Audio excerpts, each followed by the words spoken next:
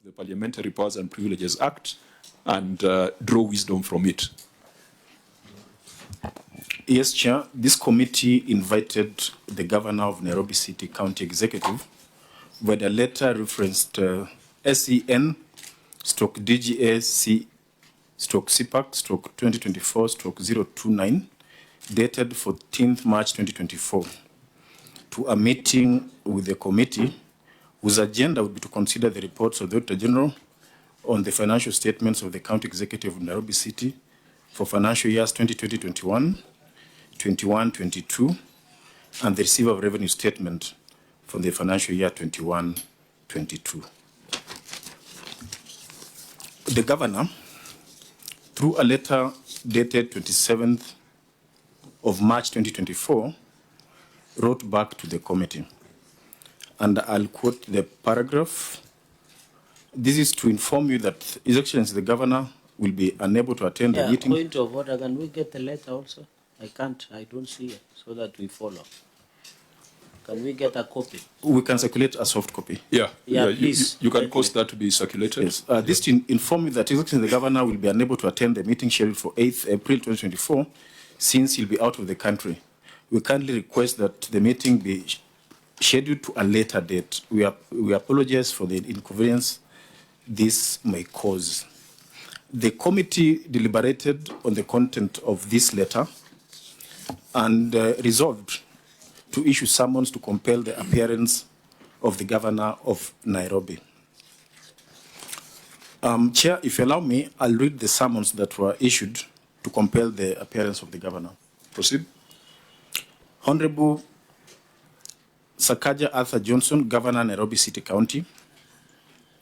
Whereas pursuant to Article 129, 7 and 8 of the Constitution and Standing Order 193, 2B of the Senate Standing Orders, the Senate County Public Accounts Committee is mandated to inter alia examine the reports of the Auditor General on the annual accounts of the county governments. And whereas by letter reference SEN/DGAC/CPAC/2024/031, dated 14th March 2024, the committee invited you to appear before it on Monday, 8th April 2024, to submit responses to queries raised for the financial years 2021-2022 and 2020-2021 and 21-22. The letter further directed you to submit advance copies of written responses to the queries on or before 1st April 2024, which request you failed to honor. And further, by reference NCC/CS/PAA/309 dated 27th March 2024, which was received on 5th April 2024, you requested the committee to reschedule the meeting slated for 8th April 2024 to a future date. And further, whereas Article 125 of the Constitution and Sections 18 and 20 of the Parliamentary Powers and Privileges Act empowers the Senate and any of its committees to summon any person to appear before it for the purpose of giving evidence or providing information. And further, whereas Section 23(1)A of the Parliamentary Powers and Privileges Act states that no public officer shall refuse to produce before Parliament or a committee any book, paper, record, or document. Now, therefore, the County Public Accounts Committee summons you to appear before the committee in person at a meeting to be held on Monday, 6th May 2024 at Shimba Hills Hall, KCC. Of course, the venue was changed to this Committee Room 9. The committee further directs that you provide written responses to the Auditor General's report for the County Executive of Nairobi for the financial years 2020-21, 21-22, at least 15 days in advance of your scheduled appearance. You are further directed to submit the said copies of the written responses to the committee's queries to both the committee and to the Office of the Auditor General.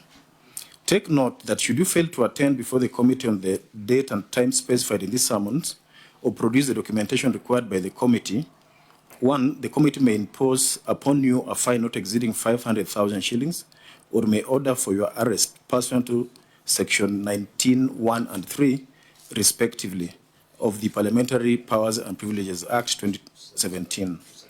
2, you may also be guilty of an offence in terms of Section 27(1)A, I, and C, 2, respectively, of the Parliamentary Powers and Privileges Act, for which you shall be liable on conviction to a fine not exceeding 200,000 shillings, or to imprisonment for a term not exceeding 6 months, or to both such fine and imprisonment.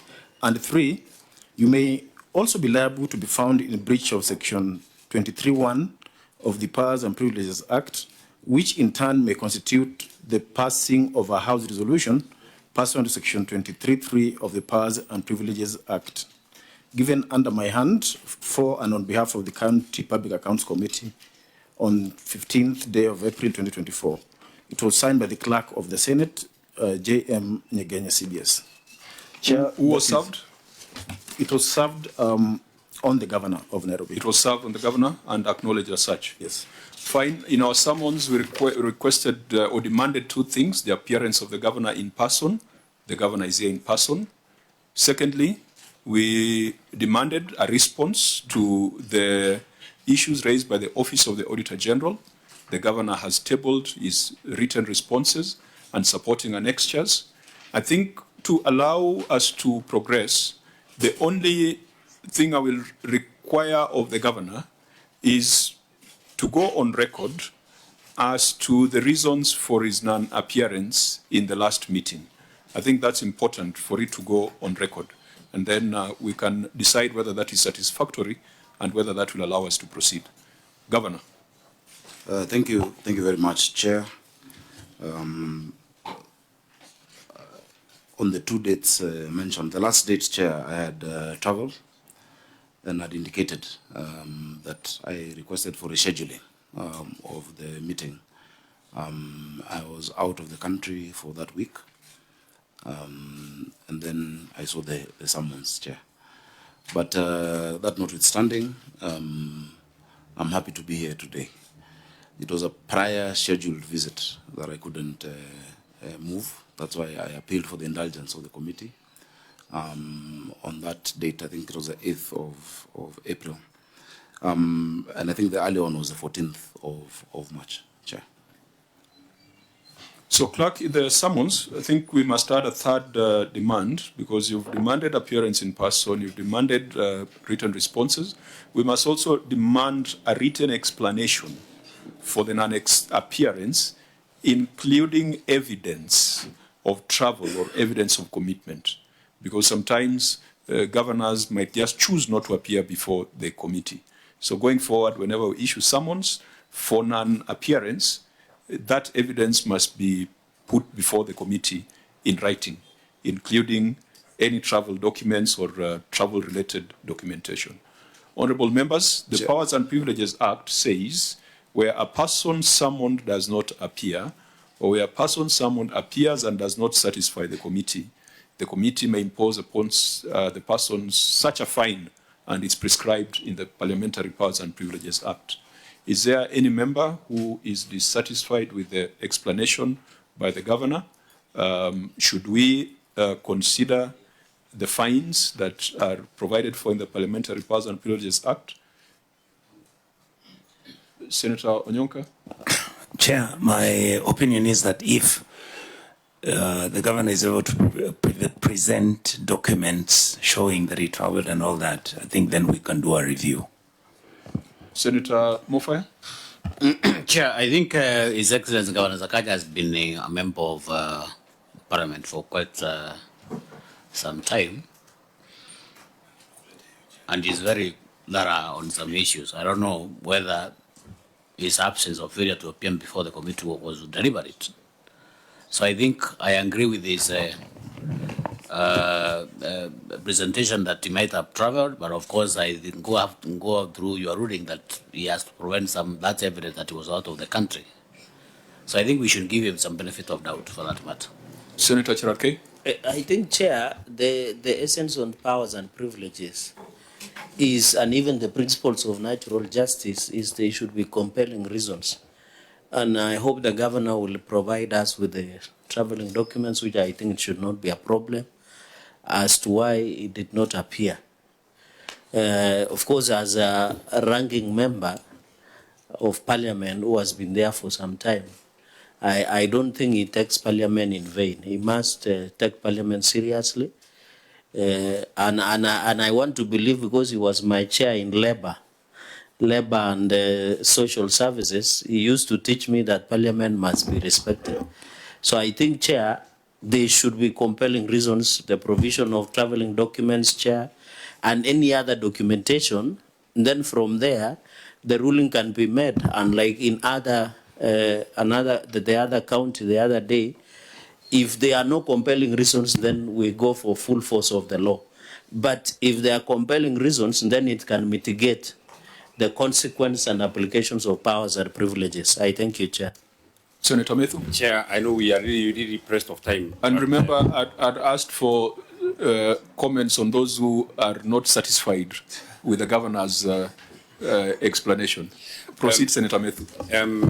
Not necessarily not being satisfied, but I wanted to mention that and Governor Sakaja has been a member of Parliament. He knows that Parliament operates on its procedures and precedents. And the governor has said that he traveled. Last week, Honorable Chair, we were seized with the matter of a governor who had traveled. And from what we gathered, his reasons of travel were actually very compelling, because he had gone to pray. He had gone to Mecca to pray, if I actually remember very well. So I thought those reasons were compelling, but they didn't satisfy this committee that he should have left such an important legislative business of coming to appear before the Senate to go and pray. We actually fined that man. We told him that he should have prayed here, appeared before the Senate, and we move on. So Governor Sakaja has not even told us why he had traveled. At least that governor told us why he had traveled. He had traveled for prayers. Is it your proposal that we impose the fine provided for in the Parliamentary Powers and Privileges Act? Chair, it is a precedent that has been set already by this committee. Okay. Maybe to avoid a debate on it, remember you must be referring to the Isiolo case. When the clerk read out the chronology of events, it turned out that there were 5 invitations that had not been honored in a span of 1 year. I think in the case of Governor Sakaja, it was 1 invitation. So that perhaps might make a distinction between the two. So in that case, then I drop my proposal of finding him. Okay. The other one had even gone ahead and disparaged the committee, but Senator Sakaja has never. Senator Mariam Omar? Chair, me, I have a different opinion, because when you write, when we wrote someone, it means that we are not satisfied with his response, that he has not attended. And today, when he come, there is no evidence that there is not a travel to wherever he's traveled. So I have different opinion, and also to make Senate to be having at least a teeth to buy with someone. Because when we write a someone letter, I don't think we have to debate on that. We totally go on someone issues. Sure. Thank you, Senator Mariam Omar. Senator Sifuna? Before Senator Sifuna, Senator Dulo. the statements made by Senator Methu should be expunged from this Hansard, because we didn't find, or rather we didn't even tell Governor for Isiolo he should not have traveled to Mecca, he should have prayed there. That statement never actually, we never presented that statement. So I think... Chair, on point of order, Senator Dulo is out of order. You cannot gag. The freedom of opinion and expression is in the Constitution. No, I'm on a point of order. Okay. Fine, members, let's, I believe we are probably saying the same things, and I agree with Senator Dulo that those reasons alluded to by Senator Methu were not tabled, and that's why I have said that in our summons, we must demand. But Mr. Chairman Ground said that it was not tabled. The letter that was written to this committee by the county secretary said that the governor had traveled to Mecca for pilgrimage. That is on record. Unfortunately not. So, members, just to ensure that our proceedings are orderly, going forward, we have already directed the clerk that where a summon is issued to compel appearance, then the summoned officer or the summoned governor must in writing state the reasons for an appearance and provide evidence of other commitments for the consideration of the committee, so that it is not an oral presentation that then generates debate. Senator Sifuna. Chair, for me, my concern is that we are running out of time. As we were briefed during the meeting with the Auditor General, we have 55 unresolved issues, Governor, in the financial year ending June 2022 alone. So we'll abide the decision of the committee and beg that we move to discuss the more substantive report in detail.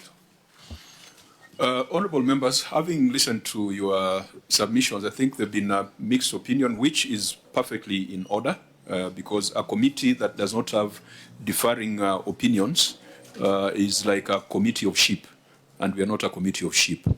But having weighed the responses, under the circumstances, Governor Sakaja, within this committee, I'm not talking about the totality of the Senate, in this committee, in this case, he was a first offender. I'm not talking about the Energy Committee, I'm not talking about those other manenos, but within this committee, this summons the governor was a first offender, and I will therefore direct that we proceed with the meeting. Yeah, Chair, if you allow me. Governor? If you allow me just and briefly. Be careful not to reopen a Pandora's box. No, I don't want to open any box. Chair, as Senator Cherargei alluded, I have been a ranking member of the Senate and the National Assembly. And I want to give assurance to the committee that I understand and respect the place of the Senate. As you've given a comparison, mine was a summon after one invite. Others are 5 missed invites. This is my 13th appearance before the Senate committees. On Friday, I was with Senator Onyonka and another committee. So let senators be assured that I do respect the place and the role of the Senate for oversight. I had no reason not to want to come, especially given the fact that the financial years we're looking at, years where I was here with you in the Senate. They're not my time in office.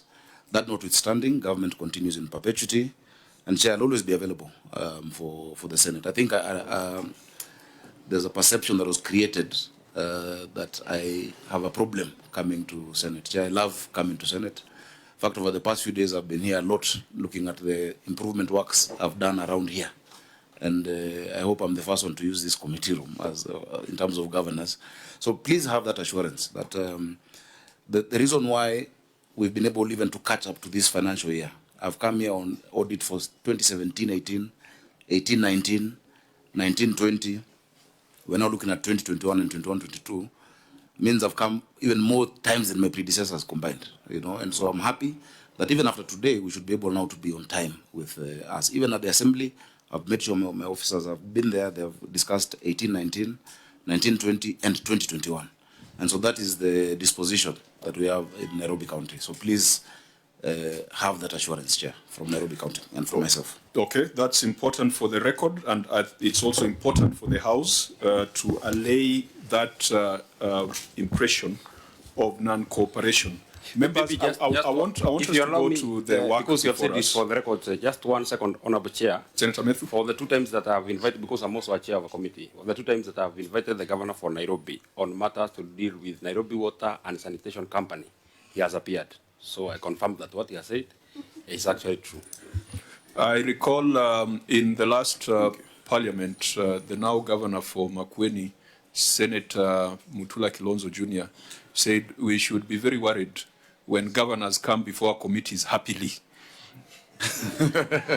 Let us proceed. Let us proceed. We shall proceed as follows. We've got 3 reports before us.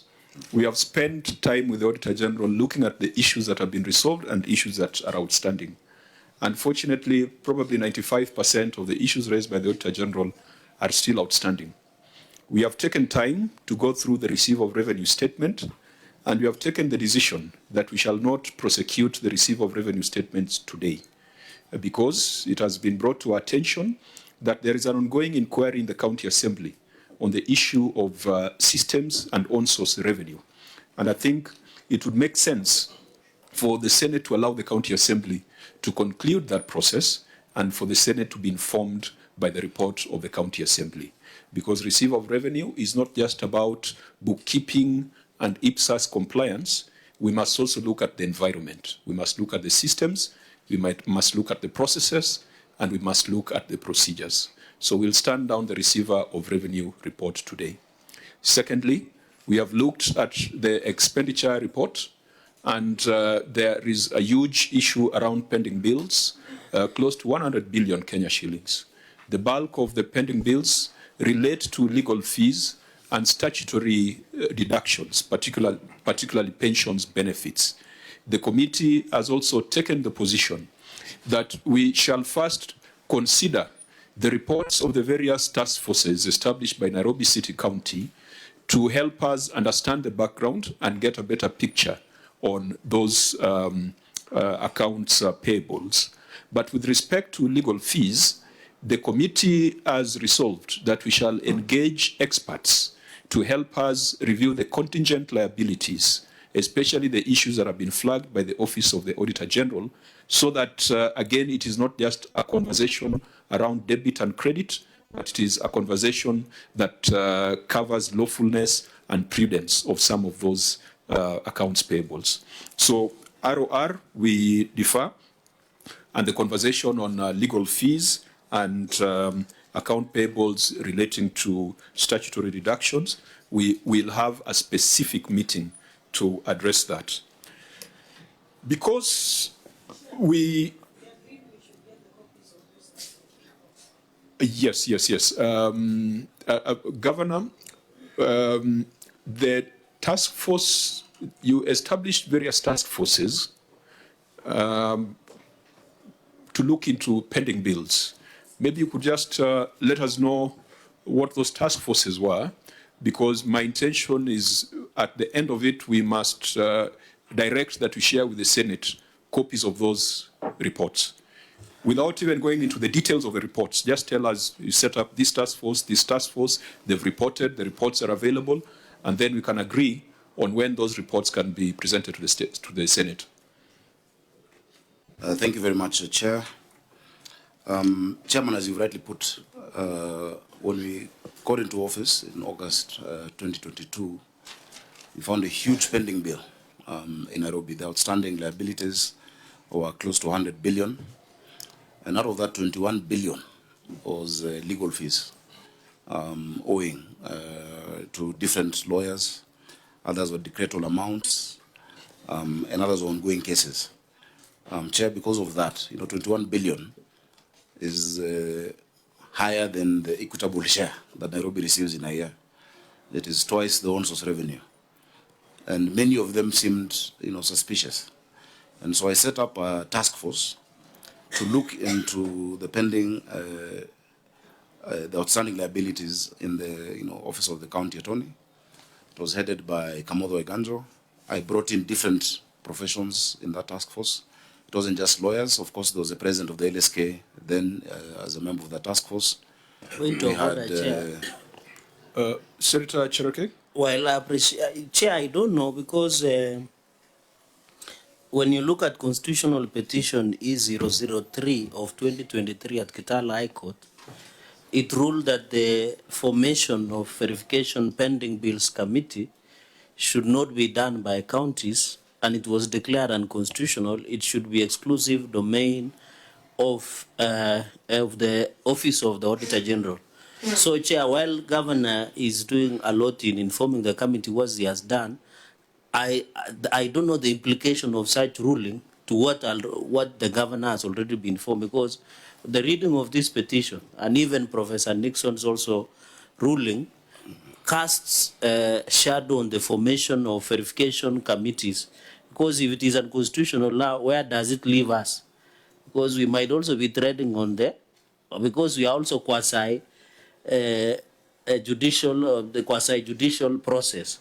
So I don't know, with that declaration of unconstitutional on formation of verification committees by governors, I don't know where does it leave us, because as far as I know, in this petition E003 of 2023, constitutional petition, there is no indication that one has been appealed. So I don't know where it leaves us or the implication.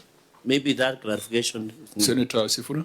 Chair, I would really have a wish that Senator Cherargei allows the governor to complete that statement. Just allow the governor to complete the statement, then we will bring in those questions.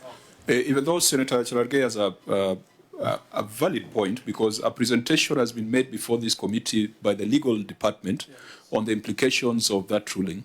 And if you recall, Vice Chair, the judge did not entirely throw out the work that had been done by task forces. There was a rider that the Auditor General, the Auditor General needs to be involved in validation. But going forward, I think there was what do you do with the task forces already established, and how do you proceed going forward? So there was that distinction. So maybe when the governor completes his analogy, we will now establish whether he's been setting up task forces after that ruling. I believe that these were done before that ruling was rendered. Yes. But if we are wrong, you can correct us. Thank you. Thank you for your guidance, Chair. So I was explaining, when you find this huge pending bill, I set up this team, and I didn't want it just to be people of one profession, especially the legal profession, because that is what we were looking at with respect to the lawyers here. And so we had a few lawyers in that task force. We had supply chain management expert, one Mwenze. We had accountants, public finance experts from PKF, that is David Kabeberi. We had a tax master. And so the task force started their work and they were reviewing. They were able to give us a preliminary report. But in the middle of that work is when the ruling, that's why I'm grateful my senator has asked that I conclude, that ruling came out, which more or less outlawed these task forces, saying that they usurp the power of the Auditor General. Of course, as Nairobi, we don't agree with that, and we've been exploring how to, because these task forces help us make administrative decisions. It is not an audit, a financial audit, like what the Auditor General would do.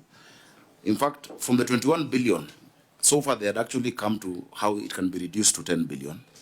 They had given us advice on how to restructure the Office of the County Attorney, just like the State Law Office.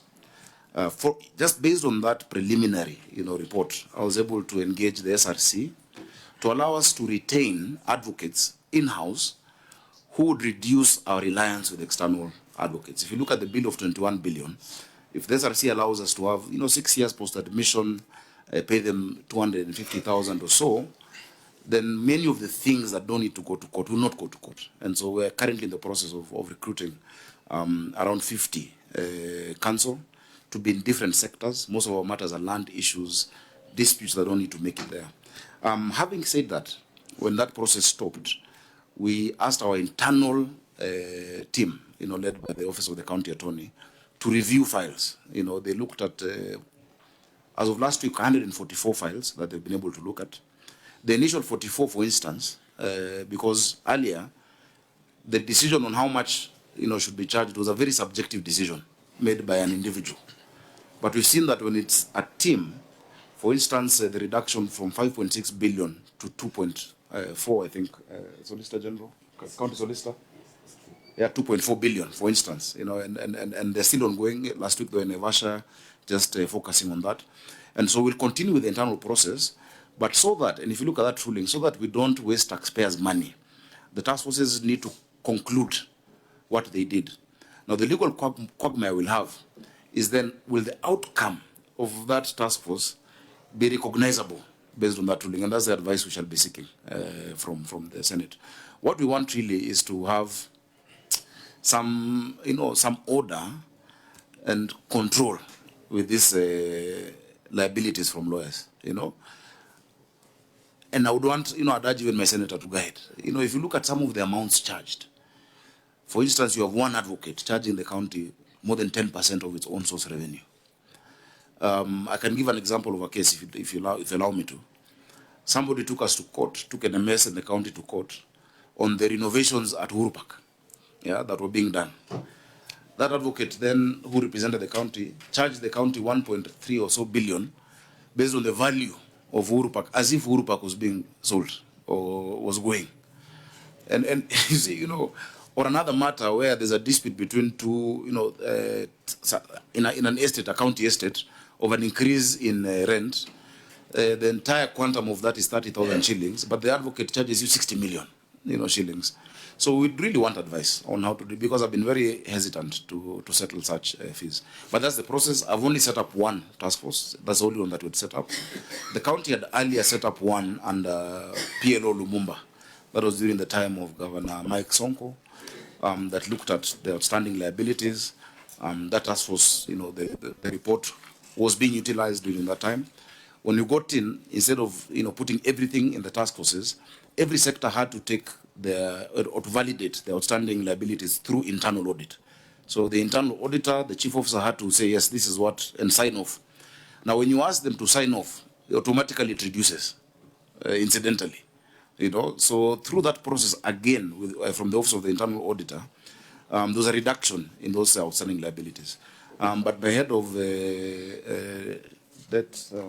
we said we will not get into the details because my question is, what can the Senate consume at the moment out of those task forces? Is there a report that can be laid before the Senate that can guide us in considering the matters that are before us? Yes, the earlier report was concluded.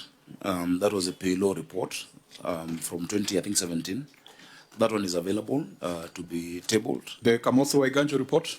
That one was not concluded. That's the one which we have a preliminary report, which we can still share.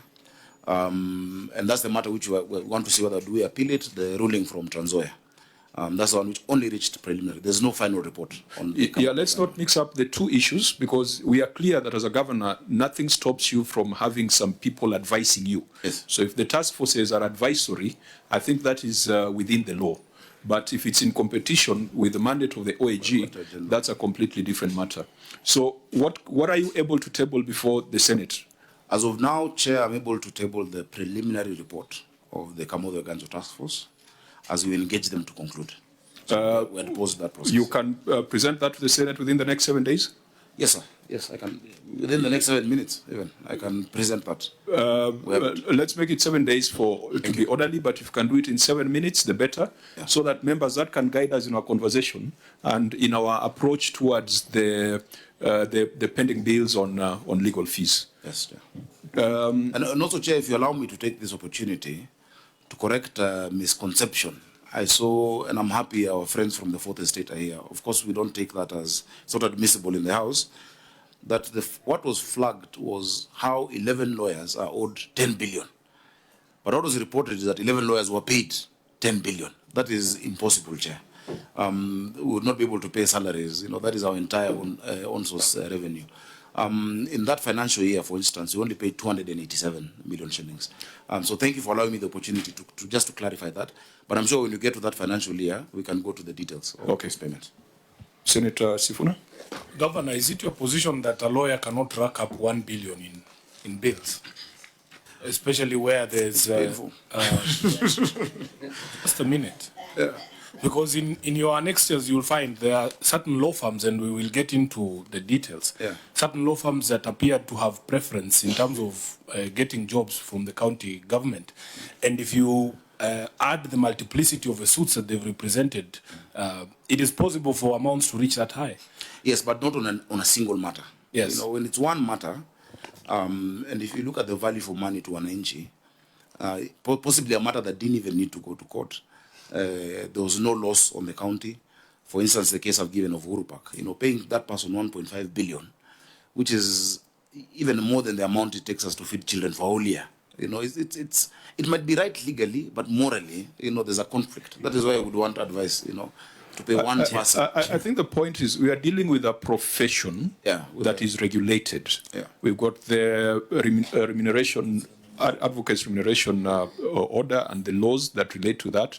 So we need to be careful in the statements that we make, because they must be within the law. But of course, the role of this committee is about prudence and responsibility. Yes. Those are the principles of public finance, and it's a constitutional principle, prudence and responsibility in utilization of public resources. So we need to ask ourselves whether the rules of certain professions introduce imprudence and irresponsibility in resource utilization. But members, since we have said we are going to have a separate hearing, maybe we can limit our contributions towards just the generalities rather than the details. Chair, you know, I have to disclose that I am a former council member of the Law Society of Kenya.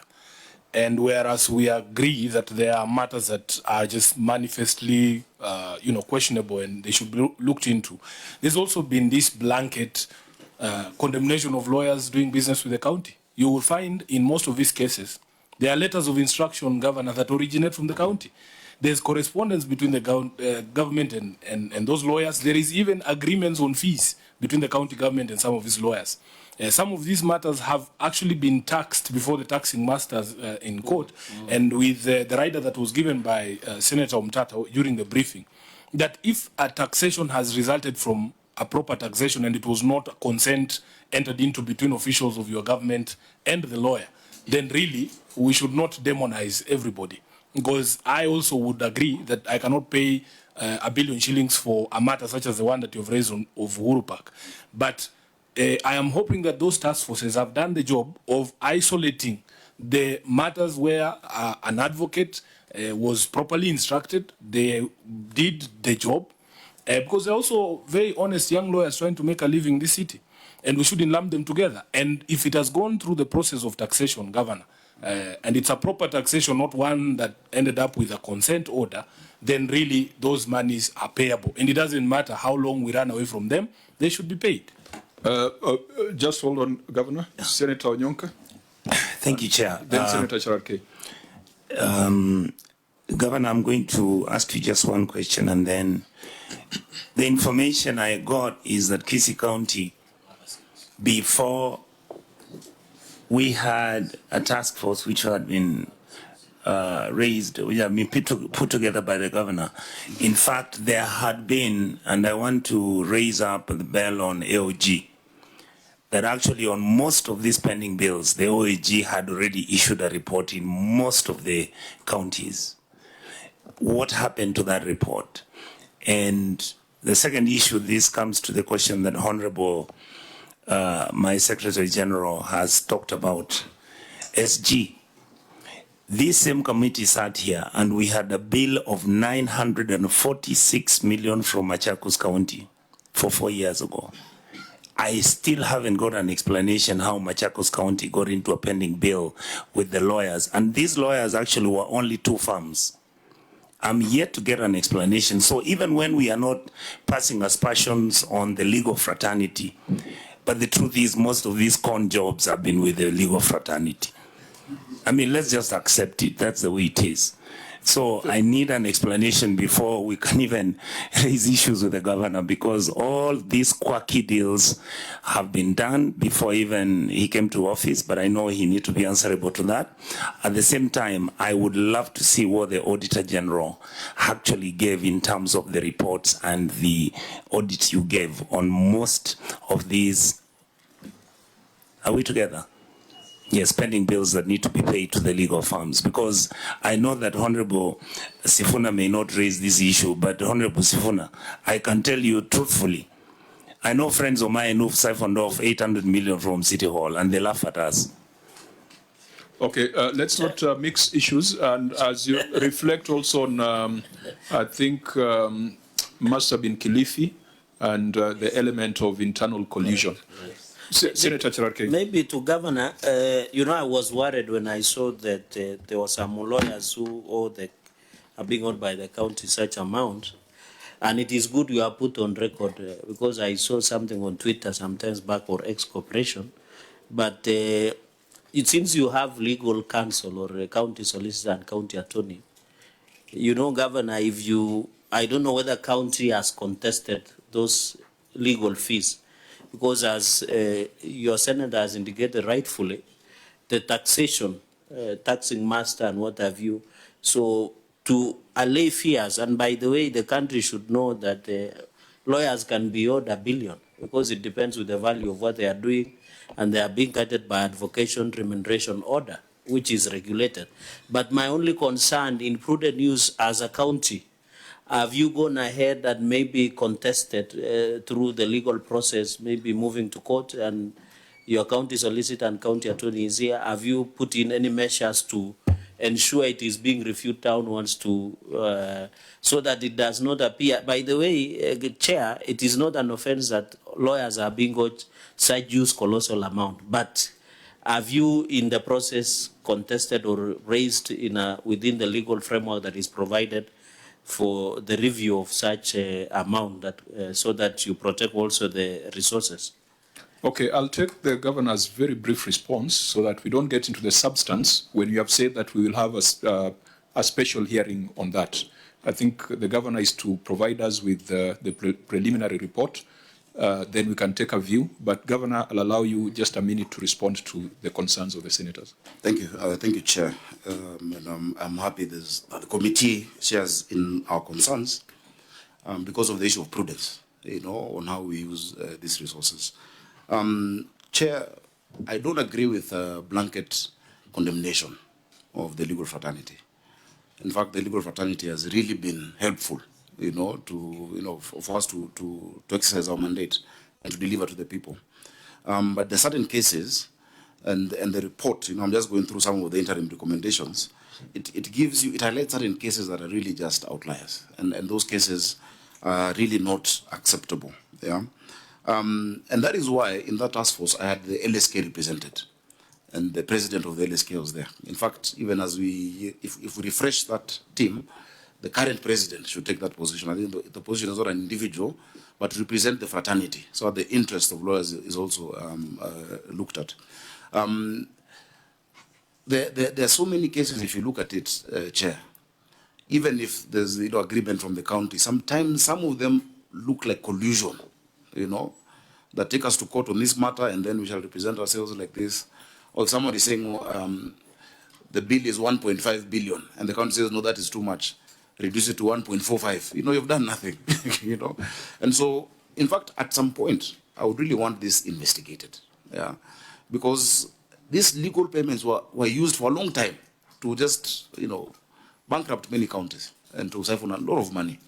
Many we have contested, Senator Cherargei, and we've been awarded costs actually on many matters.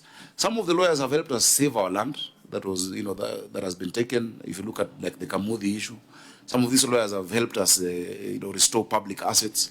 We've been able to recover so much based on them, but there must be some objectivity. And then how is it sustainable then going forward? In as much as, yes, you have an advocate's remuneration order and those, provisions of the law, we can enter into service level agreements, with some of these lawyers. We can put them on retainers. Some of them, we can have them tied in different clusters based on expertise and the subject matter. Because you will never see a private sector company, whether it is EABL or Safaricom, being charged certain fees because they have entered into certain service level agreements, which is what we want to move to.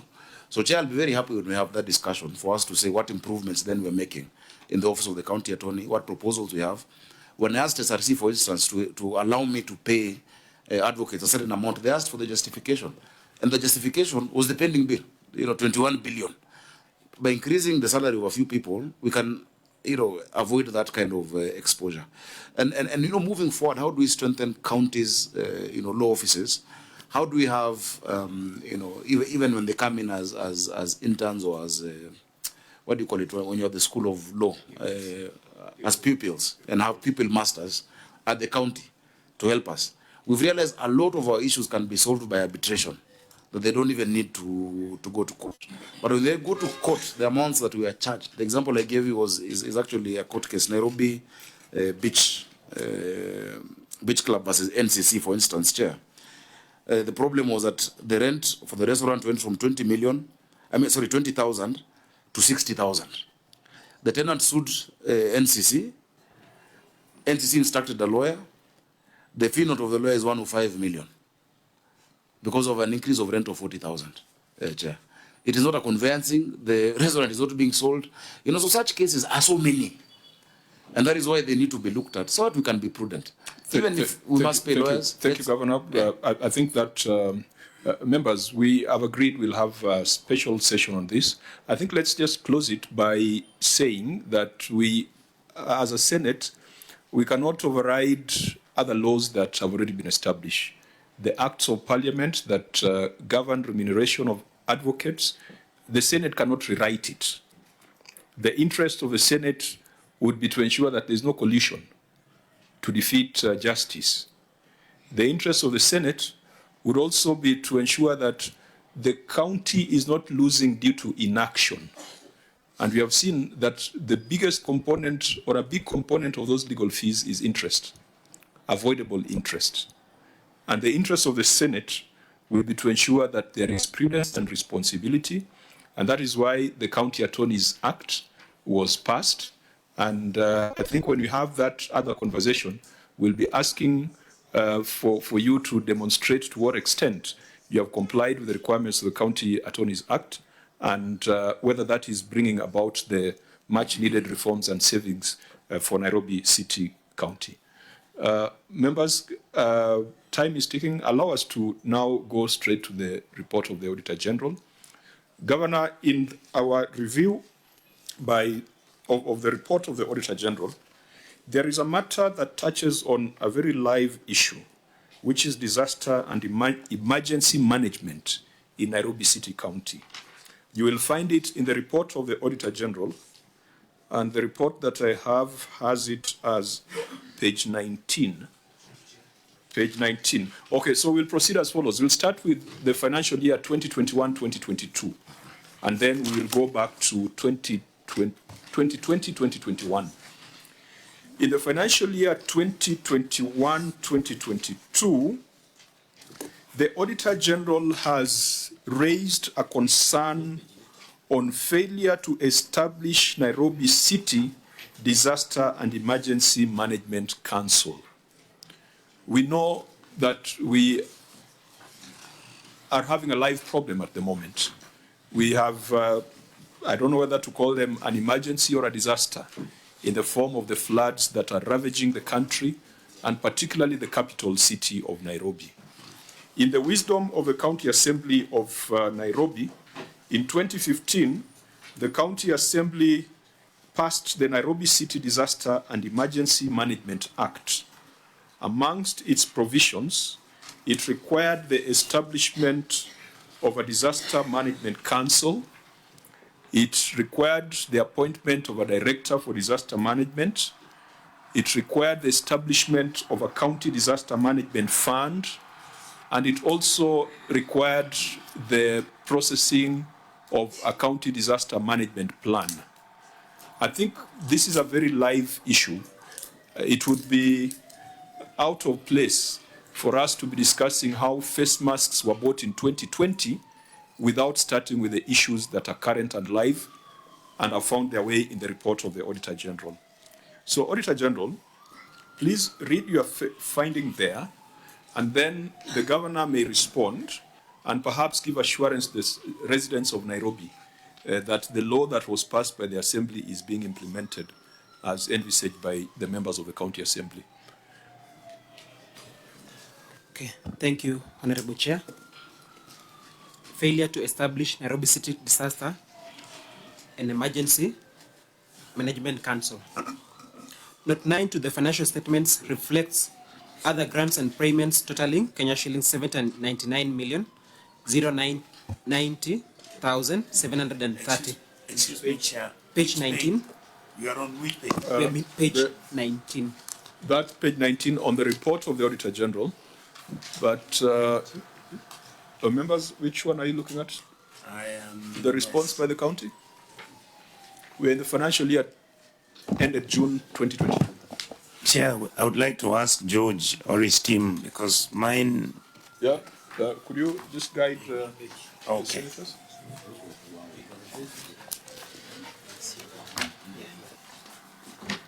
Are we okay, Senator Methu? We're on the same page? Yeah, yeah. Where? Check with your neighbor. 22. It's on 22. The neighbor is okay. Yeah. There, go page 19 there. Okay, yeah, I think it's because we have decided to jump into the inner pages, but this is a very important live matter that we need to deal with, and it's in the Auditor General's report. Then we'll come back to the bookkeeping issues. So we proceed, Auditor General. Thank you, Honorable Chair. Report of the Auditor General on County Executive of Nairobi City for the year ended 30th June 2022.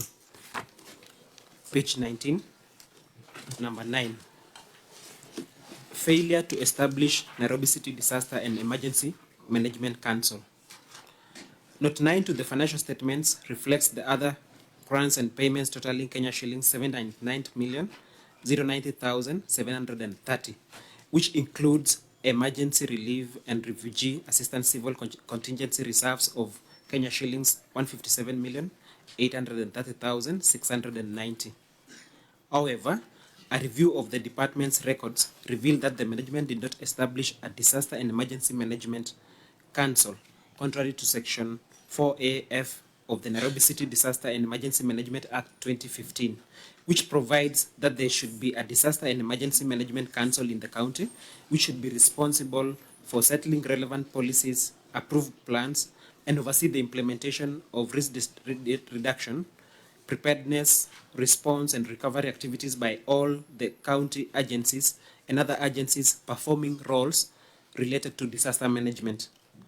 Further, the county did not have clear guidelines on what constitutes disaster, emergency, pandemic, and which sector should coordinate this in case of any emergency. Absence of a disaster and emergency council may result in uncoordinated, poorly planned, lack of accountability, and inadequate facilities, which may result to a loss of funds. In the circumstances, management was in breach of the law. Chair, thank you, Chair. Okay, Governor, you may respond, and perhaps just start with what you had in your management response. Just read out your response. Thank you, Chair. Nairobi County Disaster Management Act 2015. Just draw our attention to the page. I don't know if 40. Page 40. Yeah, from the top. It's just a paragraph. Okay, proceed. Nairobi County Disaster Management Act 2015 has not been fully operationalized. It is currently under review for repeal as per attached memos. This will enhance operationalization of Nairobi County Disaster and Emergency Council. That's the response we sent. Senator Mariam Omar? I need a copy of the response. Could you provide the Senator with a copy of the Governor's response? So it is a two-sentence response. Where are the attached memos? In which appendices?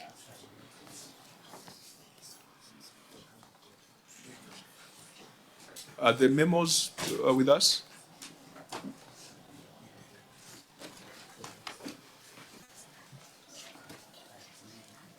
Governor, you have referred to attached memos. Yes. Could we see those memos? We attached them. I have my copies. Yeah, we should be seeing what you are seeing. So refer us to the appendix that has the memos. It should be in your files. Volume 3. Volume 3.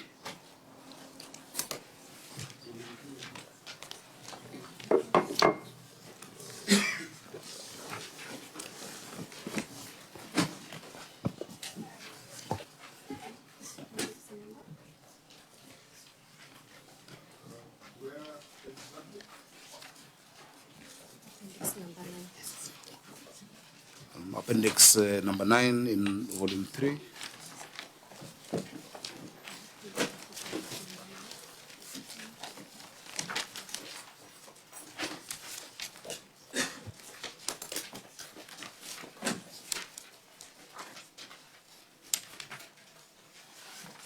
So you'll find an internal memo from the CC member of Barrow's Administration and Personnel, under whom the disaster management subsector is, with the chief officer. There's also a memo from the county chief officer disaster management, rather to the county chief officer from the CC, giving a background, or rather an update. Maybe I can just take you through the long and short of it, Chair. Yeah, just tell us what, because a law was passed by the county assembly and assented to. The law has not been repealed, it's not been suspended in court. So it is the law as it is, not the law as it ought to be.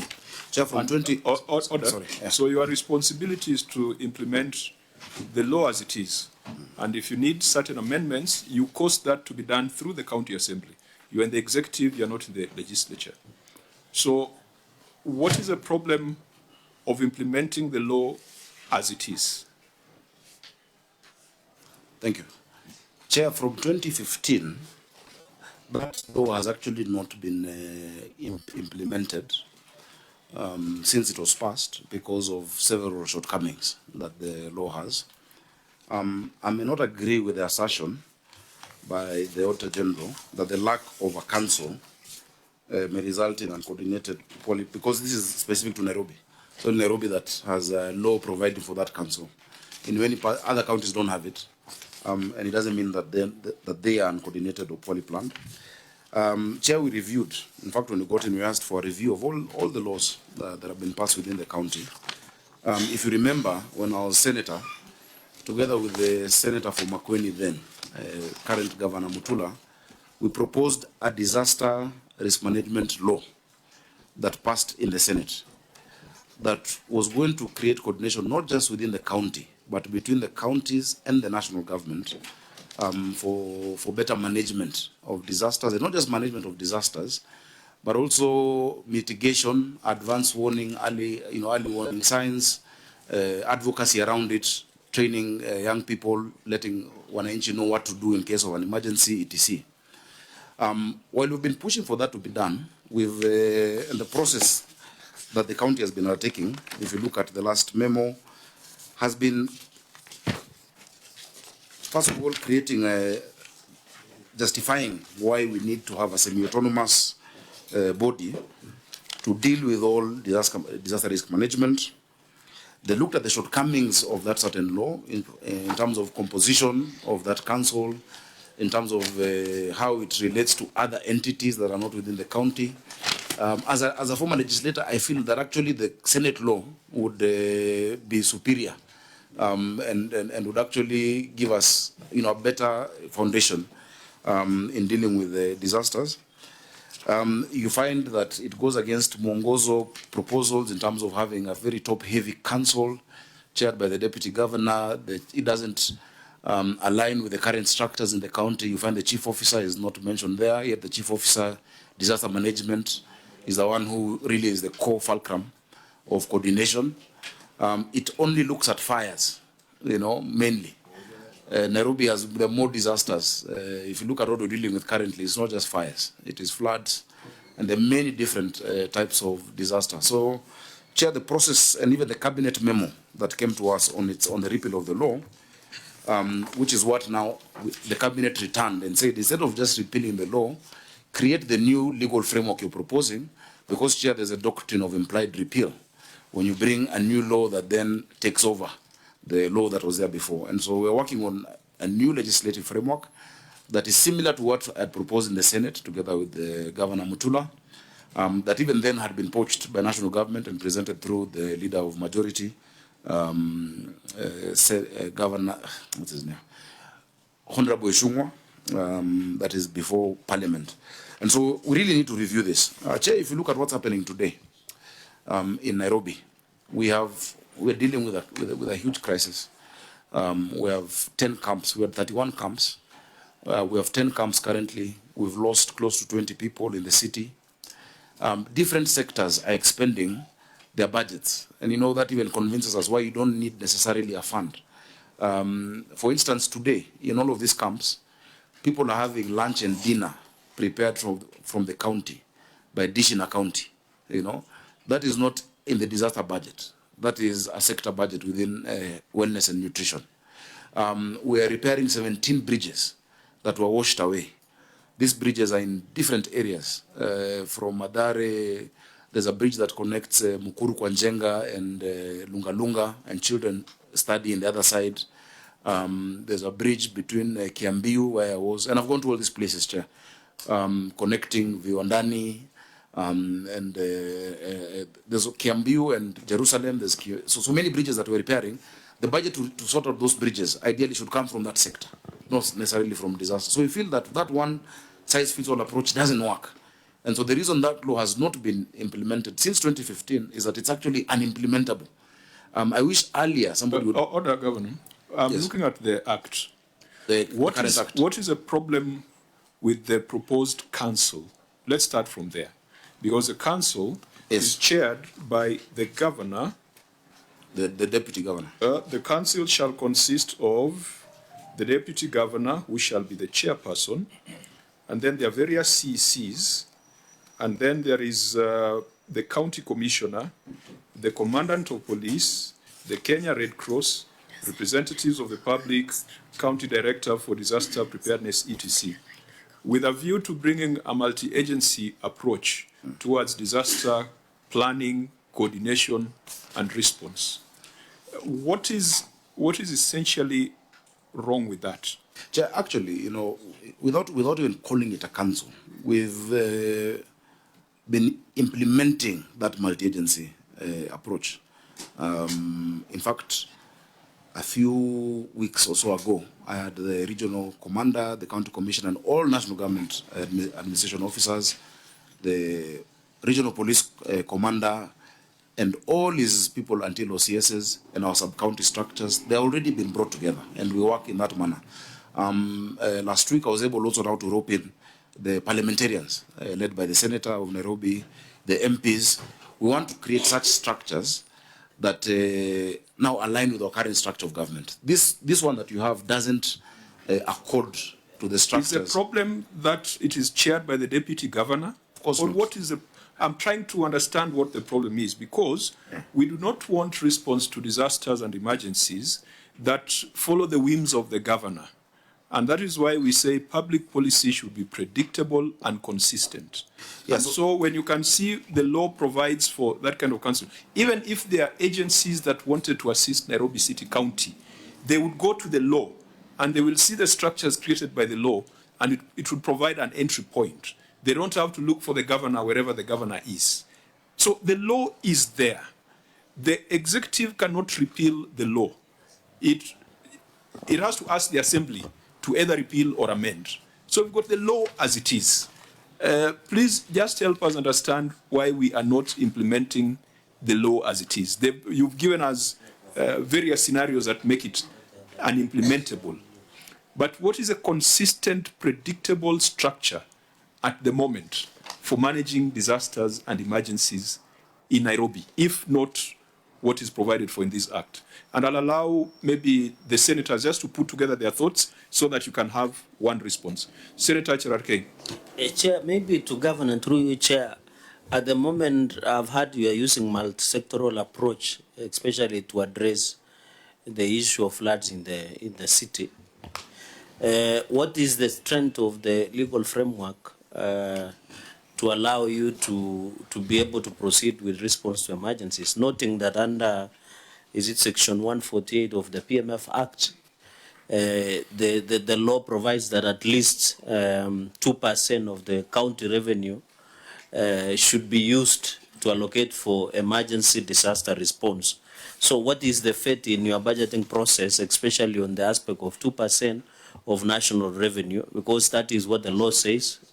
County revenue, including equitable, shareable revenue, outsourced revenue, among other conditional grants. So what is the fate of that in terms of your budgetary process? Because these are live issue on the floods. And finally, Chair, I saw in your response, Governor, maybe just for the comfort of the committee, it has not been operationalized. I know, Chair, even there is a legislation that was passed by Parliament, I think Access to Information Act, that has never been operationalized, yet we passed in 2016 because of lack of regulations. So what is the status? I've heard you talking about memos to the county assembly. How soon will this law, with the necessary proposed amendments, will be operationalized as you have forwarded it to the county assembly? And finally, Chair, with your indulgence, you have said you are repairing 17 bridges, you are intervening through county in additional county. What is the status? How many people have we lost in Nairobi? How many are in distress with the current floods? And do we see any reprieve in terms of attention that needs to be done, courtesy of this response through the emergency? I thank you, Chair. Thank you. Senator Fatuma Dulo. Chair, I still go back to your question. What is the problem with the current legislation? And number two, from my understanding, and I'm sure Senator Governor Sakaja, I remember they have worked on this with Senator Mutula Kilonzo then, on this kind of legislation. The county legislation should be actually aligned to the national proposed legislation. So I think it's good to understand what are the problems in implementing that particular legislation. Thank you. Senator Sifuna. Governor, first of all, looking at that cabinet memo that was done by the county attorney, I think she was acting Christine Reri. It doesn't make clear to me what her problem was with the legislation before that the assembly had passed. And she doesn't even propose what remedies. I thought that is the work that she should be doing so that you are able to move forward. Number two, in fact, I agree with my chair that there needs to be a legal framework as opposed to ad hoc conversations, Governor. And I have to protest at this particular point your mischaracterization of the involvement of the members of parliament, because we were essentially there to be briefed by your office on the current situation on the flooding and the response, and for us to be updated on what was going on. It is not an existing structure.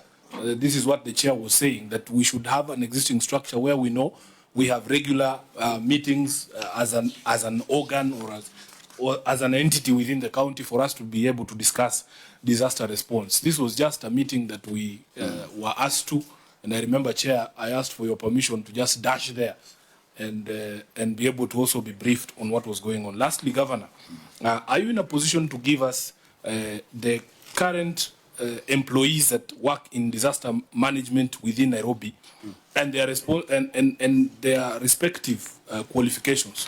Because, as you are aware, we have very serious doubt as to the capacity of some of those officers, that there might be a mismatch in the qualifications of some of those officers and the roles that they have been assigned. So is it possible for you to supply us with a list of every person who works in disaster management, from your fire officers to your disaster management officers, those ones, so that we are able to tell whether they are in fact in the right place in the county administration? Finally, Senator Methu. Maybe to follow up on the question that has been asked by Senator Sifuna, in the memo that was done by the county secretary, she actually notes that the law has not been repealed, so the law is valid and is in force. And then your chief officer for disaster management and coordination, Bramwell Simiyu, then wrote an advice to you, which was received by your office on the 22nd of November, 2023. And he gave a reason why he feels that this law should be overhauled. So I would want to know from you, what have you done on this particular advice that you've been given by your chief officer since November to date, because we are now in May? Thank you, Senators. Governor, you definitely understand why we feel that this is the most important question to start with, because the people of Nairobi, following this conversation, would like to get some assurances that the governor of Nairobi and the government of Nairobi is in control of the situation, and it is perhaps doing better than the national government. We do not want you to be blamed for being clueless as the national government.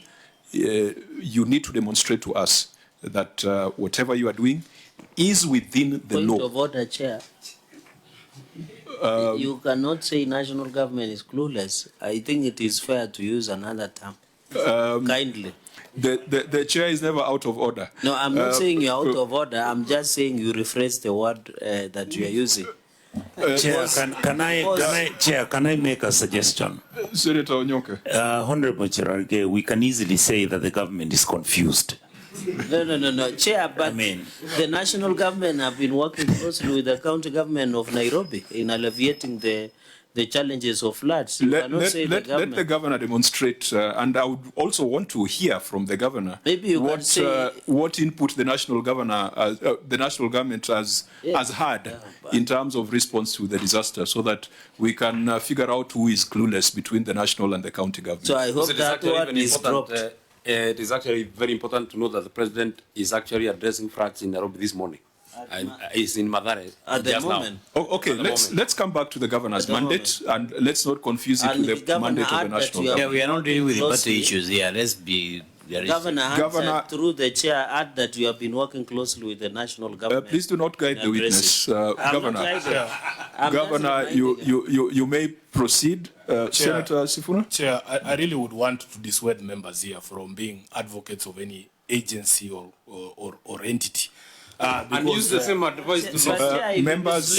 People are dying in floods. I know. People are in refugee camps. Our children cannot go back to school. Yes. Since independence, this is the second time that schools have been suspended. Even in the 1982 coup, schools' education was not suspended. So let us deal with this as a matter of national importance. Respect, we are not saying Governor Sakaja, please proceed. It's an act of God. You cannot blame anybody. Proceed, Governor. Thank you. Thank you very much, Chair. There are quite a number of questions.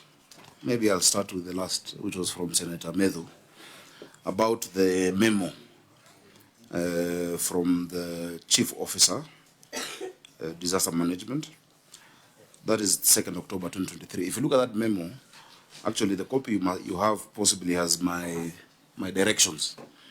And my directions there in hand is approved do-cab memo for cabinet to be able to pass it.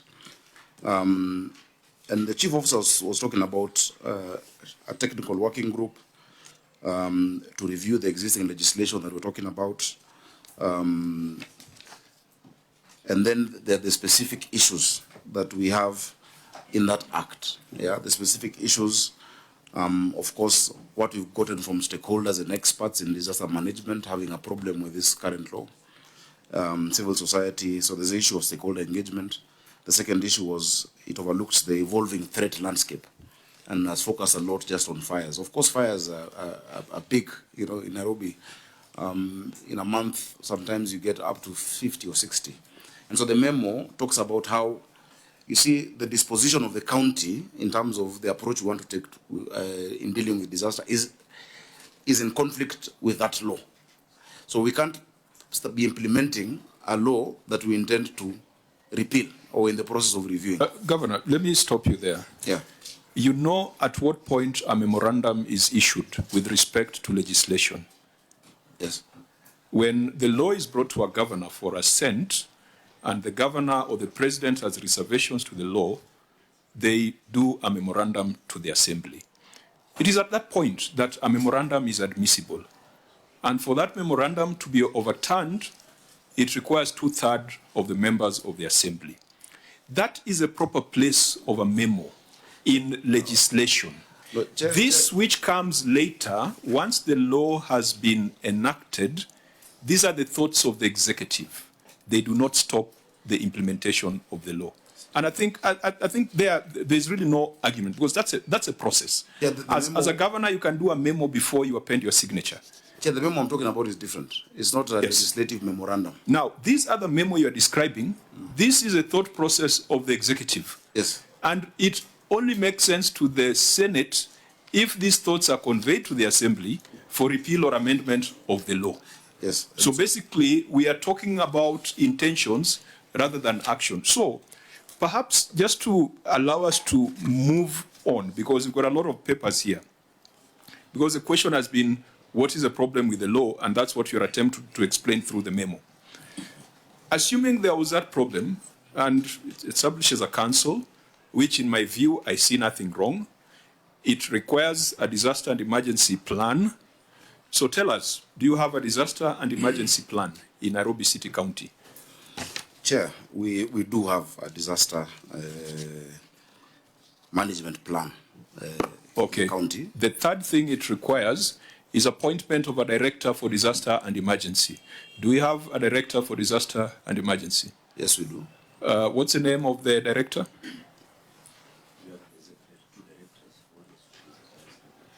The chief officer can explain the entire establishment. We're going to come there because that's one of the questions asked by Senator Sifuna. No, because there are four critical things about this law.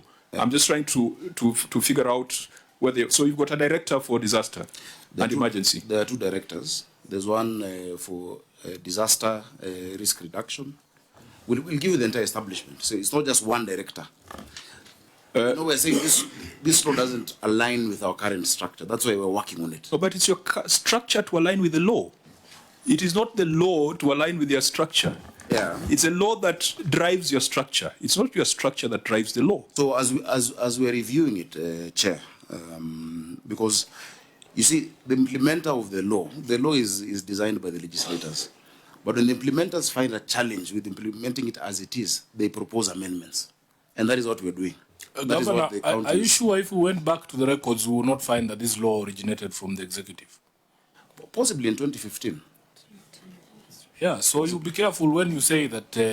But this executive of 2023. Yeah, the county government is a perpetual entity. And in fact, if you are coming up with questions 10 years later on a law that was passed and your predecessors have attempted to put in place some of the structures proposed, if you are finding challenges, what we're saying is that conversation cannot be had within cabinet. It should go to the assembly. But it goes to the assembly after cabinet approval.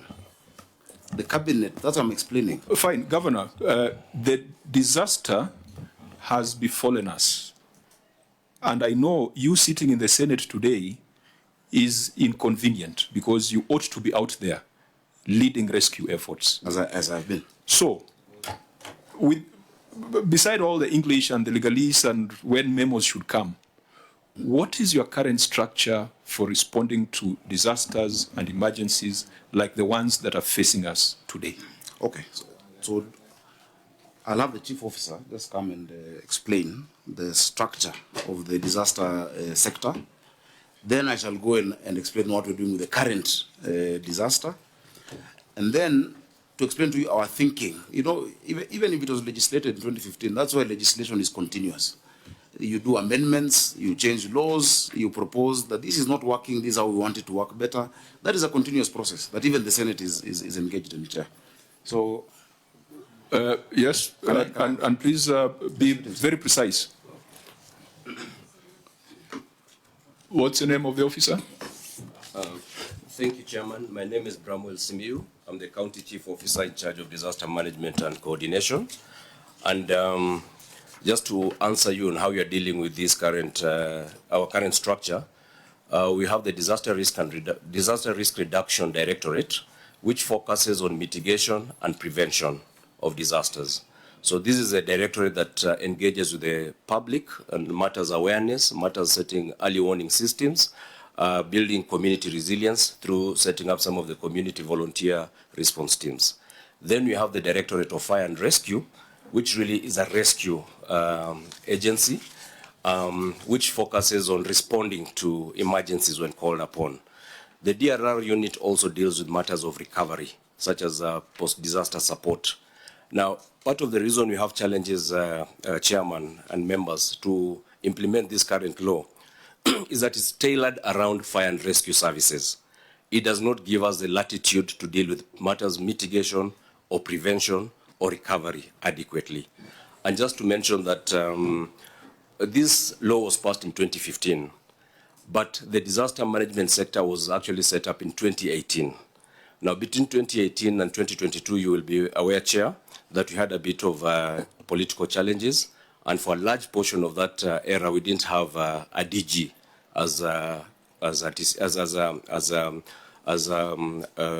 sort of looked at within that law. So we were not able to operationalize it during that time. So when His Excellency took over, of course, one of the intentions was to, excuse me, then to operationalize this act. But having the opportunity as a subject matter experts and together with my colleagues in the sector, we were able then to look at three critical things. One was the leadership of disaster management, whether this particular act provided for that adequately, and it was found that it was there are major gaps in that. Secondly, we looked at the issue of command and control, as you correctly observed, and such as the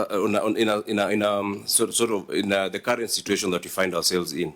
When you look at the issue of command and control, the law does not give us a proper framework that allows us to be able to deal with incidents.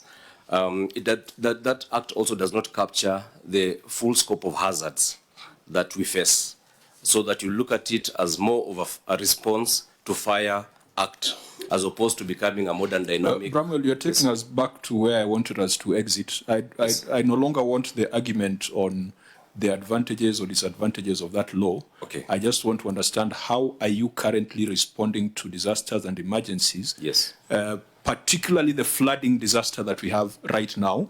Yes. You have explained the directorate. Yes. So you have explained the tactical or operational bit of it. Yes, Chair. At the strategic level, yes. What do we have? So, as His Excellency mentioned, despite not operationalizing the law, we actually have this multi-sectoral committee that consists of all the line essential services sectors. So we have public health, we have works, we have mobility, we have environment.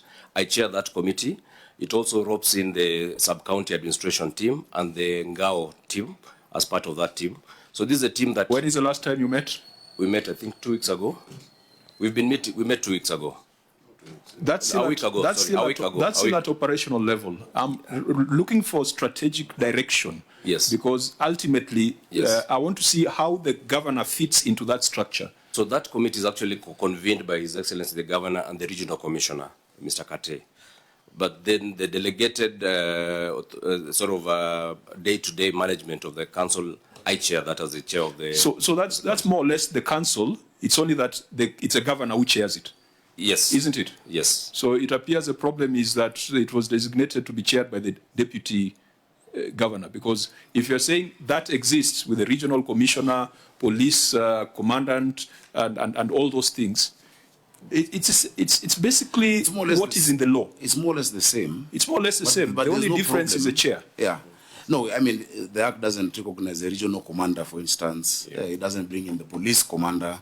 It's at county level. So it's a similar thinking in terms of the kind of people we need around the table, but without those specific names.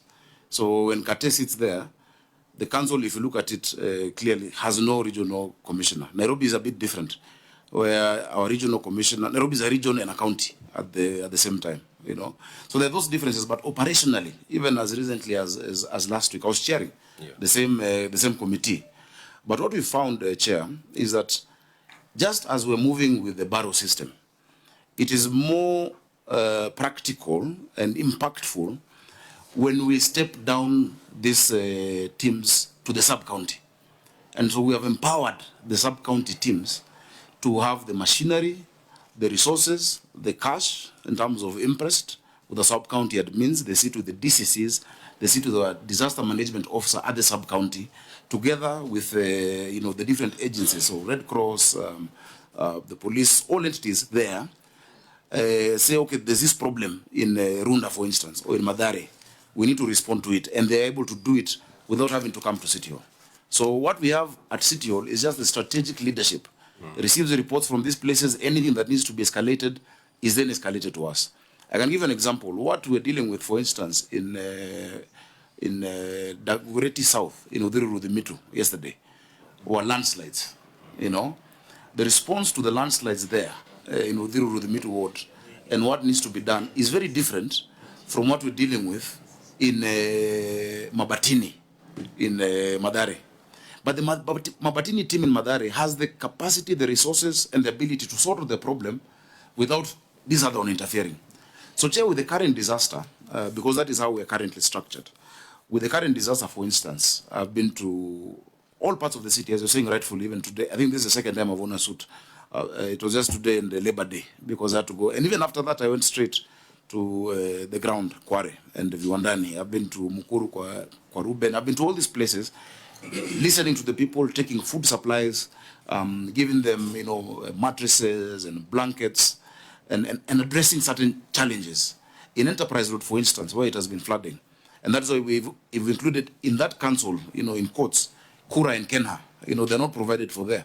But all of the challenges you see, like Thika Road being cut off today, UN Avenue being closed this morning, is not a Nairobi County road. It's a Kura road or a Kenha road. And you need them all to be able to engage with you on a day-to-day. We have made the strategic decision, for instance, to reduce the number of these camps. Because what you find, and I'll give you an example of Madare Vocational Center. During the day, you have 1,500 people who are at that camp. But at night, they're only 60. But during the day is when wishers are coming, when supplies are coming, when Dish and Account is offering lunch. And so when that is happening, people come. But at night, they find a way to go and sleep. So in this certain case, we don't want to create permanent, IDP camps. And what we've pushed now at the national level, when you've had the whole of nation approach, and what I've advised them, is because we have the lists of those who've been affected that have been prepared jointly by the chiefs, the assistant county commissioners, my ward admins, the sub-county administrators, and the ward administrators. We know who are those affected from the 60,000 families. Even if you had stopped it at that point, leave alone as it keeps adding up, all of those people need to get a cash transfer, which is what we have pushed as Nairobi County. If you give them a cash transfer and the resources and rent for a number of months, the resilience of our people is that they shall find a place. They will find a place to stay and to move. But the dependency that you want to keep them in one place so that you keep giving them relief food and government then is seen to be working is not proper. Remember, there's a social construct that these people have. You cannot remove people from Madare and take them to a camp in Roysambu and expect them now again to integrate from there. There had been a proposal to create transitional housing.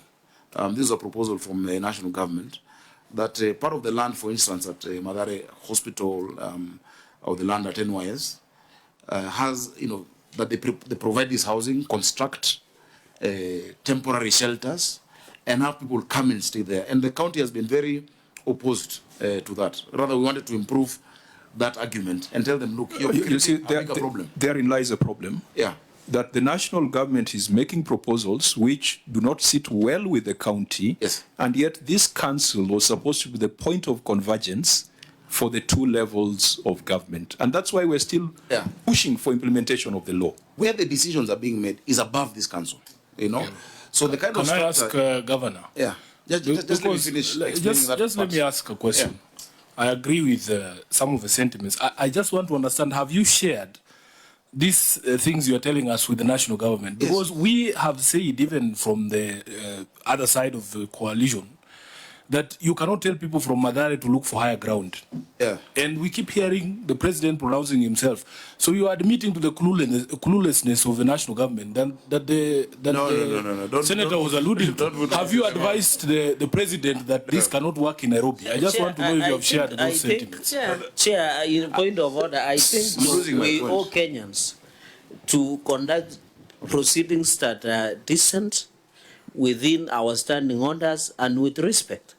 I don't think throwing words and trying to just so far nothing has been said that is disrespectful. What we are establishing, kindly, can you hear me out so that you rule? Senator Cherargei, what we are establishing is a nexus between the national and county governments, and we would have expected that this council,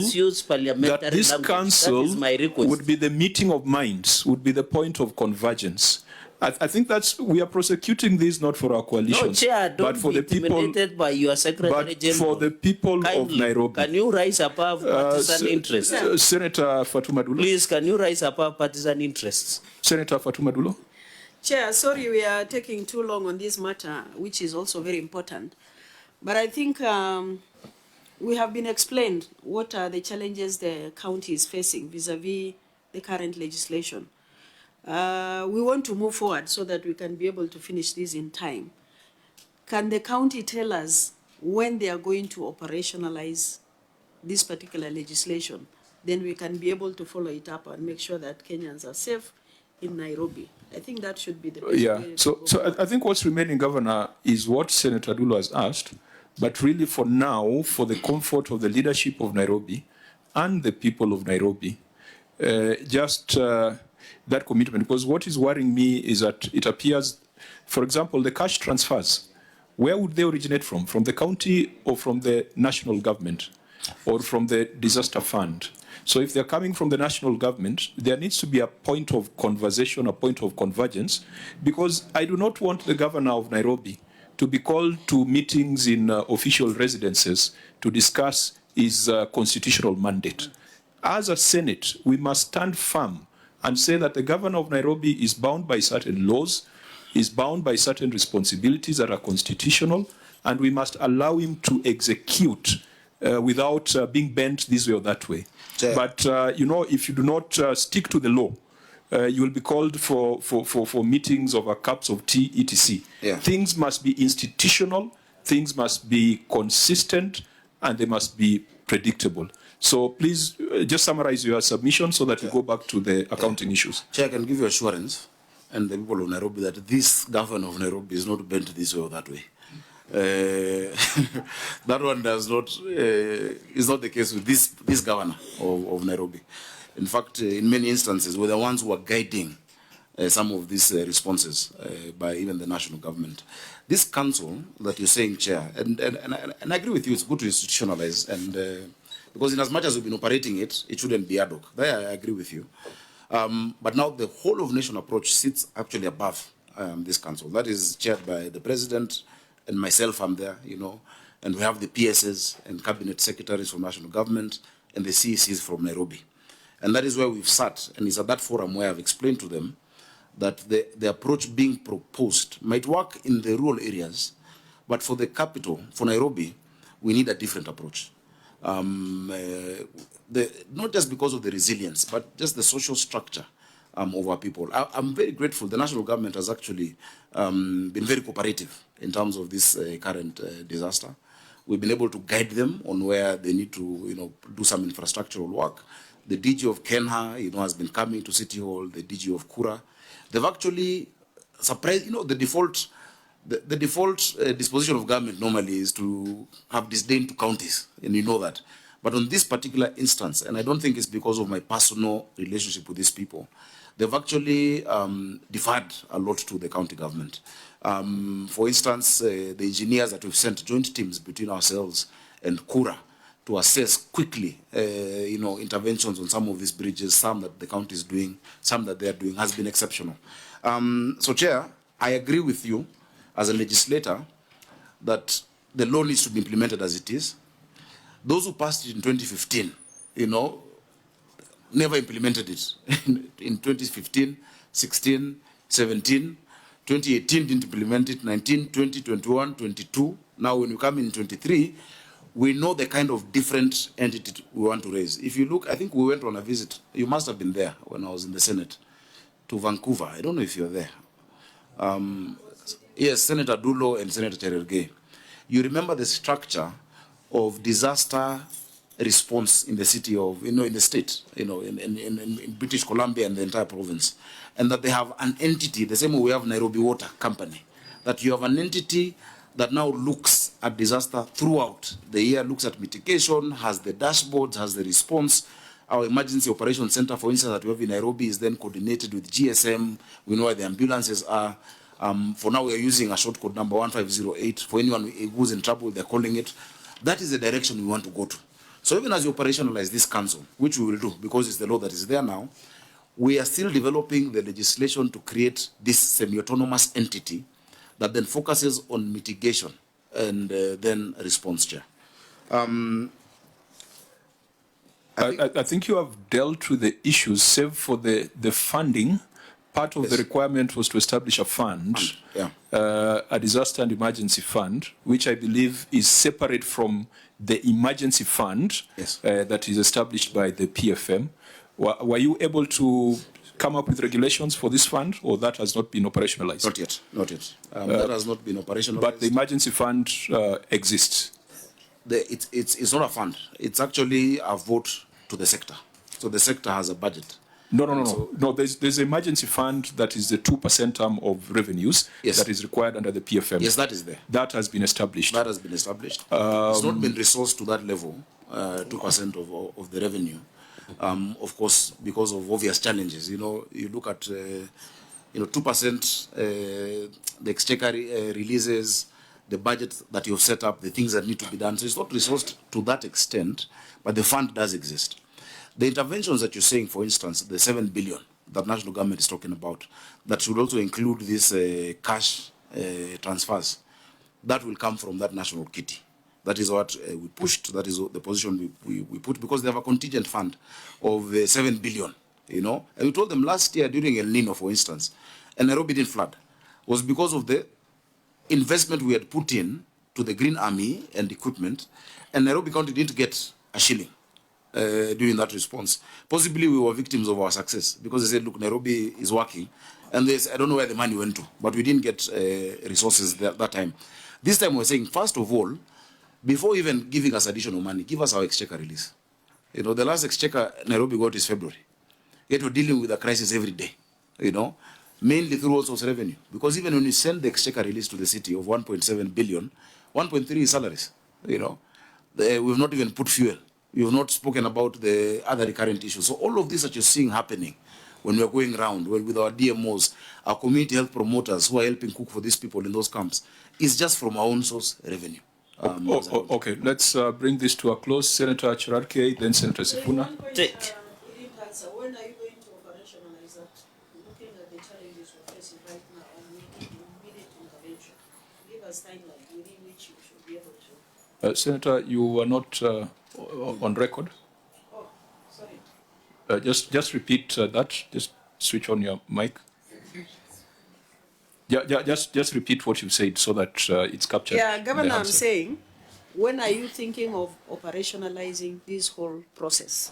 Because it's really very important. You have seen the gaps, and Kenyans require that intervention as urgently as possible, and we must have the structure in place. Timeline within which you can be able to implement. Thank you. That through the chair. Should he respond, or it's related? Okay.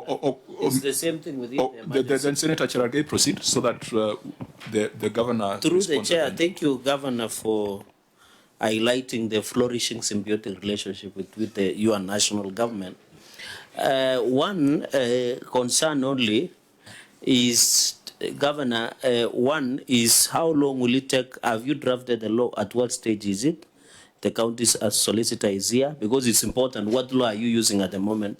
Because as per the law, the emergency fund should have at least 2% of the county revenue. Number two, Chair, living at the moment, I'd ask you this question, but I think because of explanation of technicalities through the chair, how many people, not across the country, we have lost in Nairobi City County through the ongoing floods across the country?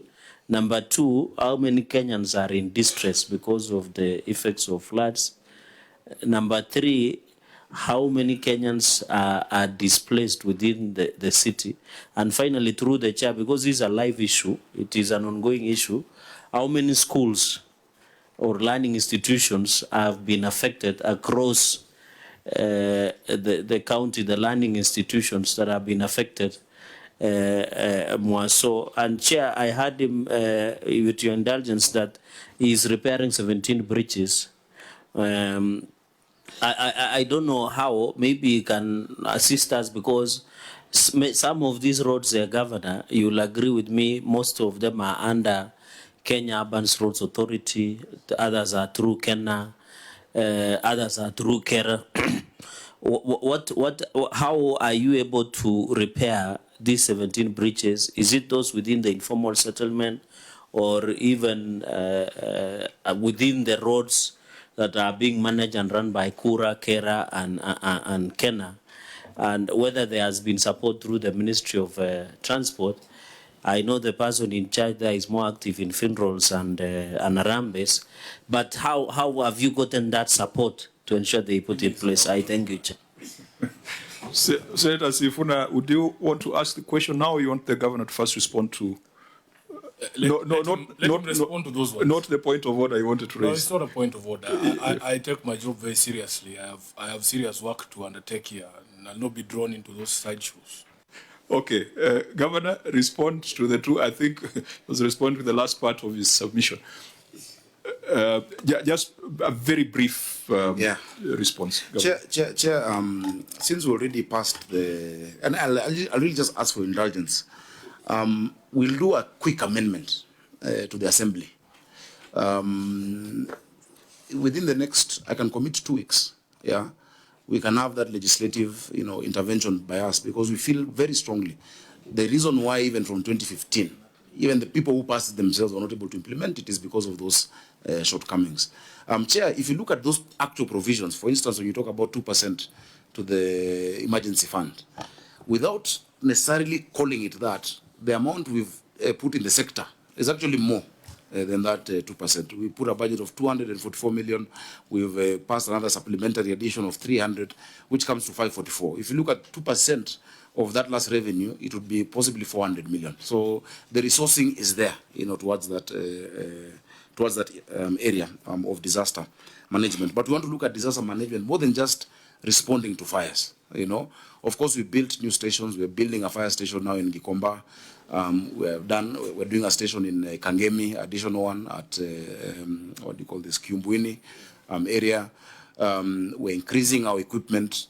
We are using more of digital, tech responses, so that at your EOC, which is the Emergency Operation Center, when somebody calls 1508 in case of an emergency, it shouldn't be, Bramwell saying, nani akona ambulance, nani akona, just automatically it sees where you're calling from and routes to you the nearest emergency support that you require, whether it's an ambulance, a fire engine, etc. Chair, the bridges is asking about the infrastructure that we're repairing. The infrastructure is all over the city. Hospital Road, Kiambu, Jerusalem, in Mathare North. A lot of it, actually half of the affected areas in Nairobi has been in Mathare, the Mathare River. The problem this time is that the rivers burst their banks, and so we have around 9 or so rivers in Nairobi, but the 3 main ones, Mathare River, Ngong River, and Nairobi River, are the ones that burst their banks. And if you see, even after the evacuation, there's been no more drowning in the city. Well, we've moved people from the riparian. There's been no more deaths caused by drowning, apart from some people who, you can see you're told not to drive or not to go across a bridge. And it's so sad when you see those videos of people being swept away and they had been told not to go. I saw that in Njiru, in Mwiki Clay City, that bridge where I went to, and now we're repairing the side rails of that bridge. I went to a place called Budalangi, where I had a similar problem. In fact, I suspect it's called Budalangi because of the flooding. That's in Kasarani. Went to Infinity, the lower lying areas where the Athi River is now, completely taken over. That is in Kamulu and Ruai in Kasarani constituency. If you go to Ngumba, we have a problem with the bridge, sorting it out. Huruma Madoya, Kisii Footbridge, Kiambi Uhuru. In fact, for full disclosure, the request to postpone school opening really came from Nairobi County. It's just that the minister announced it too late. I went and I said, look, in some of these areas where you've entirely cut off, the children in Kwaruben who go to school in Lungalunga, if schools are open, children will still try to find a way, and it will be very dangerous. And so we ask that please allow us to do emergency procurement to sort these bridges. And we said we'd need probably 5 to 6 days. If you go right now, work is going on in all of those bridges across the city. We just had one area, Tirop will remind me where it is. I think it's Mosque Road, a footbridge, where the water level was still too high for us to do the bridge. Some of these bridges were very low. I was in Nyando, the Nyando Bridge in Kibra, where you have Lanisaba and Lily wards coming together. That's a motorable bridge. It was too low. Even as we do it, we'll now make it higher, so that even when the water levels rise, they will not be able to push away those bridges. So, Chair, that is our intervention for now. Allow us to send that legislative proposal, because the length it will take us to send it is the same period of time it will take us to activate this council. Yeah, I think you are committed to, I think the next, was it 2 months or 2 weeks? 2 weeks to have sent it. Fine, let's, so where do we get this information you are sharing with the Senate? Do you have an information center so that I don't have to look for Sakaja to know about the bridges and the number of deaths and the interventions? Is there a central information point? Because that was also part of the mandates of that council. In the meantime, where do we get this information? In the meantime, it should be on our website because we've been given updates, and the updates that I give always, put up there. All inquiries we've channeled through 1508. We've asked the CA to also give us a more, a better number that is easier for Nairobians to remember, maybe 047 or something that we can still use for the county. That is, an emergency number. The problem is that if today you ask a Nairobian, if in case of a fire, what number do you call? Most don't know. And so we've been doing a campaign of, advertisements on radio, on TV, just letting people understand, what to do in case of an emergency, different protocols, how to test the water. And we're just trying to do much of that public information beyond just me going to the press. Because when I go to the press, then they get derailed and ask a lot of political questions. So sometimes you'll see Bram is the one who I send, so that it can be restricted to the areas of disaster. Oh, okay. I think let's leave it at that. Senator Sifuna, is it a question or just a... Yes, Governor, clarify for me. You said the county did not receive any money for the El Nino rains. Yes. What support have you received from national government for the current flooding? And also there was a pronouncement by the Deputy President during his visit to Mradi. Yes. Whether that money is now with you. No. Nairobi County has not received money for disaster. And ideally we should not. We're able to if we get our resources that we're supposed to get. But the interventions that we've agreed can be handled by the national agencies. For instance, there is no need to send us money for the cash transfers, because these people have been identified by a joint team that has the national government officers and the county government officers.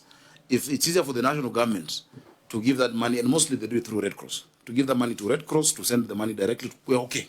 It is easier, it will take us a shorter time than going through the COB and then saying which budget was this. It's actually easier for national government to be able to do that directly. Much of the support, for instance, on the bridges, that one has been now directly handled. So Kura is taking care of that. There are those that we're doing as a county based on our budget, but there are those that the national government is doing, which would be counted as support to Nairobi. But instead of giving us the money for us to now start procuring a new, contractor, they're able to now contract directly, and we're happy with that. So the support is not in cash; it's in kind. There's no cash support. It's in kind. It's through services, infrastructure. Through services, infrastructure. But the county is expending. But is it quantifiable yet, or it's still flowing? So you can't quantify.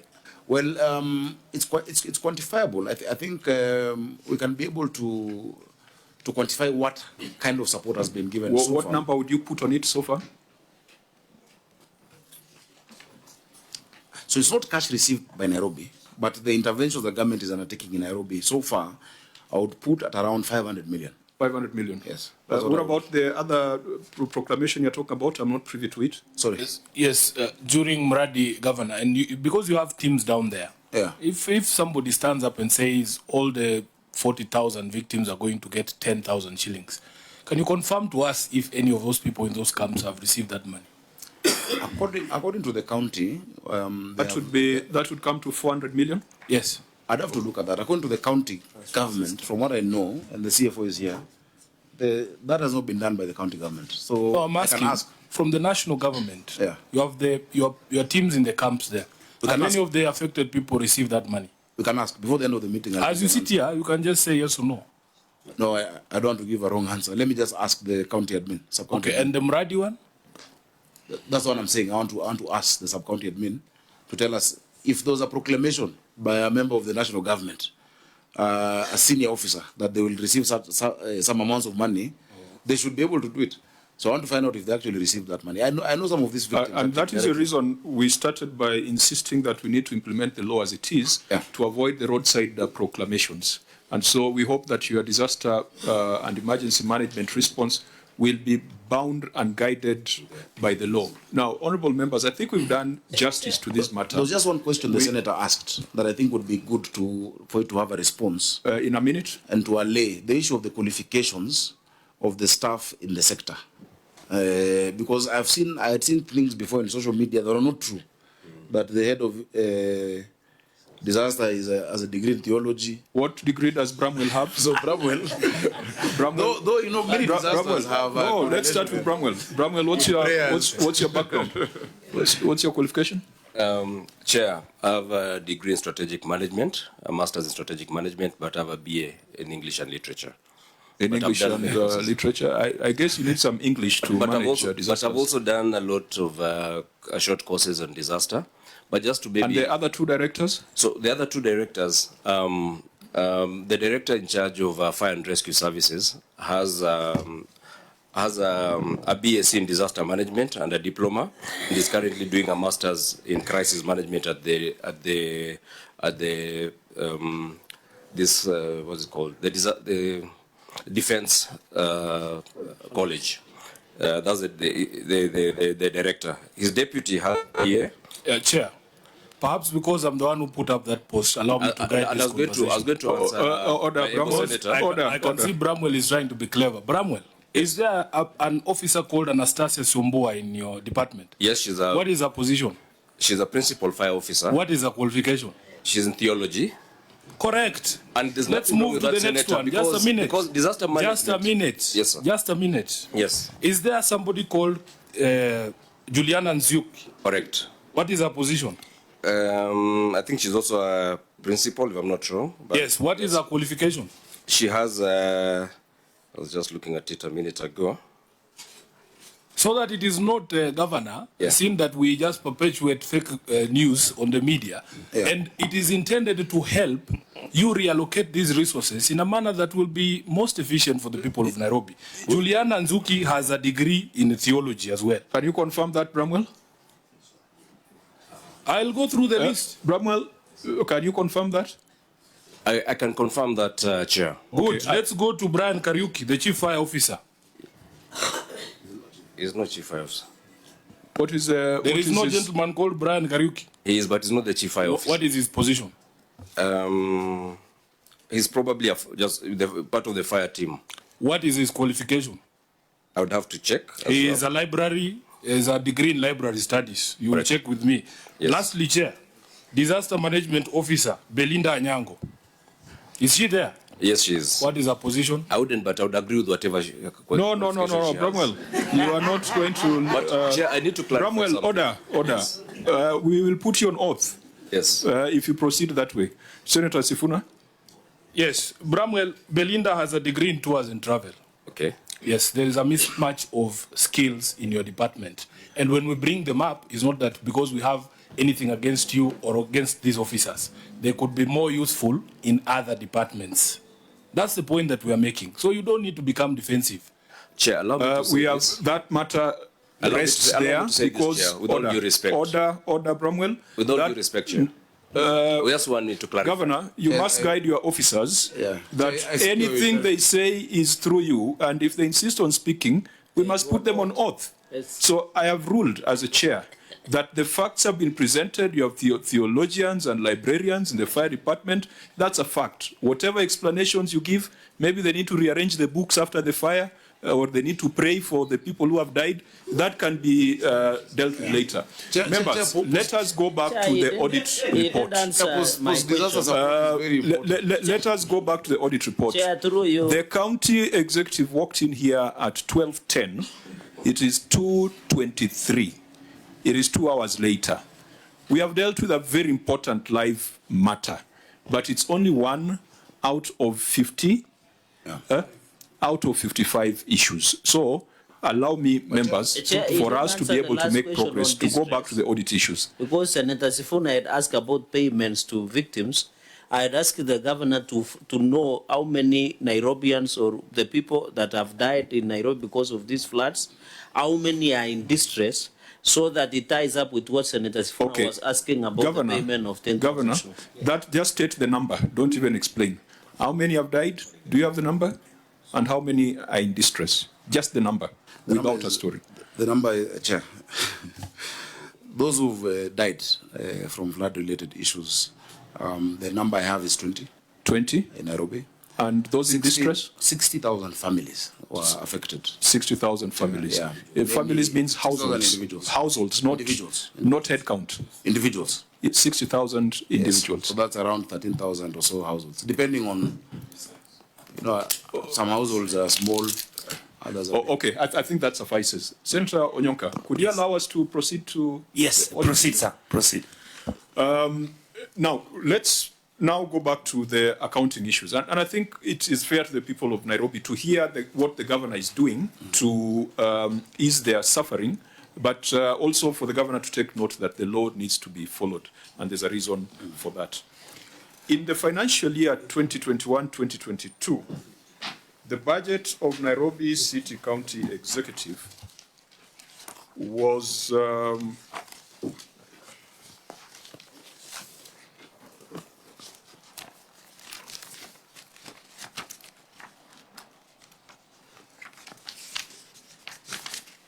Nairobi City County Executive, in the statement of receipts and payments, had total receipts of 28 billion Kenya shillings, comprising, 29 billion. Am I reading the right ones? 28 billion, 28.2 billion. Where are you? I'm looking at the statement of receipts and payments for the year ended 30th of June 2022. It's in the financial statements. I want us to dispense with that issue of NMS, as we had discussed earlier, so that the governor is aware of our resolution. It's in the statement of receipts and payments. It's usually the first, just after the Auditor General's signature. Nairobi City County Executive had total receipts of 28.2 billion, comprising of 19 billion as exchequer releases, 8.9 billion as on-source revenue, and 1,442,000 as returned CRF issues.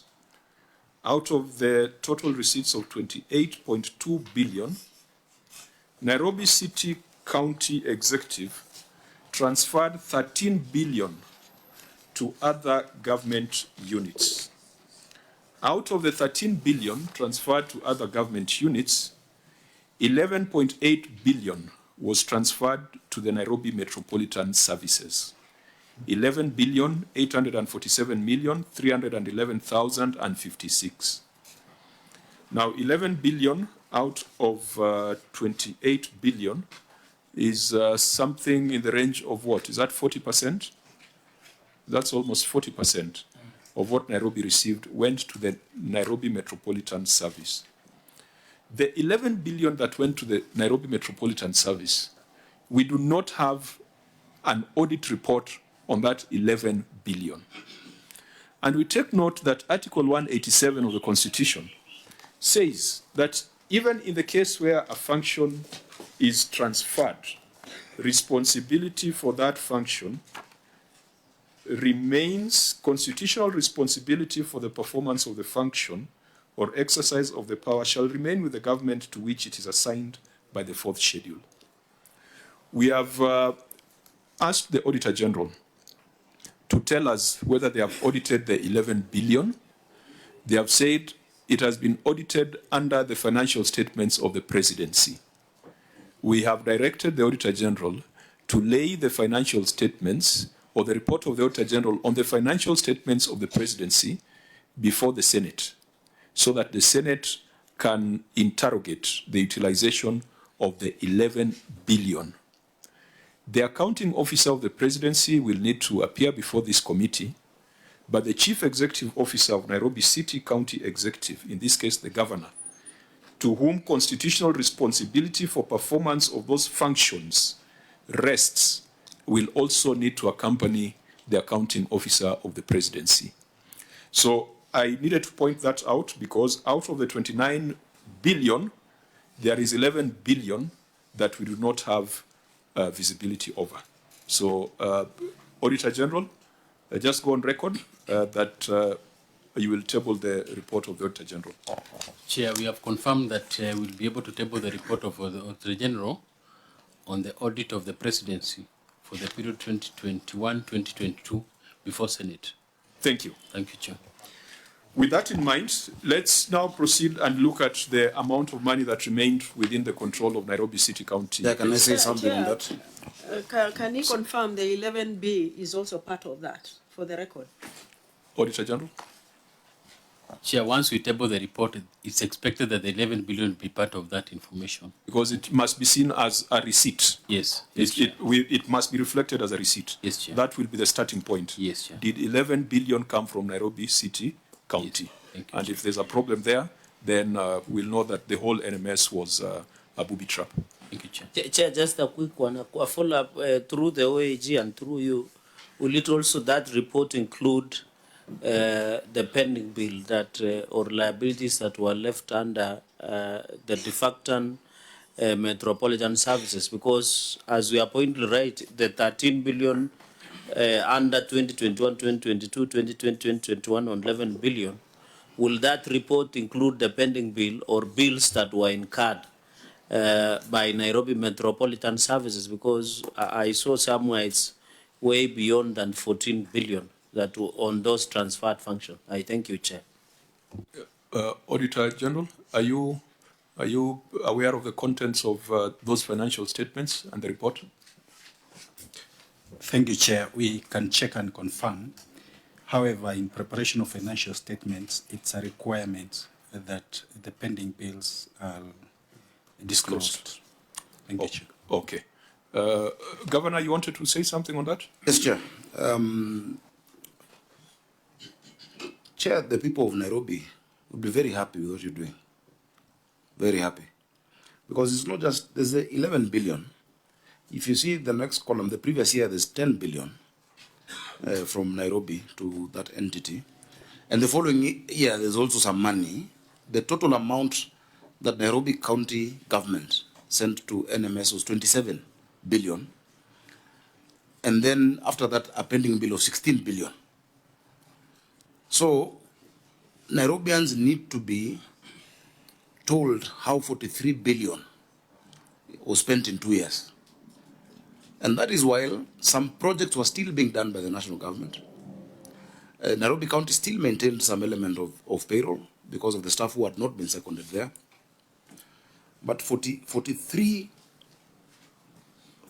billion, you know, like the equivalent of Thika Highway, you know, which was 40 billion, must be accounted for. I'm very happy that the position was taken at IBEC, the first IBEC we attended, and later the Auditor General concurred, because there was an attempt to push these pending bills to Nairobi County government. And you said these outstanding liabilities incurred by entity that at the national level should not and cannot be pushed to the county government, despite the constitutional responsibility remaining with us. When you invoke Article 187 to help a county, you can't leave it worse off than you found it. You should not. So the responsibility for the liabilities, I think, are placed in the right place. But that accountability, Chair, I just want to thank you for going in that direction. Chair, if I remember correctly, and Governor, you were there, we did have a meeting with the Comptroller of State House. It was before this very committee. And there was a commitment from national government that those pending bills that were owed or due from NMS would not be put on our books. Perhaps what you need to update us on is how far has that conversation gone now? And in my most recent conversation with you on this particular issue, you indicated that, in fact, the handover process, there are still some outstanding issues in terms of handover of handing back of the functions and all the documentation back to the Nairobi County government. Has that process now been concluded? Before you respond, let's get the intervention of Senator Nyonka. Thank you, Chair. Governor, I happen to be very lucky that I sit in 3 different committees that have been dealing with this matter. I really hope today when you pronounce yourself that I would like to have the people who are responsible for NMS to just come and tell us what actually happened with NMS. Because this issue is not as simple as every time we are talking about for the last 2 years. All right. In fact, the other issue I wanted to raise, Chair, again, linked with NMS, is, Governor, I don't know whether I'm right on this one, even the platform that you're using to collect revenue in Nairobi County, you don't even have the passwords. You don't even know where the servers are. That is not true. Okay, can you clarify on that? Because in the other committee, that's the impression we got. No, that would be. Let's proceed in this manner, because I was giving directions on how to deal with the 11 billion. Now the governor has opened debate on it. I really wouldn't want us to debate it for long, so just deal with very briefly. I think Kato, you appeared alongside Kato when we were giving directions that they give you access to the servers. I think that's what Senator Onyonka is referring to. And we even directed that some officer be found, and that officer should provide access. So I hope that was complied with. And I also hope that the proclamation that the pending bills would remain the national government books was followed through. Just confirm that.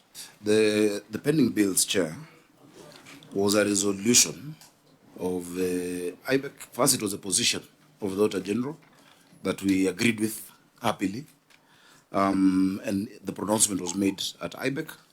We don't intend to, pay those outstanding liabilities that had been incurred at that time. And I'll give you an example. There was a bill of more than $1 billion owed to NHIF for insurance. And they had tried to push that down the throat of the county. And I told them, listen, why are we being asked to pay for this $1 billion? Yet the staff at NMS were both county and national. There were staff from the national government sent to NMS. There were staff from the county government sent to NMS. Why is the bill a Nairobi County bill? And I told that PS Gadesha that, you people cannot try to twist the county government or to bully the county government into paying for what you incurred. So Chair, the process of handover from an MS senator, the only things that are pending are now the files that are pending payment, because until they pay and conclude, they can't hand those to us, and we ask them to fast track so that we can finish these projects. Because now going forward, if, for instance, I'll give you an example of Mama Lucy Kibaki Hospital. One of the buildings has a pending payment owed. We want them to pay so that we continue and conclude that construction. And there are many other examples. The only two others really was City Park, that had gone under KFS during NMS time, the management of City Park. That one has been decreed. Of course, that comes back to us as a county government. Those Mama Margaret. Just clarify something for me. Isn't there a provision in your budget for completion of the works at Mama Lucy? Yes, but you see, we can't until they hand over the Novate the contract. Why are you budgeting for it, and you know for a fact that the process of handover has not been completed? No, those are other projects. It's not one project at Mama Lucy. So the one that is told that was begun by NMS, and there's another one at Mbagathi as well? No, there are a number of different projects. Yes, so why budget for them when we know it might not happen in this financial year? No, those are not the stalled ones by NMS. Those are our own, the other projects. Beginning new projects. They are projects that the county had started before, that NMS, for instance, didn't continue with. So at Mama Lucy, what is the budget for? It's not the building that was told that was begun by we have to look at it, NMS. Because there's also a mother and child center. There's quite a bit going on in Mama Lucy. So you can tell me the exact budget line. I can tell you what it is. Could we avoid getting into the specifics at this time? So we deal with the specifics when the Auditor General tables that report, so that we can now move on to something else, because that takes care of the 11 billion part of your revenue. Auditor General, this was an adverse opinion. When you come to the basis of the adverse opinion, your first finding is on compensation of employees. Already, Auditor General, you have given us an update, and so I will refer to the finding of the Auditor General as is in the report, just to be efficient and to save time. I will also refer to the response by the county government as per the management response tabled by the governor. We have reviewed it, and the Auditor General has told us that out of the amount that was queried, there was a variance of 313 million. where the breakdown was not provided. Now, the only comfort we take is that the expenditure is going down. At least it's not going up. But the Auditor General says that 1.1 billion of that 1.4 billion has been explained, and I can see that there is a table there. And the auditor tells us that the balance of 313 million has not been justified. Governor, could you explain that variance of 313 million?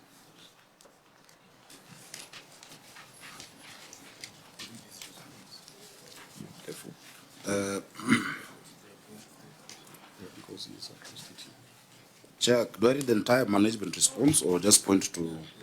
Yeah, because I'm sure what we you're have? familiar with this report. We are also familiar with it. The Auditor General has given us a very detailed brief. The only thing that is pending there is accountability for 313 million. 1.1 billion, the Auditor General feels fairly satisfied. Governor, there is a response at page 7 of your reply. That's what we would want. Yeah, let's just go up to that that statement. My document is a bit different, but let me just start. The compensation of employees of 6 billion, 6.4, reported in the financial statements. Governor, yeah. you know sometimes even when you are moving, even in the committee of the whole, sometimes you say, I beg to move that clause 2 be amended as in the order paper. Yes. So that's for efficiency. So we have taken note of your written response, which is about 3 pages. The only part we have a question on is on the 313 million. Thank you, Chair. So the response is as in my response. The 313 million, Chairman, is attributable to off-payroll items. The off-payroll, according to the report, such as casuals, retiree terminal benefits, service gratuities, payments paid during the 2 financial years. And we've attached some documents: new employee hiring, staff exits, deed of transfer, and gazette notice on the deed of functions. I will have my CFO give you the details of that. Yeah, what the Auditor General is looking for, and what we are looking for, is a breakdown of those 313. Even if they are off-payroll items, they need to be broken down. Your first table has a total in Kenya shillings, and then your second table has a total count. We want total cash, not total count of movements.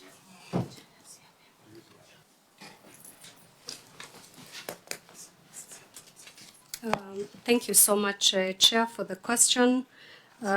Chair, this particular question was addressing a bigger variance of 1.14B, which we've explained the cause of the variance. For the 313, as stated by His Excellency the Governor, these are items that usually do not appear in our IPPD byproduct, and they refer to casuals, retirees, and also those who are on contract, and we usually pay gratuities too.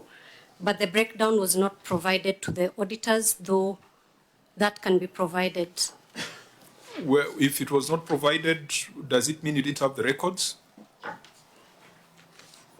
The records are there, Chair. Yeah, because if you list here, there were 43 deaths. If there are 43 deaths, there should be names and a figure and the benefits that were paid to them. If there were 3 retirements at 50, it's persons who retire. So that breakdown ought to be provided. Yeah. Governor, unless you guys are trying to conceal something. Perhaps, Chair, also clarify, because there's 5 annexures, Governor. Yes. Do those annexures speak to the question? Would the Chair find that information in those annexures, the amounts? No. Chair, those annexures, actually, because you want a list of casuals, yes. You want the retiree terminal benefits, service gratuity payments in those 2 financial years, that is 2020, 21 and 21-22. Yeah, so you may have misunderstood the query. So if you can provide this. Yeah, so that's what we can provide, Chair. I think that would answer the 313. Auditor General, is this part of what was coming to you at the last minute? Is this part of it, or it was payment vouchers?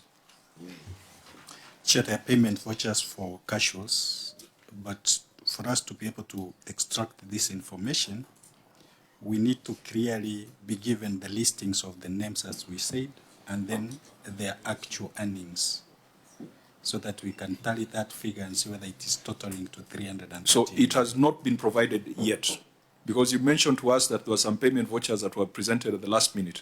No, Chair. This is not part of it. Yes, Chair.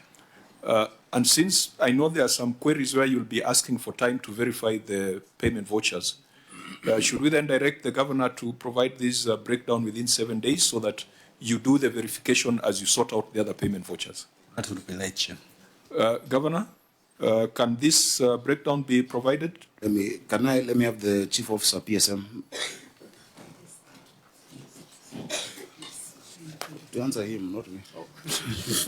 No, I don't want a story. I just want to be told that this will be provided to the Auditor General. She has said she will provide. Within how many days do you need? How many days do you need? Within 7 days, so that Auditor General. Chair, she has to be on record. Yes. I can answer 7 days. No. The chief officer, because she's the one to provide. 7 days. Oh. Excuse me, Chair. Madam, could I please ask you a question? When you see such questions being asked, why is it that you're unable to provide the basic documentation analysis to the governor? We are doing that because That's not what I asked you. Yes. Why is it that you did not provide that information before you came here? I was organizing with my team, and we've been trying to retrieve it. And even as we sit here, I'm in touch with them. And that is why when we give 7 days, we are sure by that time we'll be able to provide. So the reason why you are not getting the documents was? Some of them were still missing, but they are retrieving them. Why are you not able even to say that in your report when Governor is answering the questions? I'm sorry, sir. You understand the problem we are having? I do, yes. This is a matter that we should never interrogate here. Because you have the documents, you would have given them to him. Yeah. Or did you think we'll not be able to see? No. Sisi wote ni wajuaji. Tunaonanga kila kitu. I understand. In fact, Governor, you see, it is pointless for your team to go and attach documents that have no relevance at all to the question. So if effort is being spent in answering the wrong question, there's a problem in those departments, Governor. So that somebody comes up with 5 annexures of big volumes of documents that do not say anything to the query.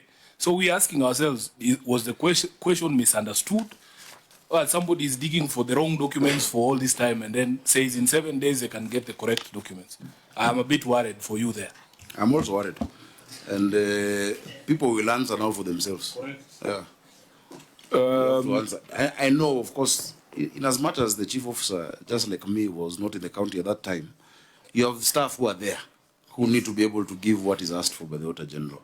Even if it's 2020, 2021, that should be. I hear what Senator Onyonka is saying. Okay, I think let's proceed. That was Madam Opiata. Senator Sifuna is speculating that you have a degree in theology, but you don't look like you have a degree in theology. I don't think you'd pray for me. But just for the record, for it to go on record, because for Hansard purposes, they will need to capture the name and the officer who spoke. Just say your name and the function. My name is Janet Opiata, Chief Officer Public Service. I have a degree, a Bachelor of Arts, social work.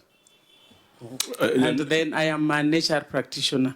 A member of the Institute of HR Managers? Yes. Okay, I think that's sufficient. Chair, a quick observation, under the Public Audit Act, Governor, and I agree with you that some officers might take their own responsibility. It is the responsibility to provide those documents when are needed by the auditor. Like this explanation that 7 days are being added. So the question is, under Section 65 of the Public Audit Act, it contravenes the law of public auditing when a document is needed but it is not found. It only takes the Senate intervention, then that document is found. So, Governor, this management of auditing process, internal auditing and what have you, I know that is the work of CCM Finance and the department. What are you doing, Governor, through your office, Goodwill? Have you been able to have management meeting with the public, with the Office of the Auditor General, so that we don't have to discuss about provision of documentation, which should be a direct issue, Chair? So I think the issue here is just non-provision of documentation. Yeah, Chair, of course, the management meetings are held. The entire audit process, and the Auditor General can confirm that they have had sessions, with the team. But sometimes it reaches where an issue that is not resolved still will not be resolved. If these documents from 2020 are not there, what do we do? And you see, the Auditor General should help us that, yes, this issue we've marked as not yet resolved or partially resolved. How then can it Order, Governor, we have not reached there. You have said in 7 days you'll provide the breakdown for the 300 and something, because you have said there have been deaths and exits, etc. Unless you are saying that in the 7 days you are returning hot air. But we expect that in those 7 days you'll close that gap. Let's leave it at that, so that we take the decision upon the expiry of those 7 days. Let's take the decision then. I'm sure there's some things we might not get, but at least, death, who died. Retirement at 50, that information must be there.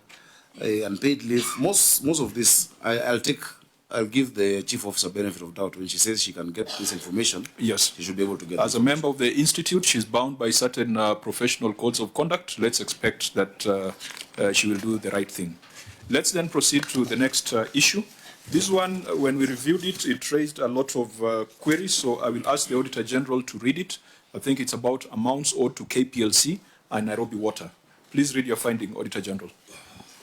Thank you, Chair. Issue number 2, unsupported expenditure on use of goods and services. The statement of receipts and payments, as disclosed in Note 7 to the financial statements, reflects use of goods and services total expenditure amount of Kenya shillings 7,642,844,133. However, the examination of records revealed the following anomalies. 2.1, utility, supplies and services. Review of records in support of utility, supplies and services expenditure of Kenya shillings 156,511,724 revealed that payment vouchers amounting to Kenya shillings 100,862,069 paid to Kenya Power and Lightning Company Limited were not supported with invoices and bills from the company. Further, included in Annex 2 to the financial statements are pending accounts payable balance of Kenya shillings 26,270,995,418.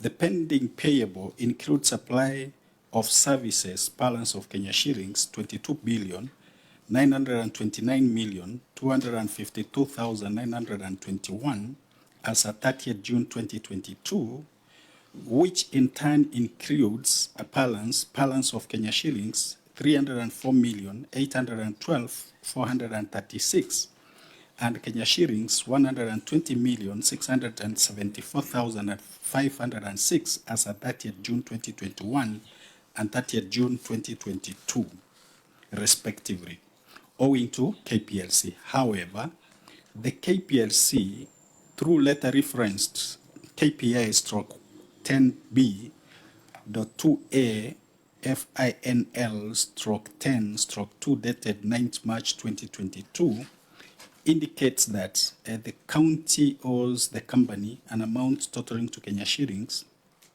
1,460,542,895. The discrepancy in the two sets of records was not explained. In addition, it was established that the county committed to pay the KPLC an amount of Kenya shillings 50 million every month with effect from January 2022. However, as at 30th June 2022, only an amount of Kenya shillings 156,511,724 had been paid instead of the total of Kenya shillings 300 million as committed in the letter. Similarly, review of the pending bills for the year under review revealed that county owed Nairobi City Water and Sewerage Company an amount of Kenya shillings 249,199,58 for bills dating back to 2016-2017 financial year. Bills for the year 2018, 2019, 2019, 2020, 2020, 2021, and 2021, 2022 have neither been paid nor included in the pending accounts payable. In addition, the management did not provide documents in support of payments, even remitted to Nairobi City Water and Sewerage Company. In the circumstances, the completeness and accuracy of the expenditure could not be confirmed. Thank you, Chair. Governor, you may read your response. Sorry.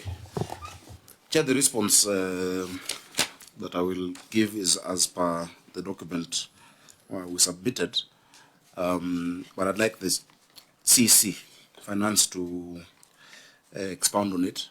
Well, let him read it. And this is critical. That's why I asked the Auditor General to read his finding. Okay. I'd like your response to be read. Chairman, the total amount of 1,460,542,895 relates to the outstanding amount of pending bills demanded by Kenya Power.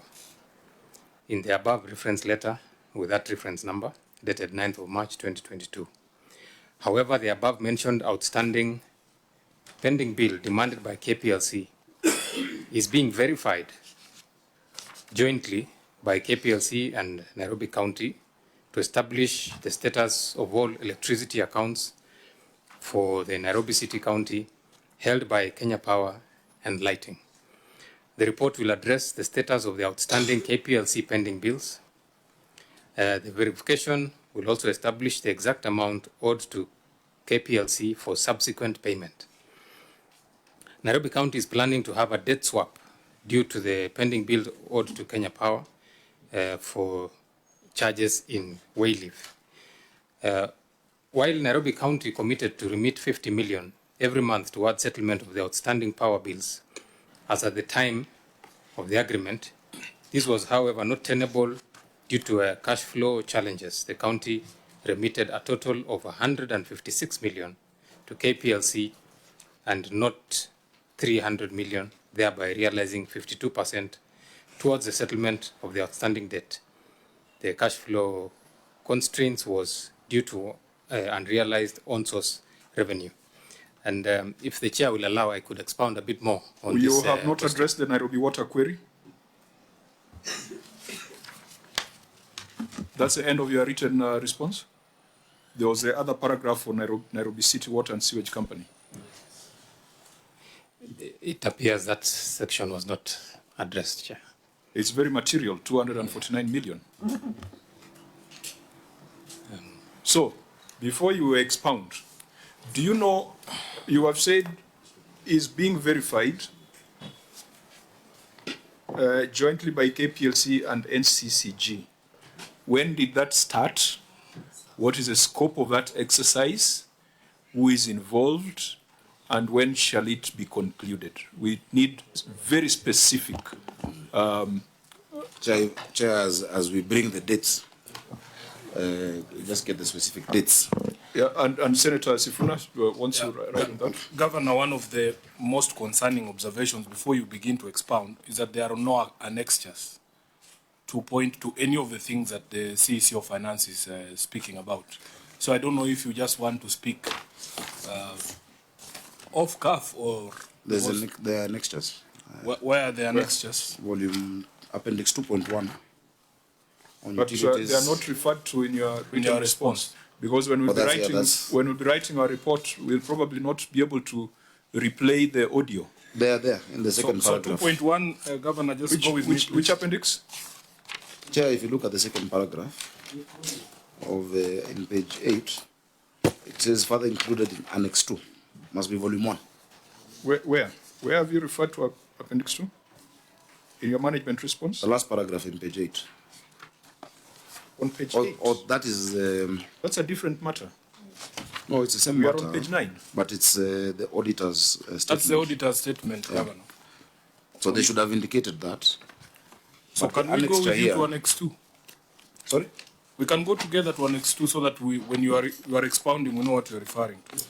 So if you look at Annex 2... Which one is Annex 2 volume? Volume 1, Volume 2? Volume 1. Volume 1? Yes. Okay. Just give us a second.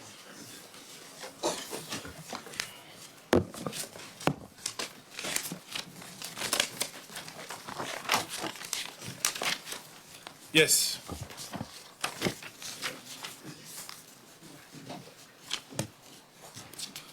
Are you there? Yes, we are there. So, there's a series of documents that shows correspondence between my county secretary, the PS Treasury, starting in December of 2022, a schedule of verified bills to Kenya Power. If you go further, Chair, let me just get the title. The minutes of a meeting held by between Nairobi City County Government and Kenya Power, 14th November. That is a joint committee that we created to go look at this account. Because for a long time, you know, these utility companies will just give you a bill without verification. And they say you owe us $1 billion, you owe us 500 million.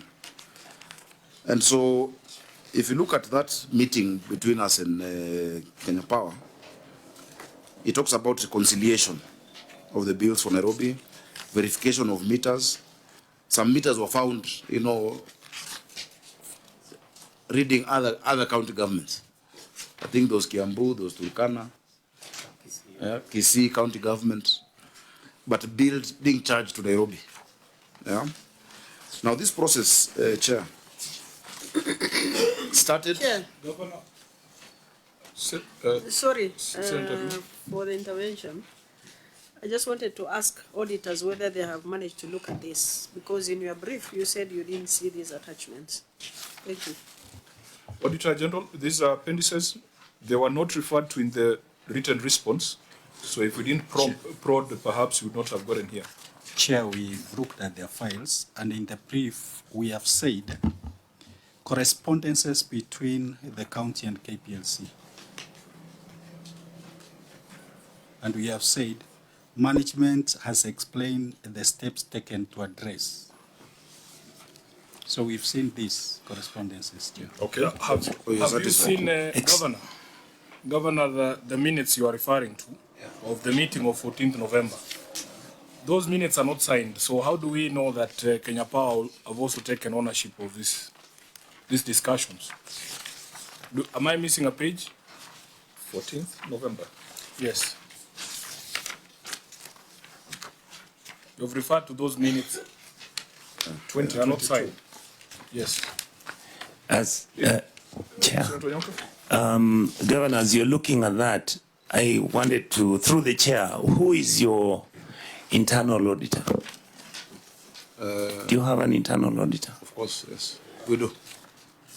Yes, the reason why I'm asking that is that this report with these annexures, it is actually the internal audit office that should have with the CEC finance, that should have put all this information, including the issues that you've raised yourself, as to why this bill was not correct or why it had challenges. The feeling I have is that your team basically has given you raw food, which has not been cooked either way. No, Chair. I don't agree. I'm the one who asked for this process to start. Yes, so I doubted those bills. So the point is, what the Auditor General has told us is that yes, you've placed these documents with us here, but Your Excellency Governor, they are saying this doesn't mean anything whatsoever onto the problem you are trying to solve, and that is to show us, yes, the money has been paid, and yes, you've been trying to sort out the issue of Nairobi, but we haven't gone into knowing, one, whether the money was actually paid. Two, you have solved a wonderful problem for us because you have actually disclosed these accounts. You discovered that there are other places where the money was going. You get with me? Which for me obviously means somebody should do a reversal of that money or somebody should be held accountable. And number three, Governor, the truth is when we interrogated this matter in the morning, we were unable to decide whether you've actually solved the problem or have you created a bigger one. So I think you get where I'm coming from. Order, Governor. Yeah, so take note of Senator Onyonka's comment. Senator Sifuna? Yeah, Governor, these documents are very worrying because if you go to the minutes, you clarify why the minutes are not signed. But you can see there is, I think the pages are not numbered. So it is the last page there. On resolution, if we can go together, this essentially would represent the way forward from that meeting. That the county was to prepare an agreement letter to KPLC on the mode of payment of the pending bills and the monthly consumption. So you address whether that was done. KPLC to share accounts which were opened during NMS dispensation period. The most interesting thing, Governor, you will note that this meeting is happening on 14th of November, when you have essentially a way forward. But then you are hit by a demand 3 months later in February of 2023 of 1.7 billion shillings. And if you see the letter that your acting county secretary and head of county public service then writes back to KPLC, they don't even dispute the amounts that Kenya Power is claiming. They make no reference to the discussions of November. They just give a summary of what money has been paid. Governor. Yes. Chair, can I answer all of them now? Yes, yeah, you may respond. Thank you.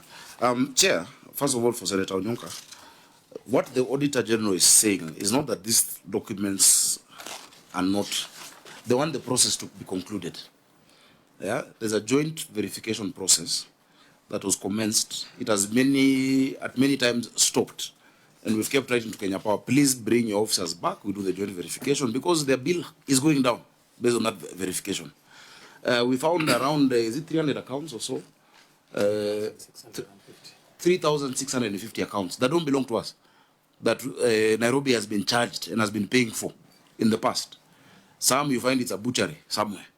You find one is, I promise you, yeah? Schools. And you know, if you're not careful, you'll just end up using taxpayers' money for the wrong thing. And so once they realize that, and the engineers and our engineers are doing it together, I think engineer Tiropia is outside. The officers from Kenya Power would then back off because they're being exposed. That they've been charging Nairobi County. Nairobi County, I think, has been sitting duck for so long that whatever bill you throw at the county will pay. And that is what I refused. Maybe Charles can give details of that and where we are in that process between ourselves and Kenya Power. Proceed. Thank you, Chairman. When His Excellency the Governor asked for a review of this debt that Kenya Power was claiming, at the time, Kenya Power gave us a list of electricity account numbers and meters that were numbering 11,935. And so we insisted that we want to do a verification exercise. It's not in the file.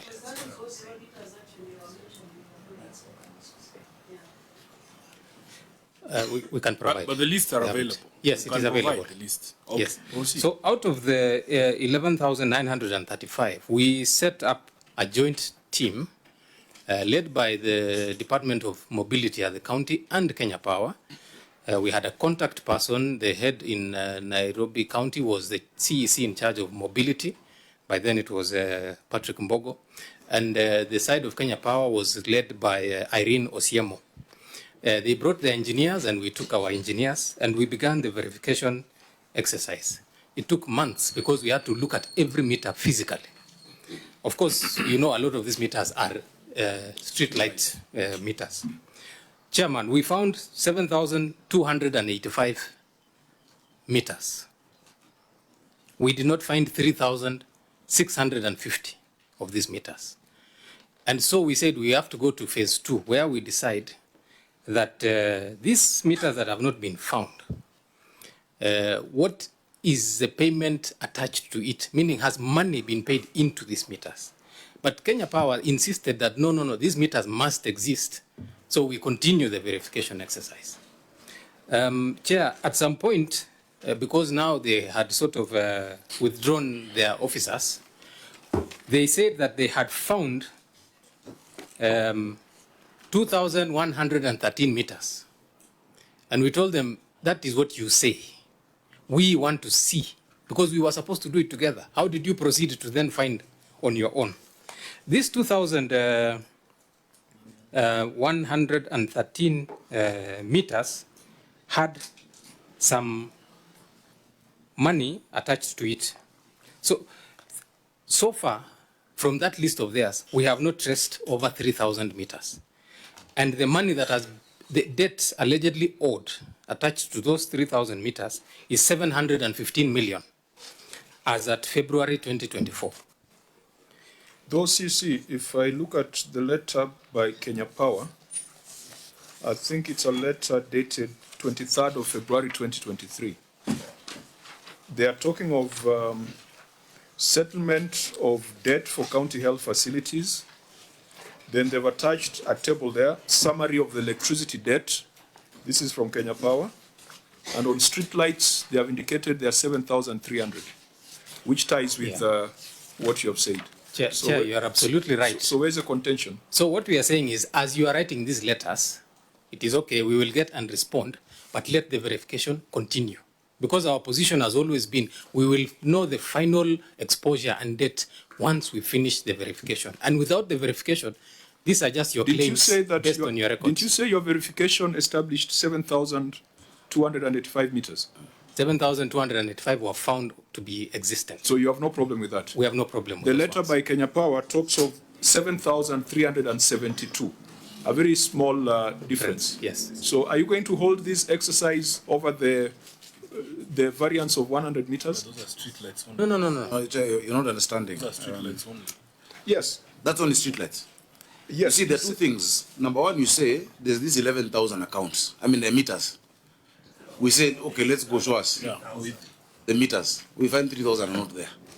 So it's 7,000 meters, are not just street lights, installations. There's a meter at the hospitals, etc. On top of the meters, there are also accounts that we're saying, no, this account does not belong to Nairobi County government. So that is the ongoing process. But we're saying, even as that is ongoing, because we're still using electricity every month, we keep paying a certain amount. Now, what we would appreciate as a resolution is that Kenya Power and the county be directed to conclude. Because what was happening was that our engineers and their teams were jointly signing off whatever they find. Now, their bill went down from From 1.7 billion to 900 million.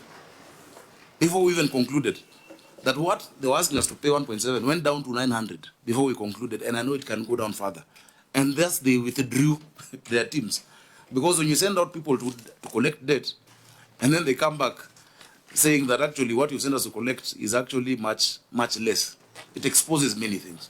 So direction by Senate. Just on that, there's a letter by the PS Treasury, Dr. Kipto, dated 8th of January 2024. Yes. On what basis did Dr. Kipto convey that bill of 2.3 billion? This letter by Dr. Kipto was sent to all counties.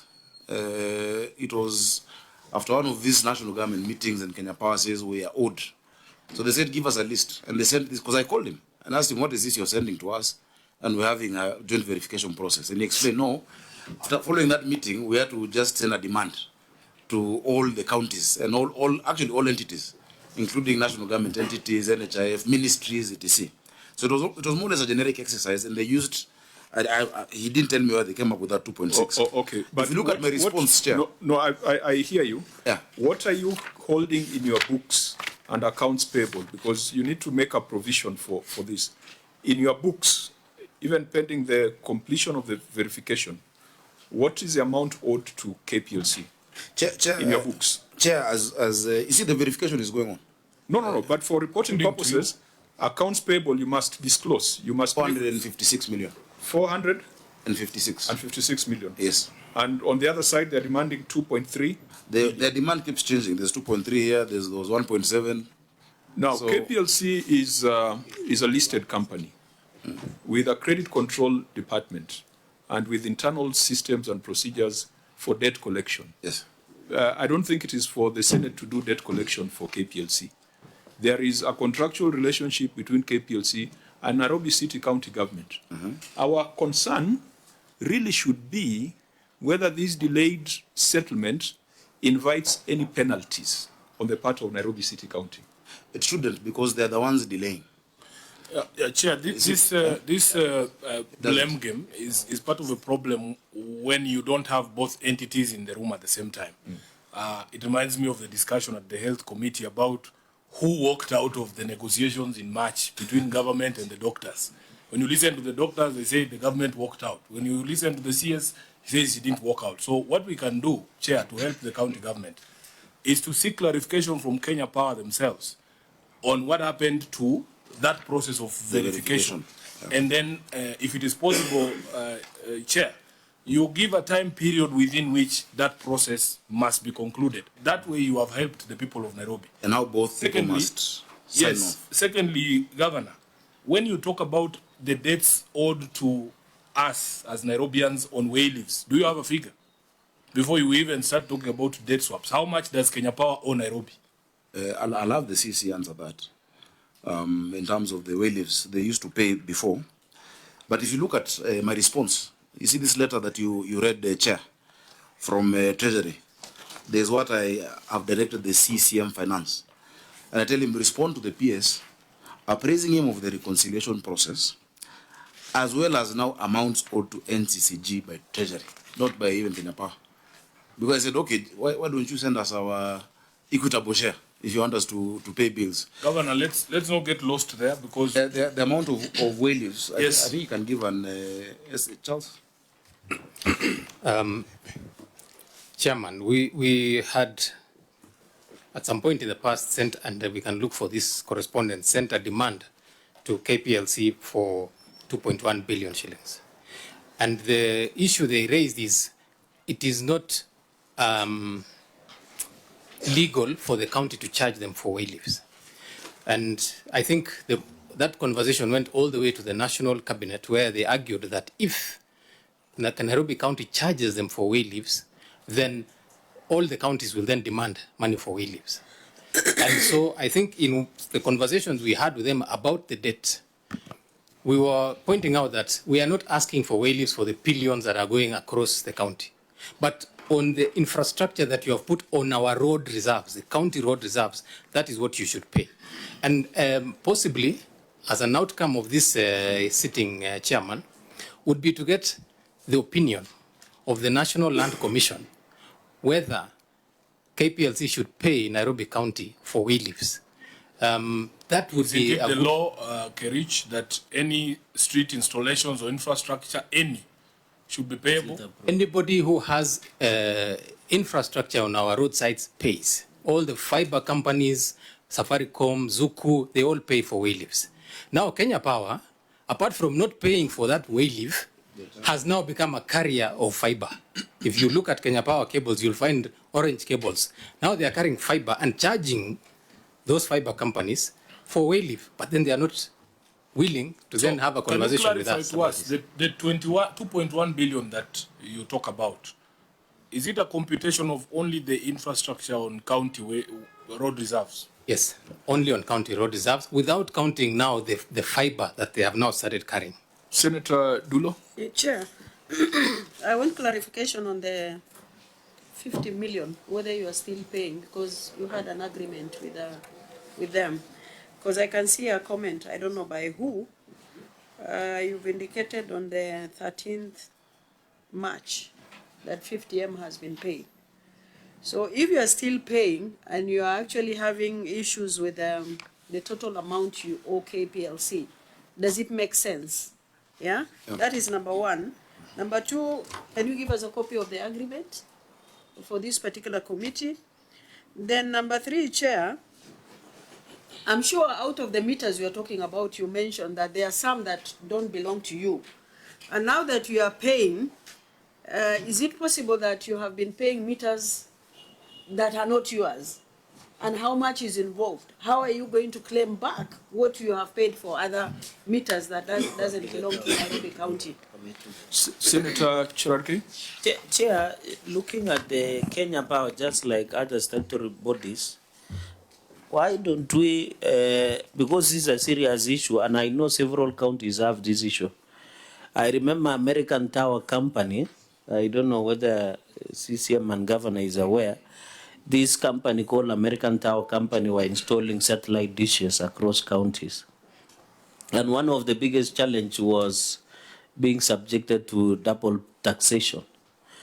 My concern is Kenya Power has a lot of utility, and many counties, including Nandi, have pending bills with Kenya Power. I think it's high time as a committee that we need to invite Kenya Power, because now the county is ongoing with verification. They don't want to pay, and they want to be paid. And I think, Chair, alongside others, I think Kenya Power must appear before this committee to tell us on this agreement of 50 million per month and other disclosures that we need to know. And then it is mischievous, and the governor has gone on record that there are meters that they were paying on behalf of Kenya Power, on behalf of other entities like schools. I hope he means schools from primary to secondary to private schools. Yes, like private schools, that's a very serious issue that we must have Kenya Power to appear before this committee and tell us, because we know Kenya Power do not take their issue seriously. They always like, you go there and you ask them, they just give you a bill of 20,000, 50,000, 1 million shillings. I think I agree with the county that let Kenya Power, if they are being owed this amount of 1.4 billion, they must be able to break down and tell us these meters of street lighting, it belongs to street lighting, this and this is their meter, it belongs to the county government of Nairobi, how much I need to be paid, so that it becomes easy, Chair. So my request, looking at the money being owed, is a lot of billions of shillings, so that when we're asking this question, Kenya Power also is seated, so that we can get the true position of what is really happening. And that's how we can assist because if we make a pronunciation today, Chair, and direct that Kenya Power charges on only meter that belongs to Nairobi City County, yet verification is ongoing, would not be in our assistance to the county government. I think they need to appear so that, and also alongside county government, so that we are able to separate and know who should pay for what. Okay, Governor, because I want us to move on, there's evidence before us of correspondence and active discussion of the matter. As I said earlier, KPLC is a listed company. They've got their credit control departments, debt collection strategies, and we cannot do it for them. Even if it was to be established that you owe KPLC 1.4 billion, that would be probably 10% or 12% of your own source revenue. It's still a very significant amount. I think what the Senate can direct is to fast track the verification, to enable settlement of the outstanding dues, but also to ensure that there's a reasonable estimate in your accounts payable. Because if you have 400 and they're demanding 2 billion, that tells you that there's a big problem. But we would be extremely concerned if this protracted verification occasions additional expenditure in the form of interest and penalties. So that's our concern. There should be no interest and penalties.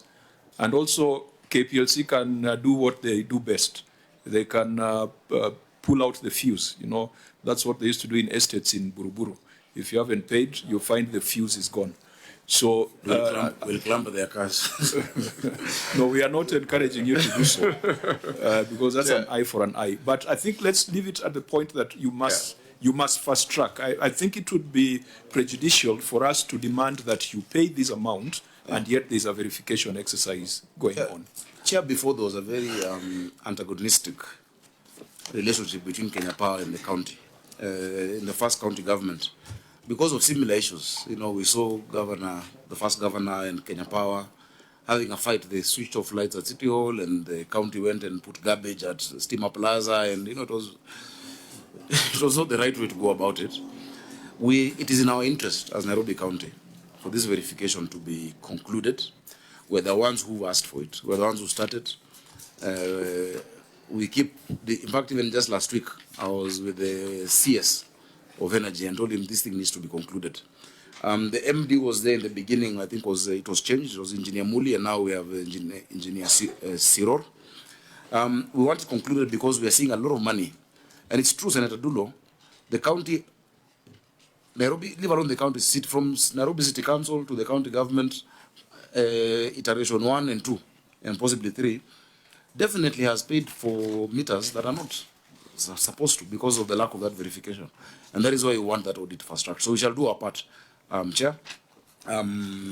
If we need the Senate's assistance, because the Senate can call anyone, not from the perspective of helping them collect their debt, but from the perspective of making sure the county is prudentially using the resources to pay what they actually should be paying, and also on the discussion of what they should be paying us. In as much as, you know, you say it's a utility that to Kenyans they should not, you know, we should not be charged. Look at street lights. You know, when we put street lighting, it is not necessarily for the benefit of the county government. If anything, it's a security function. If we switch off the street lights in the city, the 68,000 or 70,000 of them, we have a security challenge. In fact, that's part of the discussion we're having with the Committee on Devolution, that when you look at city financing, you know, there are certain things that need to be looked at separately. Security is a national function, but the power, we pay the bills for all the streetlights in the city. Shouldn't there be some financing towards that? You know, because if we decide to, I mean, if they're switched off, you'll have a problem. If we have more, like what we are now going to, Chair, as I conclude, we want to install 100,000 solar lights in the city. And those 100,000 lights will be paid for by, you know, making it a bill over time, and then they're finally transferred to us as a county. By investing in such solar street lighting in the city, the benefits even in the economy, the ability to work longer, the security. If I show you photos of some areas in the CBD that we lit lights, and you just see how active they become after that, I think those are some of the discussions Senate should, especially Nairobi, Mombasa, and possibly Kisumu, we should put our heads together in terms of how to look at that. But the verification will go on, Chair. Then we'll have a discussion. So what about these meters that we've been paying for that are not ours? Do we cancel? Do we get a refund? That discussion will come at that point. No, the natural conclusion is DCI on that, because that's theft of public funds. We will need the DCI, and even ESCC. So let's put a close to this conversation, members, and ask about Nairobi Water, because we'll probably not be able to move out of this. Senator Onyonka. On the same issue, Governor, I wanted to ask you, why do I have a feeling that we are not solarizing power in this city?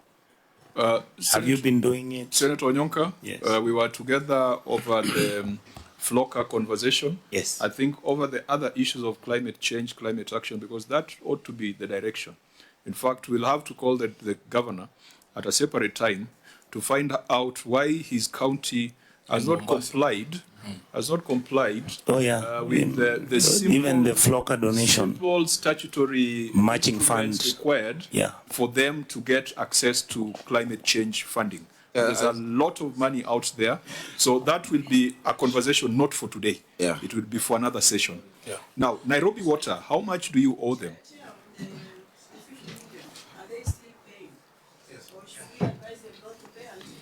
No, we still pay because ultimately, if you look at the quantum, you know, we are still using electricity every day, we're still utilizing. So we still pay the 50 plus actually 63 or so. 65. Chair, Yeah. you know, I have had conversations with my governor as well on documenting his interactions with national government. And best example is Mama Margaret Kenyatta Hospital, so that if there is need for somebody, and the chair had made reference to this, if somebody wants certain information on that discussion, because as you know, some of us cannot be invited to State House. But if those conversations are happening there, we need to know. So for instance, Governor, there is already a legal regime under the Urban Areas and Cities Act that specifically recognizes the special needs of Nairobi as a capital and the seat of government and the seat of all these foreign missions for us to have some of these things. Our electricity bill is almost the same amount of money that goes to Lamu County under the division of revenue. So, and there is a reason, because whereas the city is in the state it is, we cannot afford to switch off the lights. So how do those conversations with national government go? Because if my party was in power, I would be able to tell you how those conversations are going, Governor. But as it is right now, forgive the pun, I'm in the dark. I don't know what you people talk about. What do you talk about with the president? Order. I think when you discuss with the president in cabinet, there's a secrecy. It's very sad. Order, Senator Gerard K. I'm not sure whether you've been able to sit in cabinet, even though you But are the biggest. I can guide him after in camera for chai and mandazi. Yeah, I can guide you. I know you like tea. There's an oath of secrecy, so perhaps let's not get in there. I think that was for emphasis.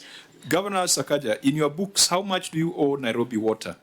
Because there is no response on the Nairobi Water debt. I'll allow the CFO to answer. And first of all, tell us why there was no written response, and yet it was a substantive audit issue. Chair, in this particular financial year, under accounts payable, there was no recognition of pending bills owed to Nairobi Water Company. However, in the subsequent financial statement, this has been rectified, and currently what is in our books is 234,997,059.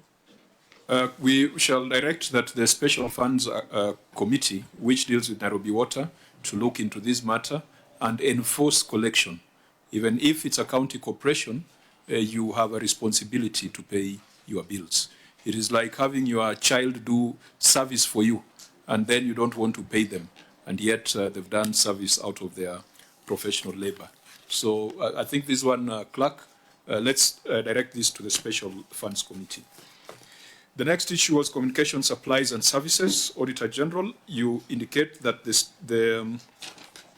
store issue vouchers were presented to justify the expenditure. Can you confirm? 2.2.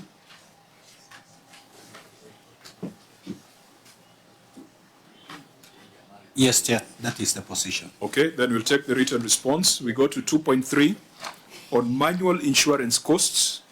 The Auditor General, you have made your finding that the county government engaged NHIF to provide medical cover for 10 months to staff of Nairobi City County at a price of 691 million. You have no problem with that. The problem you have is that there was an additional 72 million that was paid over and above the 691 million. And you're saying that there was nothing to justify that 72.8 million. Is that the position? That's the position, Chair. Governor, could you tell us what this 72.8 million related to? We will take your written response, but go straight to explaining that variance of 72 billion. Okay, so kindly take note of the written response submitted. I will have the Chief Officer PSM talk about the 727 additional staff, less exits during the contract period, which is the response you have. And if anyone else has. Please proceed.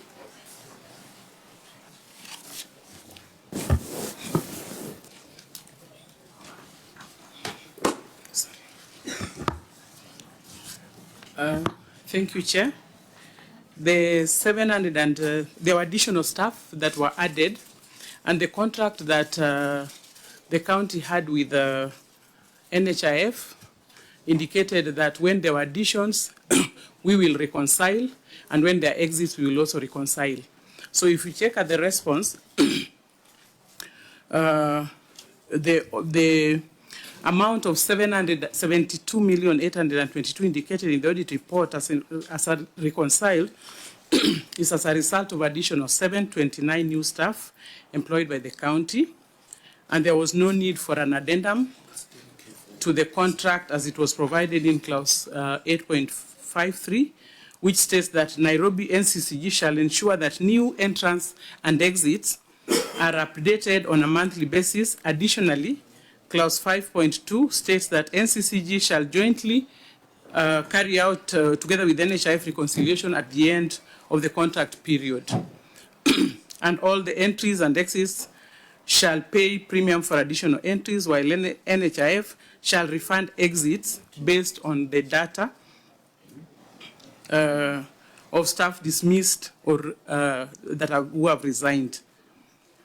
As per the provisions of the contract, the county NHIF were to conduct a joint reconciliation to settle the claims that will arise. This was communicated to NHIF by letter NHIF. Are you reading something? Yes. And are you reading the same thing that we have? Yeah, that is the explanation that I'm giving. Is that your written response? Yes, that is our written response. No. There is what the governor has put on record that we have here, but you seem to be reading something else. I thought you would just go directly and tell us that this 72.8 million was for exits and entries. The entries were X, the exits were Y. And therefore, the net is 72. So what were the entries? And what were the exits? Just give me a minute to confirm that. Because insurance, medical insurance, cannot be an open cover. It has to be on named person basis. Because when you go to get medical attention, you cannot just say Nairobi City County employee number X. You must be Mrs. Opiata. You must be named and you must be identified. So if there were additional entries, there must be a register of the names. Okay. That's what we are looking for to justify the 72. And Chair, did I understand you correctly, Madam Opiata, that the auditor's query that you did not enter into an addendum is because the original contract already anticipated this? I heard you talking about a contract. Is that contract before us? Well, I'm not sure if we have... The contract with the NHIF? Yes. The one you are referring to, because you have referred to certain clauses on the contract. We can provide that. That answers the query by the Auditor General. Where is the document? We can provide that. Yeah. And the list of members that the chair is talking about, the entries and the exits. You have those? We have we have it on the payroll exit for 2021 payroll. I don't know whether you have that. Let's refer but these are just the numbers. Refers to an annexure. Madam Opiata, what was the contract that you're saying you can provide? What was the contract price? Was it 691 million? Yeah, the contract price was 690. Yes, that is 691 million. Yes. So why did you pay 764 million? That's a question. Because of the additional numbers. So those additional numbers, aren't they men and women who work for Nairobi City County? They are. That is what the Auditor General is looking for. And that is what the Auditor General asked for 2 years ago. Does it exist to justify the additional 72 million? I need to confirm that.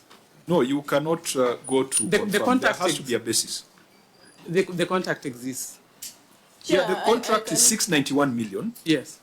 But you paid 764 million. Yes. That's the audit query.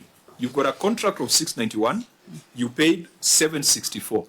You are saying there are exits and entries. Yes. Provide the list of entries and exits. And it's as simple as that. And we see whether the premium, the additional premium, totals to 72 million. Chair, this information should even be available from NHIF. I think because you're covering humans. So I don't understand why the chief cannot and it should never come from NHIF because they can also include NMS employees or people from. It should come from. It should come from you, because you're the ones paying premium. If it was a commercial underwriter, what they would have done is to do an endorsement, which then will list the additional staff. You'll have a schedule with the additional staff. You'll have some policy document or an endorsement to the original policy document. I don't know whether NHIF operates like that, but it's the same principle.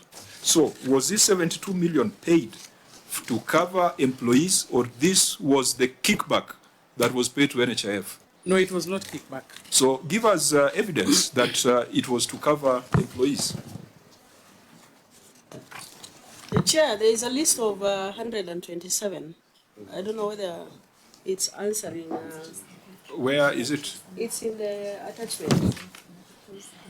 Madam Pietra, can you direct us to that? Annex 2.3.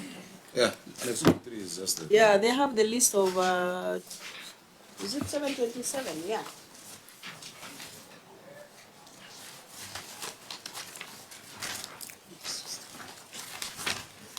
Which one is 2. Auditor General, you said this has not been closed, so I'm sure that you had looked at that annex. What do you make of it? Chair, the question is, how does at least the additional employees of 727 translate to 72 million? That is the explanation we are looking for. Yes, Madam Pietra, can you confirm that? So in other words, you want to know how much Dulo is paid, Sakaja is paid, and everything like that. Is that what you are looking for, Auditor? Honorable Member, payments to NHIF is based on agreed terms. There is an initial contract that guided on payment of the first 691 Raise your voice a bit. Raise your voice. I know the demeanor of an accountant is dull, but we are now dealing with politicians. Thank you, Chair.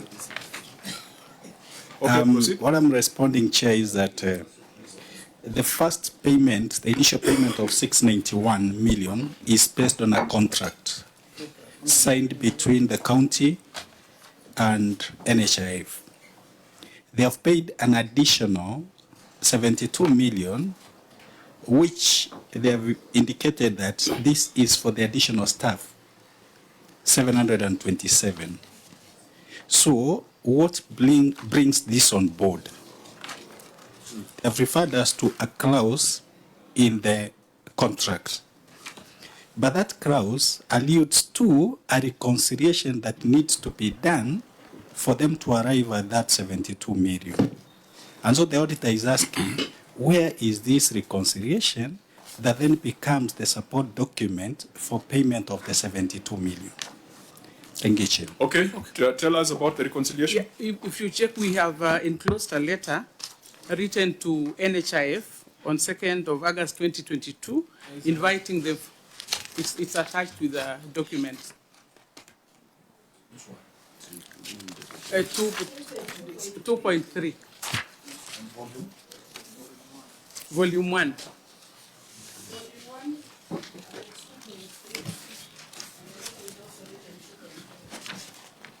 Okay, what about that letter?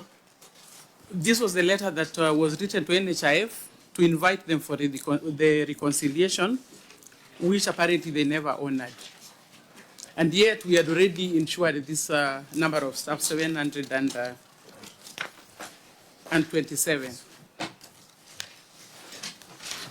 So I see also after the letter, there is a debit note for 691 million as per the contract, isn't it? Yes. Where is a debit note for the additional premium?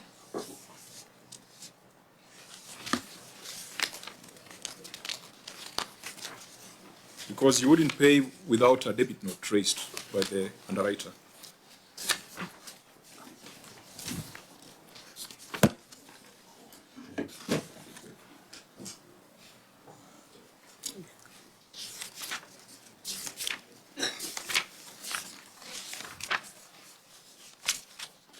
Do we have it?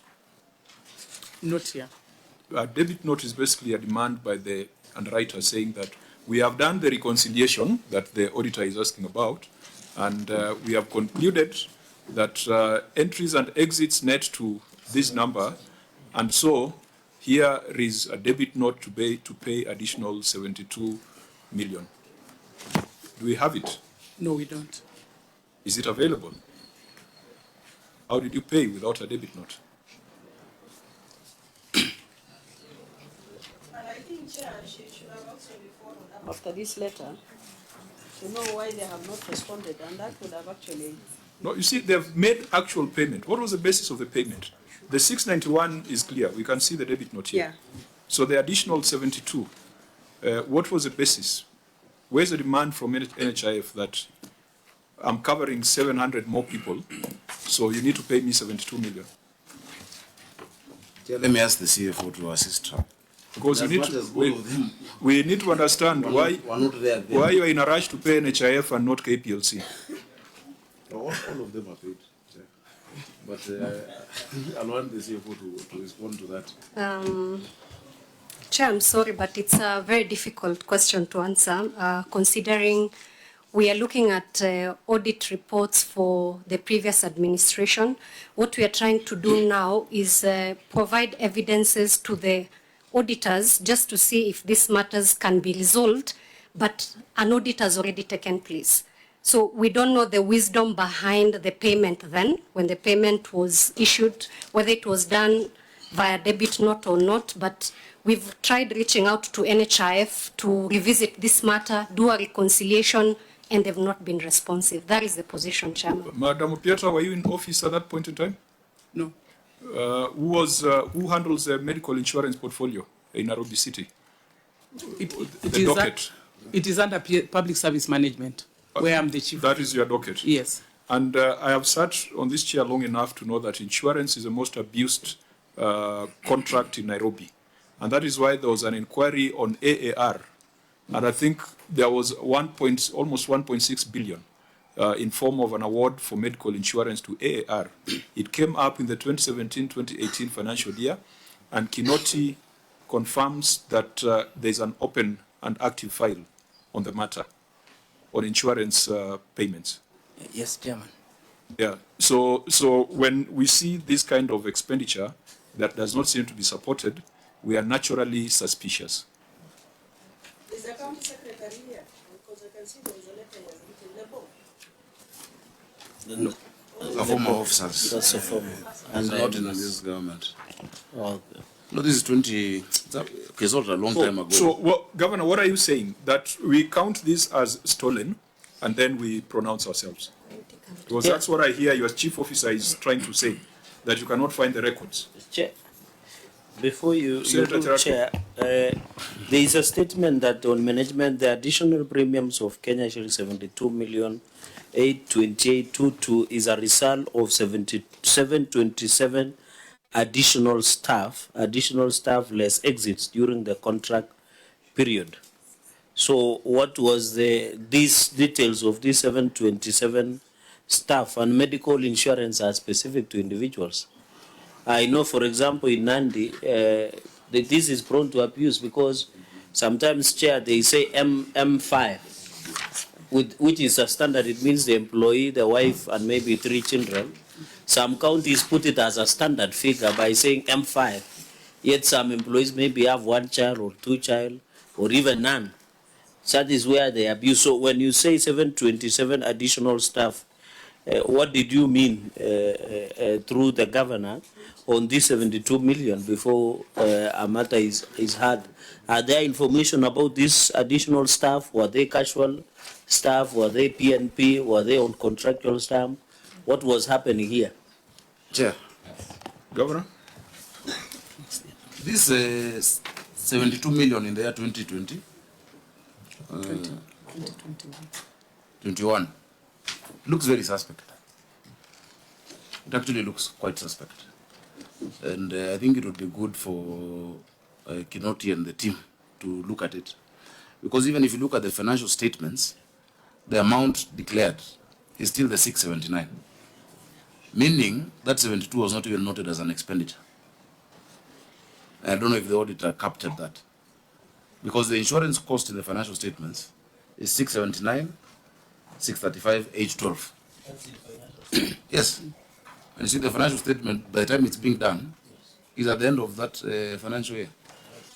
So, I don't see any, I can see my chief officers struggling to explain for those people who were there at that time. And I keep telling them, you must, it's not a must for you to explain what you don't know that happened before you were in office. That 2021, 22, or whatever it is, issue on insurance needs to be looked at. It must be investigated. Is NHIF still providing the cover? No. We moved on. It was terminated? It wasn't terminated. It ended. So it moved to another underwriter? Another company, yeah. Right now it's the county staff on Jubilee. Governor, does it have to take the Senate to raise it for action to be taken, or there is administrative action that you can take as a CEO? I think the committee can guide on that, especially, given the fact that you're talking about officers who are no longer at the county. Yeah.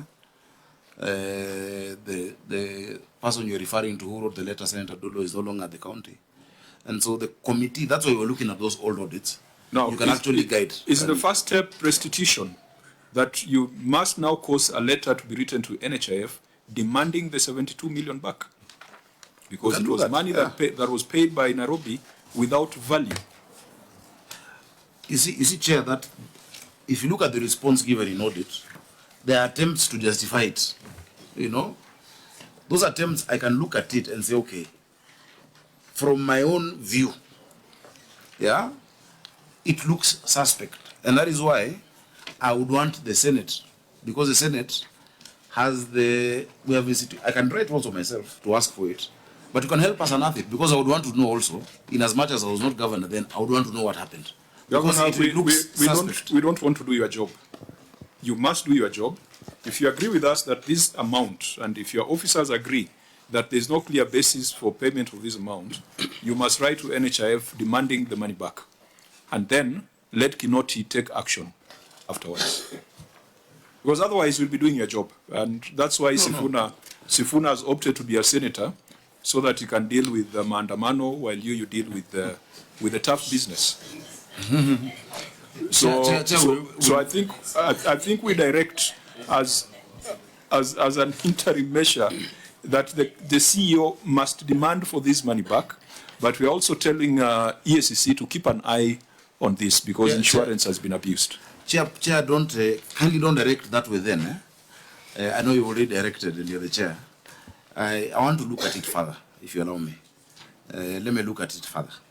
There's possibly documentation that they don't have or something. What has raised the red flag to me is the amount in the financial statement of 679, having been the budget. And of course, people, staff are onboarded, they always entries and exits.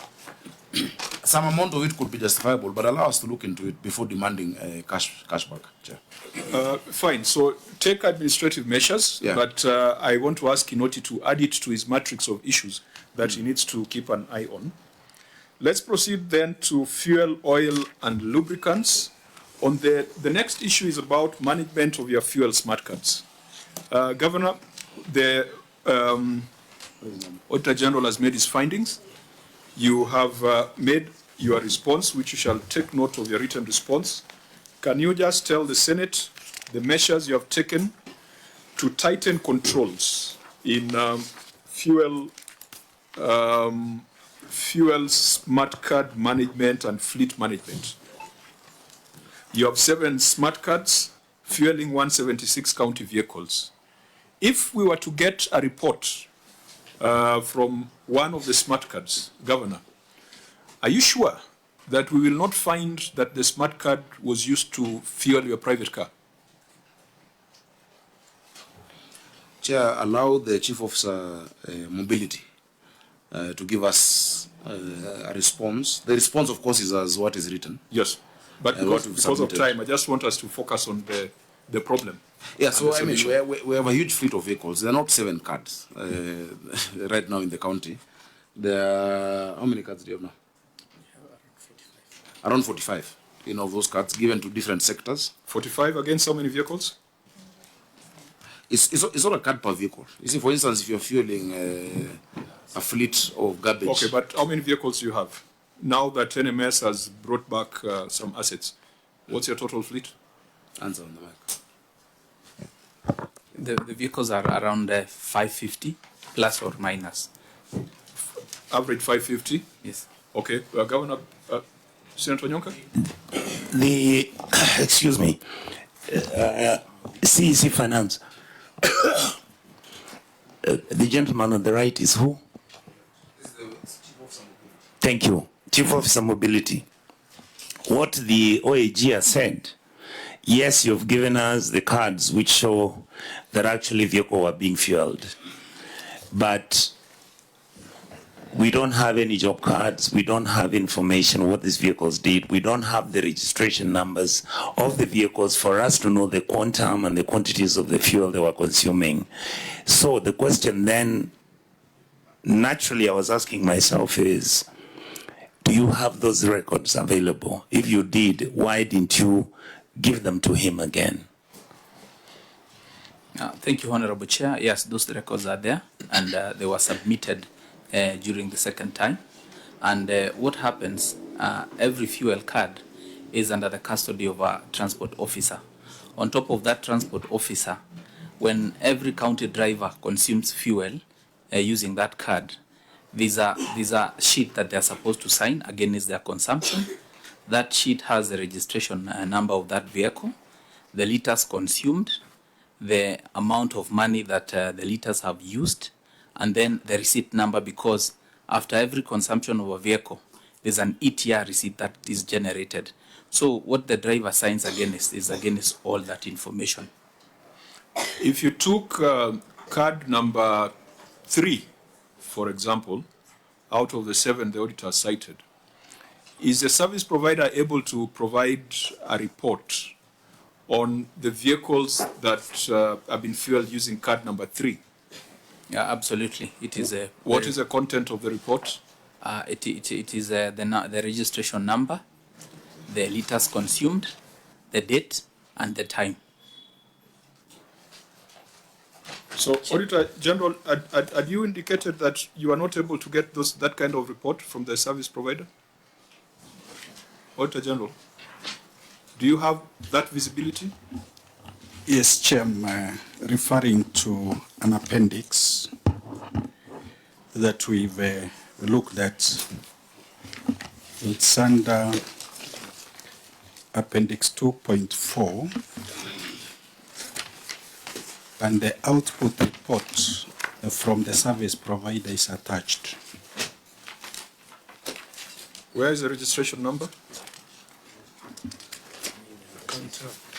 Chair, there is no registration number. Would you point us to the registration number on that report? 2.4, Fleet Sub-Sector Fuel Statement.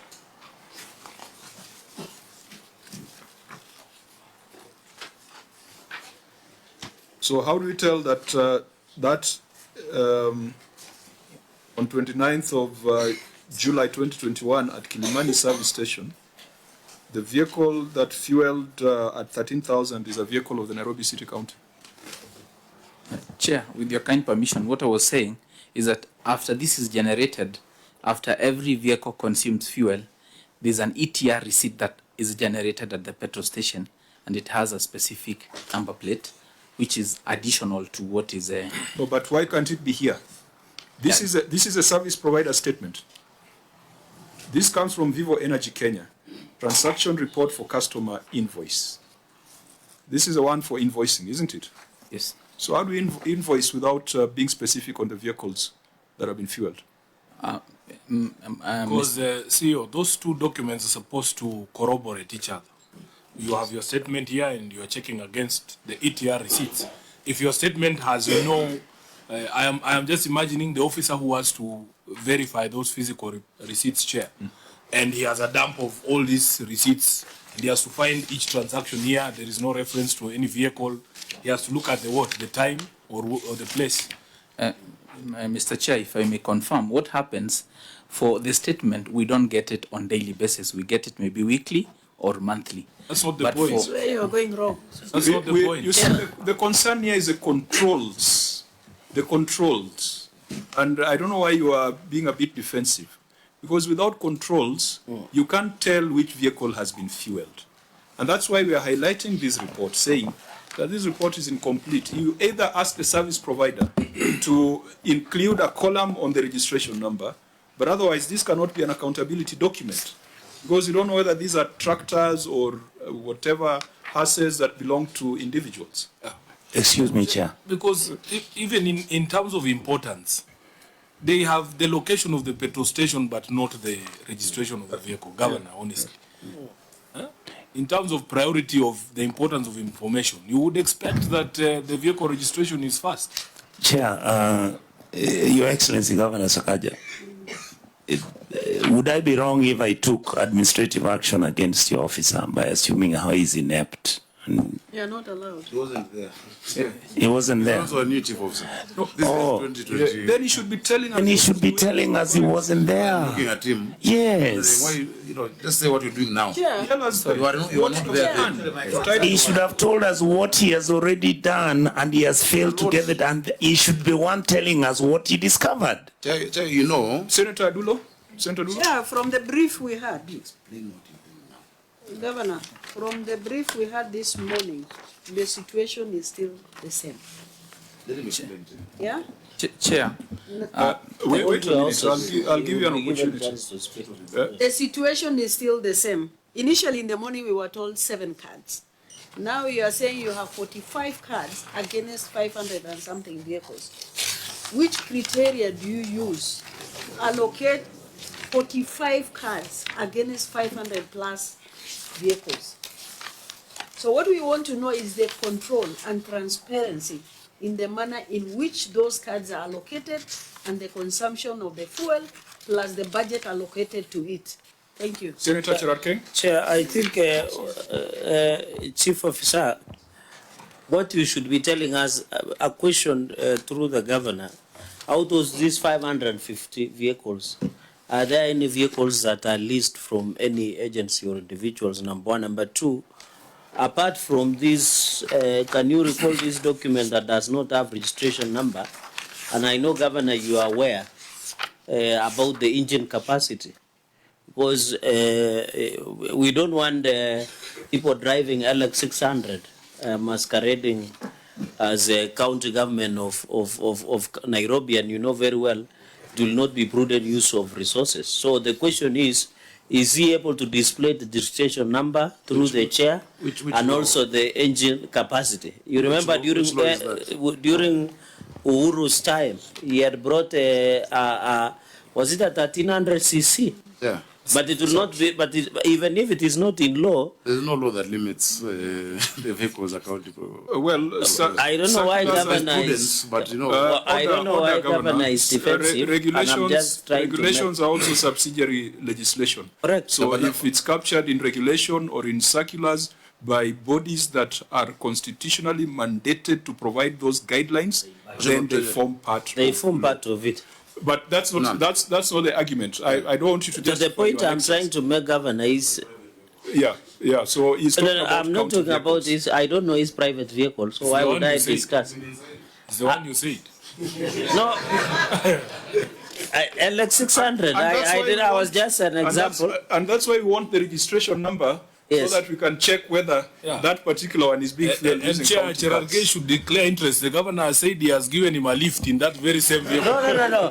Where did I've they never boarded any governor's vehicles. It's the same one. I don't know. I don't know his vehicles. I can't really remember because he's a man of means, so I can't really remember which one. The point I'm trying to make, and I think Governor, you need to assist us on this. Is the prudent use. I was saying, imagining that your county government is driving a 6,000 cc vehicle, which we should drive less so that you consume less fuel. That is my argument. Because at the end of the day, I don't about fuel or about order, Governor. Order. If you need a break for the sugar levels, you ask for it, because I'm seeing they are going down. But as you are still alert. So my point only, I wanted to make Chair, point of order, Chair. Let's allow to conclude. One, through the Chief Officer of Mobility, are there among 550 vehicles you have, are there any that are leased? Number two, could you be able to display, apart from registration number, display the engine capacity for accountability purposes so that it becomes easy to account? Senator Mariam Omar. Chair, mine is also partly the same. I wanted to ask if Governor, currently, how do you do your fuel register? Because if there is lacking, because this one there is a problem of registration, is it the same continue? Senator Onyonka, no, Senator Mofa. You know, Chair, we in this arrangement, you are interrogating history. So we want to know from the CEO now, the current situation, do we have that kind of confusion? The current. I think we have asked the same things in different language, in different words. Governor, we want to understand the current arrangement, whether the controls have been tightened or the situation is as flagged by the Auditor General. Chair, perhaps before it does. Governor, if you see everything that is in place in Nairobi is very deliberate. If you go to the next annexure, which is a list of insurance of your vehicles, you will see that all the information we are looking for on the fuel side is included in this report. Because you will see registration number of a vehicle, the make, the model, the type, the year of manufacture, everything is captured there. So why it was not done the same, even the value, why it was not done the same for fuel is the cause of concern. So perhaps when you respond as to what you have done now, speak to the deliberate nature of the omission of some of those information during that time. Okay, let's allow them to respond. I think we have canvassed enough. Thank you very much, Honorable Chair and Honorable Members. I will start with the first question on whether we have any leased vehicles. I can confirm currently we do not have any leased vehicles. What we are using is county vehicles. Number two, Honorable Senator asked what is the criteria that we use while issuing these cards. What we have done is that we have given per sectors, especially for the sectors that have a lot of fleet. For example, mobility and works, they have a card. For example, health, it has a card. And then the reason as to why they increased is when we came into office through the governor, we introduced cards for CCs and chief officers. So for the vehicles that are used by CCs and chief officers, they have specific cards for those vehicles. Moving forward, a senator asked what is the current situation. We have improved on the situation. The records that we have for this year and this administration, we have the registration, the model, the price, the liters, and the receipt number. And to add on the improvement that we are still doing, we are in the process of having a containerized fuel station for the county. We have organized with our supplier such that when we get that containerized fuel, each vehicle, and I'm talking about each vehicle, will have a dummy card, because there will be no need to load that card with credit, because we will have our own fuel. But the purpose of that dummy card is to ensure you can know with precision the amount of fuel that has been consumed by that vehicle and whether it's diesel or petrol. Auditor General, we request you to keep this in view so that you can report back on whether there are sufficient controls to prevent misuse, but we agree with the Auditor General that there have been weaknesses in, in fuel management. I think that should allow us to move on. Chair, can I? Senator Onyonka, it is 4:09 p.m. Just 1 second. Yes. I wanted to, having a sore throat, I just wanted to raise the issue with the mobility manager and the governor that even whether you're going to do the containerized fueling system within the county government, if you don't have a GPS system, you don't have a report that is given from whoever that is assigning your driver to go and work somewhere, and you understand, Governor, that this technology would be giving you the mileage and the distances and where your vehicles are working, I think you understand where I am. And I hope that you may possibly think about adopting such a system. Governor, let that not generate a debate. Let's proceed to issue number 2.5. Chair, I had asked him to answer, then I conclude. No, we have already given directives. Okay, kindly, Chair. Just allow me to... No, I will direct that we move to the next issue. It is 4:10 p.m. Just 1 minute for my response. Order, Governor, it is for your benefit that we are proceeding. Otherwise, if it gets to 5 o'clock, we shall adjourn and you'll come back here tomorrow. Chair, just allow me to 1 minute. I'll give you 30 seconds. Surely, Chair. Proceed. The reason we come here is to answer.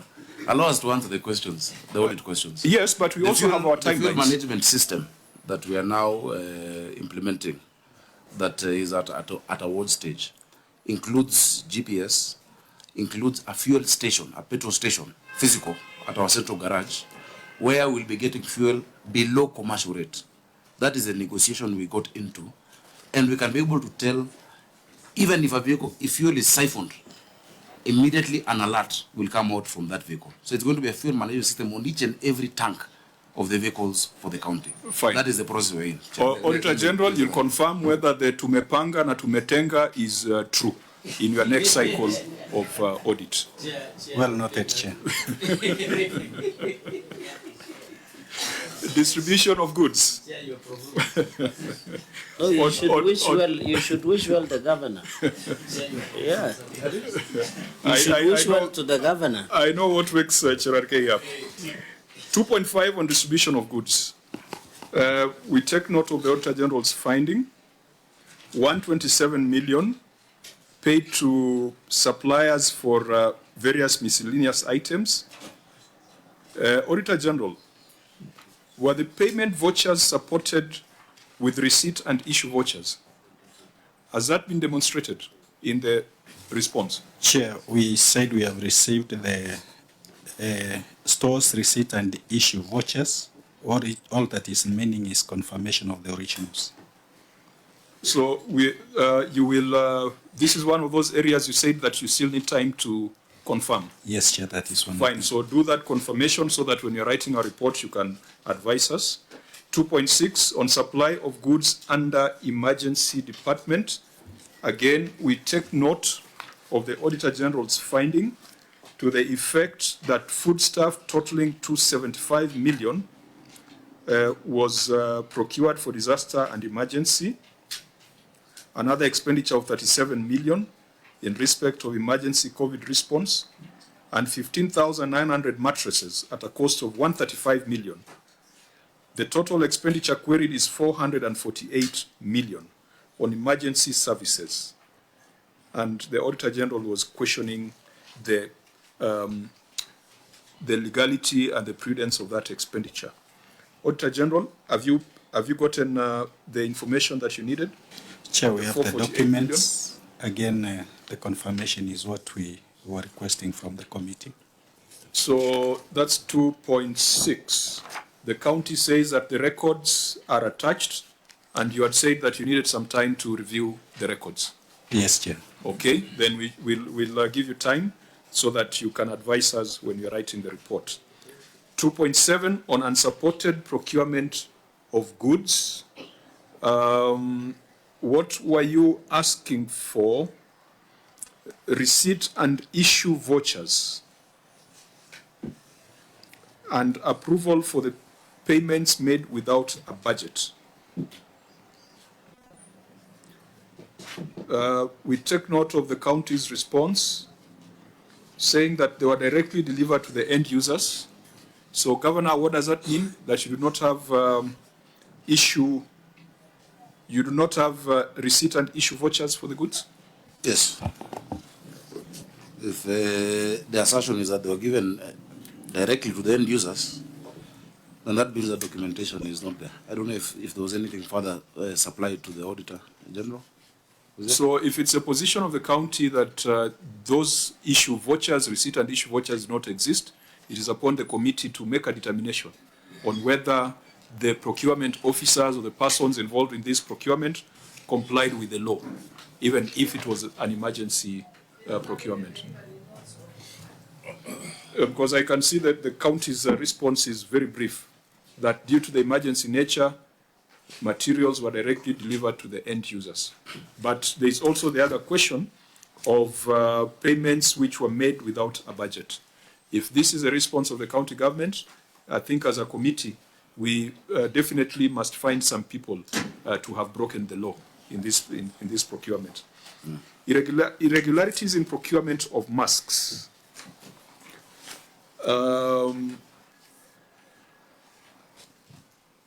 We take note of the Auditor General's finding under 2.8. The county government responds by saying that there was a mix-up in dates in the memo and that goods procured were delivered and there was no loss of funds. Auditor General, do you agree? Chair, I think management is in agreement with audit observation that the dates were not correct. Justification for the mix-up, Chair, is what we are looking for. Was there loss of funds? Chair, this is procurement. So if chronology of events is doubtful, then we cannot tell whether the procurement was actual. So the problem is approval was given on 28th of March. Requisition for the purchase was done on 28th August. After approval to procure had already been done. Further, the LPO was issued on 16th April before the requisition was done. So that is a breach of the procurement regulations, isn't it? Yes, Chair. And there was a procurement, there was a head of supply chain who perhaps did a professional opinion. We must hold that head of procurement to account because that's a member of a regulated profession. So here we agree with you that the head of supply chain or the person who issued the professional opinion must be held to account. I'm very interested in the Auditor General's take on that. Your second statement in your finding. What is the basis of you concluding that there was money lost if you are telling us that the bidder supplied the masks? How did you confirm that the masks were supplied? Chair, in my statement, I've not said that we've confirmed no money was lost. I've said, in the absence of following the law as it is, then we cannot be able to confirm. So how did you confirm the masks were supplied? What's the basis of that confirmation? Based on the documents. Invoices and? What documents did you look at? Delivery notes, were they availed? Allow me to go back to the question, Chair. But that same paragraph says that the county was invoiced 1 year before delivery was done.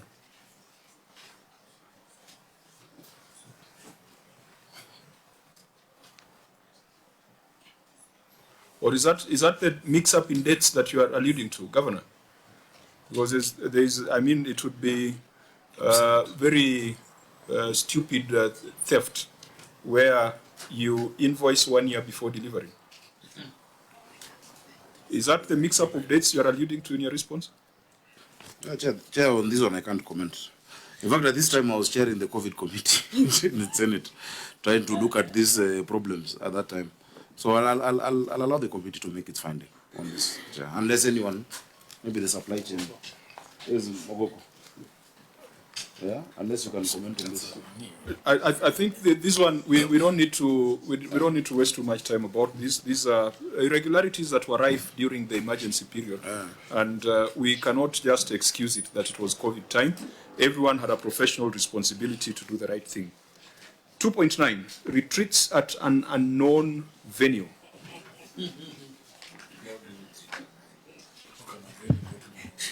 Who was the governor then?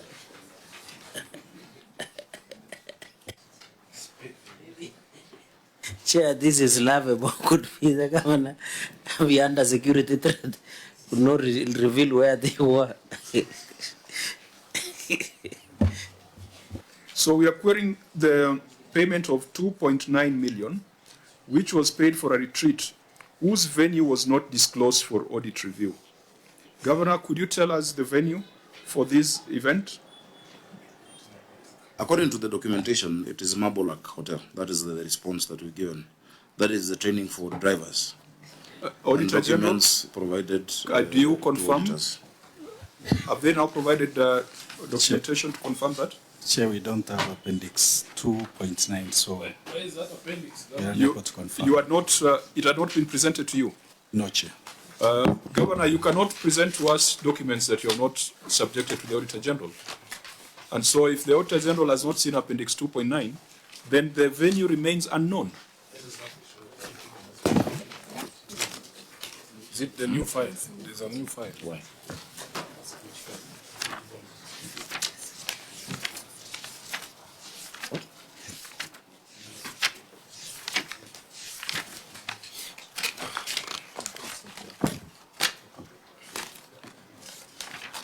Members, it's 2.9 million, so the amount is not very material, but so it should not take us a lot of time to deal with. Senator Sifuna?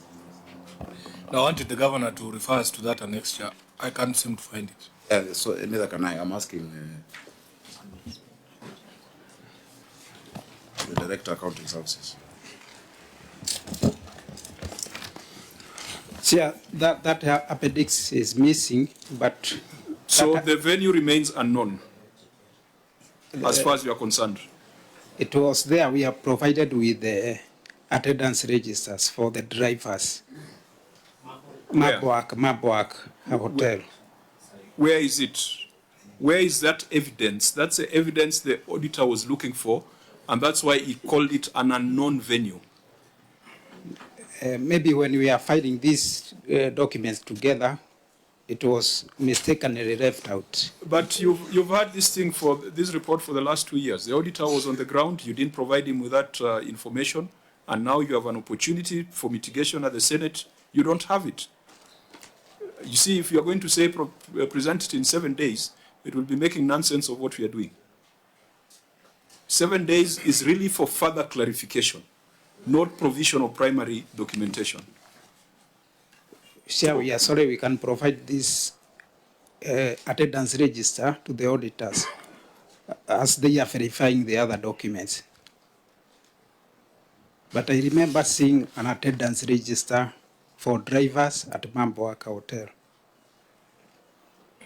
Auditor General, just look, maybe within those 7 days you'll advise us, but as far as you're concerned, the venue remains unknown, and this was theft of public resources, 2.9 million. Domestic travel and subsistence, 2.10. Auditor, you had said this has been supported? Yes, Chair. 2.11, other unsupported payments. Appendix 1, you had requested for more time to verify the supporting documentation. Which, Chair? That applies to 2.12. Yes, Chair. 2.11 and 2.12. That's true, Chair. And the reason for that, Governor, is because your officers were sending vouchers to the Auditor General as late as when? Friday, Chair. As late as Friday. And that is unacceptable. I don't think that we will take that stance going forward. But now that the Auditor General says that they are able to look at them, we'll allow them to look at the payment vouchers. Failure to provide transaction status, Auditor General, you said this is partially resolved? Yes, Chair. What is outstanding? The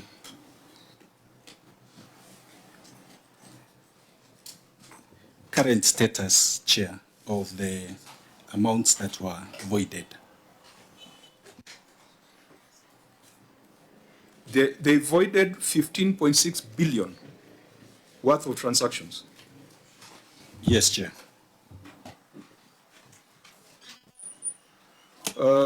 Governor, what would be the reason for voiding payments with that payments which are that material?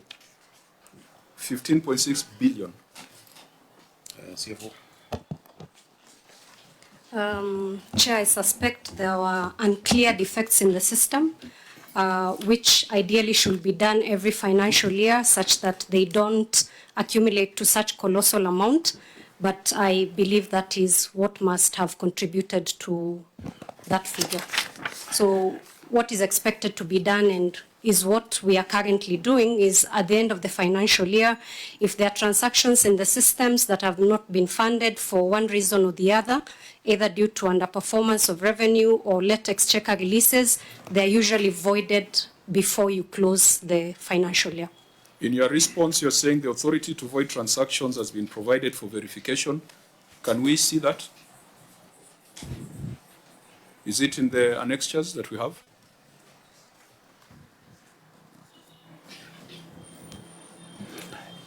It's not in the annexure, but it was provided to the auditors. I have it with me. The letter was... Control of budget, what's your take on this? 15 billion worth of voided transactions. And we've had this conversation. And sometimes this is done, they seek the approval, and your office does the approval, then they go back and do their own things. And it's a way of stealing public funds. Thank you, sir. Could I say something, Chair? Yes, Senator Yonke. I know this is historical, but my chair, I can tell you that is the reason why, you remember the questions that we've been asking, that Kisii County has got 672 voided transactions. It looks like this is something that has been set up for, and I would want the Auditor General to give us the reasons why they think this has happened. And number two, I really, really would want, Chair, the controller budget to come and answer those questions to us. Because there's something going on between Treasury, Central Bank, Controller Budget's office, and finally to the county governments that are receiving the money through the executive. Controller Budget? At the control of budget, we only receive the successful transactions in the exchequer requests. So the voided transactions happen probably after. So those ones do not make their way to the control of budget. However, we expect that the voided transactions are authorized. They should be authorized. So maybe there must be an approval process at the county level of voiding the payments. Could I ask a question, sir? Senator Yonke. Excuse me. How do you, I know, I've already heard what you're saying. That's what I'm saying. I also wanted the Auditor General to talk about it. How do you void payments for 15 billion shillings and then you pay through some other? This is what is... Yeah, I'm actually baffled. Could you try and explain to us what you've discovered? Thank you, Chair. Looking at the voided transactions, some of the reasons is one, what they have explained, that a payment has been processed through the process up to IP. However, that approval for the final payment has not been granted either by COP, to lack of funds. Again, a payment that we categorize under this are those payments where a payment is processed, however, wrong details can exist, like a wrong name, wrong account number, and therefore it bounces back. Excuse me, Chair. So the three reasons you've given that are most likely supposed to be consequential out of this exercise, in your simple, common Wananchi's language, what can you explain to me is actually happening to these transactions? Because number one, you cannot pay something that doesn't have the account number that is proper, isn't it? Number two, if the payment has been authorized and the fund and the requisition for payment goes to the Controller of Budget's office, if the money isn't there, because you see, IFMIS doesn't ask you to file a requisition if there's no money. So the argument that the reason why this was actually being voided was because there was no money doesn't make sense. But I also know that if I took, like we have the case in Kisii County where the budget was mutilated, where the controller budget flagged out the budget which had been mutilated, which means the code that is supposed to be used for the payment of this money doesn't exist. I can see you are smiling. I'm with you now. Is that the true story? Yes. I'll see you are smiling. These things now we know them. So begin to tell us exactly how we are losing money in our counties. We don't want you to play with us. Many of us are well-schooled, we are accountants, we are forensic experts, the whole of this team. And this has nothing to do with what is happening at the county, because this is like 4 years ago, the governor wasn't there. Can you tell us and tell Kenyans what exactly is happening when you have those four hypotheticals? Proceed. Chair, I may not have a case that I have proved, but in relation to the amounts that are on discussion here, the 15 billion is patching up of payments towards the end of the year with anticipation that the exchequer release, the exchequer money will come in. And so come the end of the financial year, that money is not forthcoming. But these transactions have been invoiced through the process. And therefore, for you to close the financial statements in the system, these transactions have to be cleared. And therefore, the way they clear them... That is one hypothetical. Give me the other three. That is the one everybody uses. Oh, it was exchequer releases, exchequer... No. Give me, why do you think somebody would actually stop payment of 15 billion shillings? Honorable Chair, can the finance experts from the county answer that? Because this is the system that they use on a day-to-day basis. I am having a problem even with the county, because you had said there was no documentary evidence provided to support authorization and reasons for invalidation. The county says it is attached. We can't see it. We can't see it. Governor, why did you choose not to provide that to the Senate? Because I'd really like to see that authorization to invalidate 15 billion or to void 15 billion worth of transactions. I'd really like to see that. Yes, I want to see who has authorized it, who requested and who authorized. Chair, in your response, you have said the authority to void transactions has been provided. I'd really like to see that. Yes, Chair, I can confirm that this was provided to the auditors. I have a letter dated 3rd August 2022 addressed to the Director, IFMIS Department, National Treasury, requesting for voiding rights for officers working within the county treasury, and 5 of them are listed with their PF numbers, their ID numbers, and email addresses. And the letter was signed by then Acting Head of County Treasury, Mr. Joseph Gadhiaka. So, and the response? That is a request? So normally in practice, Chairman, once a letter is written, I've not seen a response back from IFMIS indicating that the rights have been granted. Usually within the stipulated time of 7 days, they issue the rights, and once the officers access the system... And 7 days would have fallen on the date of election? They're able to deal. What was happening on 3rd of August 2022? On the 8th.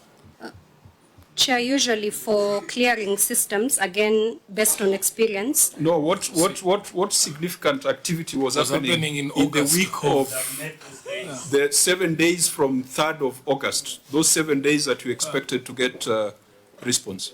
What was happening in the country? There was an election. Yes. Correct. Yeah, but I cannot fully ascertain the happenings then. But Why would one choose to void 15 billion worth of transactions on election week? 6 days. usually, Chair, the National Treasury grants an extension once the financial year comes to a close. On 30th of June, not in August. Sometimes, Chair, it runs up to at least a month or two after No, the financial that's year a has been completely closed. different matter. You are saying authority to void transactions has been provided, but you have described to us a request to void transactions. Correct. And that's why I'm saying I'm very curious to see who granted that authority and when it was granted. And meanwhile, Requested on 3rd, so I'd like to see when it was granted. Thank you, Chair. And also, Madam CEO, how I would have wished that you actually gave us the lists of the voided transactions and where the payments were supposed to be, go, and who was subsequently paid after that. Yeah, Chair, as they do that, I'll want the CEC to explain further. You see, I understand, with the kind of even pending outstanding liabilities that are there, of 100B, accountants will put things on internet banking, hoping that they can be paid.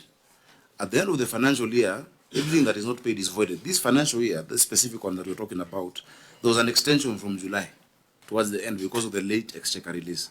So that is what coincided with August. Such that now, if it has not gone through by the end of the financial year, Paul, you try again next year as a pending. That's what actually happens in practice. So it's not that 15 billion was actually used to pay something else. I don't think there's a time the county has had 15 billion in its account, at a go. But it's that even now, if you go to internet banking, you'll find a lot of payments that are there, just hoping that a decision is made to pay them. You're talking about outstanding liabilities of close to 107 billion. Many of them are there. And they're just hoping that, with this budget I can get my pending bill paid or whatnot. So it's not that if you void, the money is actually then spent from CRF on something else.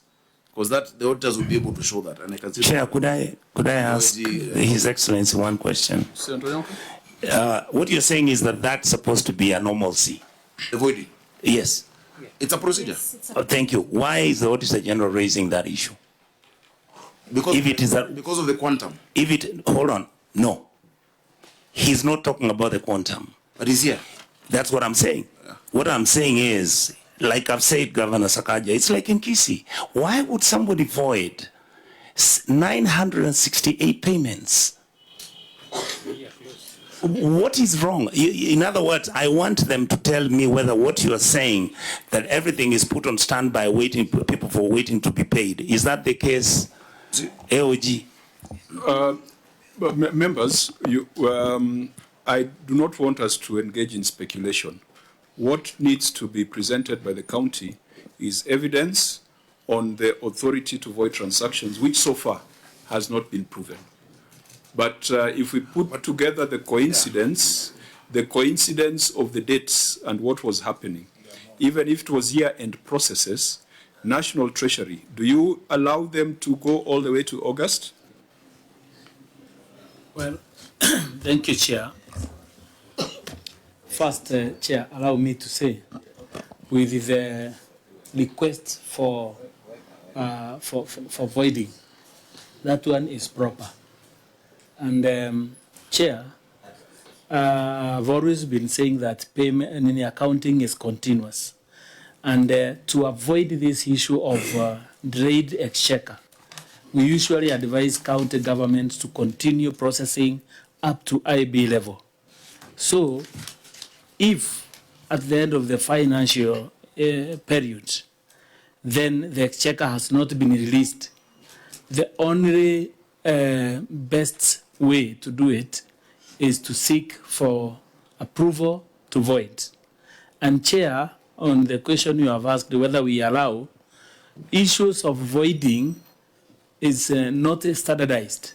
It depends with the needs of a county government. So the county government can request for voiding even in August or even in July. It depends the need that has occasioned the county government to request for such a facility, which we give temporarily and close. When they make the request, how do you action? Do you respond? Is there a user change request form that is filled? Because that must be part of the controls. When they make the request and the request is approved, they are able to see it in their screen, the person with that right. I think the reader can... So why do you make them right when you do not commit anything on your part as National Treasury? Of course, the letter is marked for action to a certain officer, and once that one is done, a communication is made through the IFMIS. If the person with the rights check the screen, he will be able to see that the rights have been given, and they can print that. Dr. You are there. I think the Treasury is failing counties. Any change in access rights, ideally in a properly in a proper ICT governance environment, if you're going to change me from an ordinary user to a super user, there's always a change request form. And that happens even in small organizations, perhaps even in the Office of the Auditor General. So if those persons whose names were on that letter, they wanted them to have higher rights than what they already have, ideally there's supposed to be a change management procedure or a change request form. So I think on this matter, let's have a conversation to find out what the Treasury ought to do, the controls that need to be in the system, what the COB needs to do, and then we can have a holistic proposal, but it does not take away the fact that this 15 billion, in terms of voided transactions, is a smoking gun. And we might want to ask people with greater capacity to find out whether those voided transactions, it was meant to defeat the Office of the Control of Budget. But I think there's something the Treasury ought to do. There's something that needs to be put in the system, but there's also some duty of care on the part of the county. Chair, point of information, if you will allow me, sir. Senator. And it will take me 2 seconds. Chair, I've done a lot of research on this matter, and the information I've been given is that voiding of transaction is deliberate. Normally, you will find the original budget would have been tampered with, so that when the payments are going to be made, the reason why anybody would void that transaction is because they want somebody else to be paid instead of who had been given the code number to be paid. Chair, can I make a request on behalf of the people of Nairobi? Because I can see time is moving, and yet there are very critical items in this report that I had hoped at least to hear from the county government. I have pointed out some of them. I just request that you prioritize them in the interest of time, so that at least there can be a conversation around projects as well. Okay, so then let's get out of this. Yeah, but you've really awakened my mind when you mentioned the date and what it was close to. Possibly this was being voided to defeat me, in August 2022. If the allusion is towards the election time, August. Are you saying you are supposed to be paid from that? That money went to, yeah. But I think the information you can get, Chair, because I understand the argument and I can see there's concurrence. Also, look at just the statements, the bank statements in that period about the amount of money paid out from the county. You can be able to get that. You can provide that. So CBK, and you'll see. One thing, for instance, Chair, that I'd like to just bring to your attention. Every year, on top of voiding this, there's supposed to be refreshing of IFMIS users. That all users on IFMIS are removed, and then new ones are assigned. I found 2,000 users on IFMIS. Chair, 2,000. 2,000 what? 2,400 IFMIS users for Nairobi County. Yes, even dead people. Even dead people who've moved. And so I removed all of them just this last financial year so that every sector can have the specific number required with the different stages. But you can imagine 2,400 users. And that time, you remember, procurement was also manual. So procurement is manual. You have all these users hanging around in cyber saying, wacha nikufinyie, payment yako, you know. So that is why I left this Senate to go to become governor of Nairobi to sort out these things. Because that was the situation. You cannot have all those users. Somebody can create a procurement process from scratch at River Road. Get an LPO, you create even things that are not even on budget until the delivery note is done. Today, we're on e-procurement. Everything from the beginning to the end has to go through that process. And if there must be an exemption in situations where you need to do it manually, it must be approved in cabinet. Governor, let's leave it there. I think we've got a live matter that the EACC, and I think it's in court, must have been in Kilifi, where the persons with rights to the system created transactions and made payments in the middle of the night because of unfettered rights in the system. So there must be a conversation around that, using the Kilifi case as an example and the Nairobi case. So I think members will have to deliberate on this and maybe come up with some proactive recommendations. The next one is irregularities in procurement of transferred services. Yes, so that is not lost on you. On that one, there's a question that Treasury must answer. Because automatically they should remove these users. What was happening with Nairobi? No, we'll come to that. We agree with you. And that's why I said there's something for CAB to do, something for Treasury to do, and something for the county to do. The next issue is irregularities in procurement of transferred services. And I think the key question the Auditor General is asking is that while health was transferred, the county still made an award for supply of drugs for 75 million to 2 companies, but the supporting documents have not been provided. Governor, your response on record does not answer the query by the Auditor General. You are saying it was a pending bill to KEMSA incurred by Nairobi City County. Give us the details of what was supplied. Give us the details of the invoices. Give us the details of the payment vouchers. Otherwise, we will say that this money of 75.9 million was stolen. CFO? Chairman, we tried sourcing for support documentation on the payments cited by the auditors, but we could not, these documentations were not availed to us, and therefore we will leave this matter to the committee for further guidance. So this looks like theft of 75.9 million under the guise of medical supplies, and we shall be asking the EACC to be with us on this so that this money is recovered. Dr. Munywa? Allow me to explain this. It is not upon the committee to declare a loss.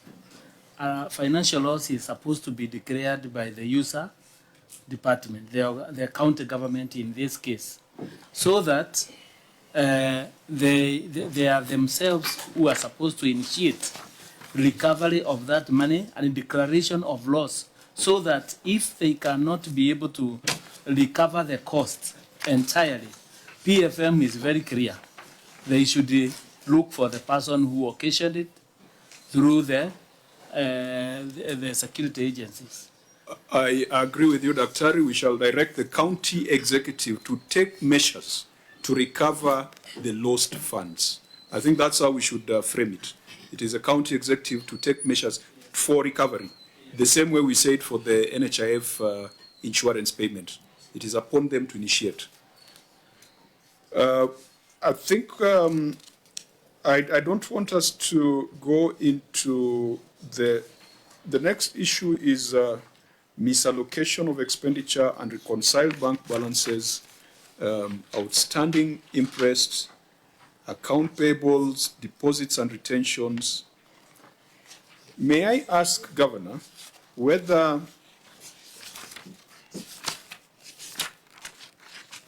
the signatory to these financial statements, Martha Wambugo, is still in the county executive? Yes, yes, Chair.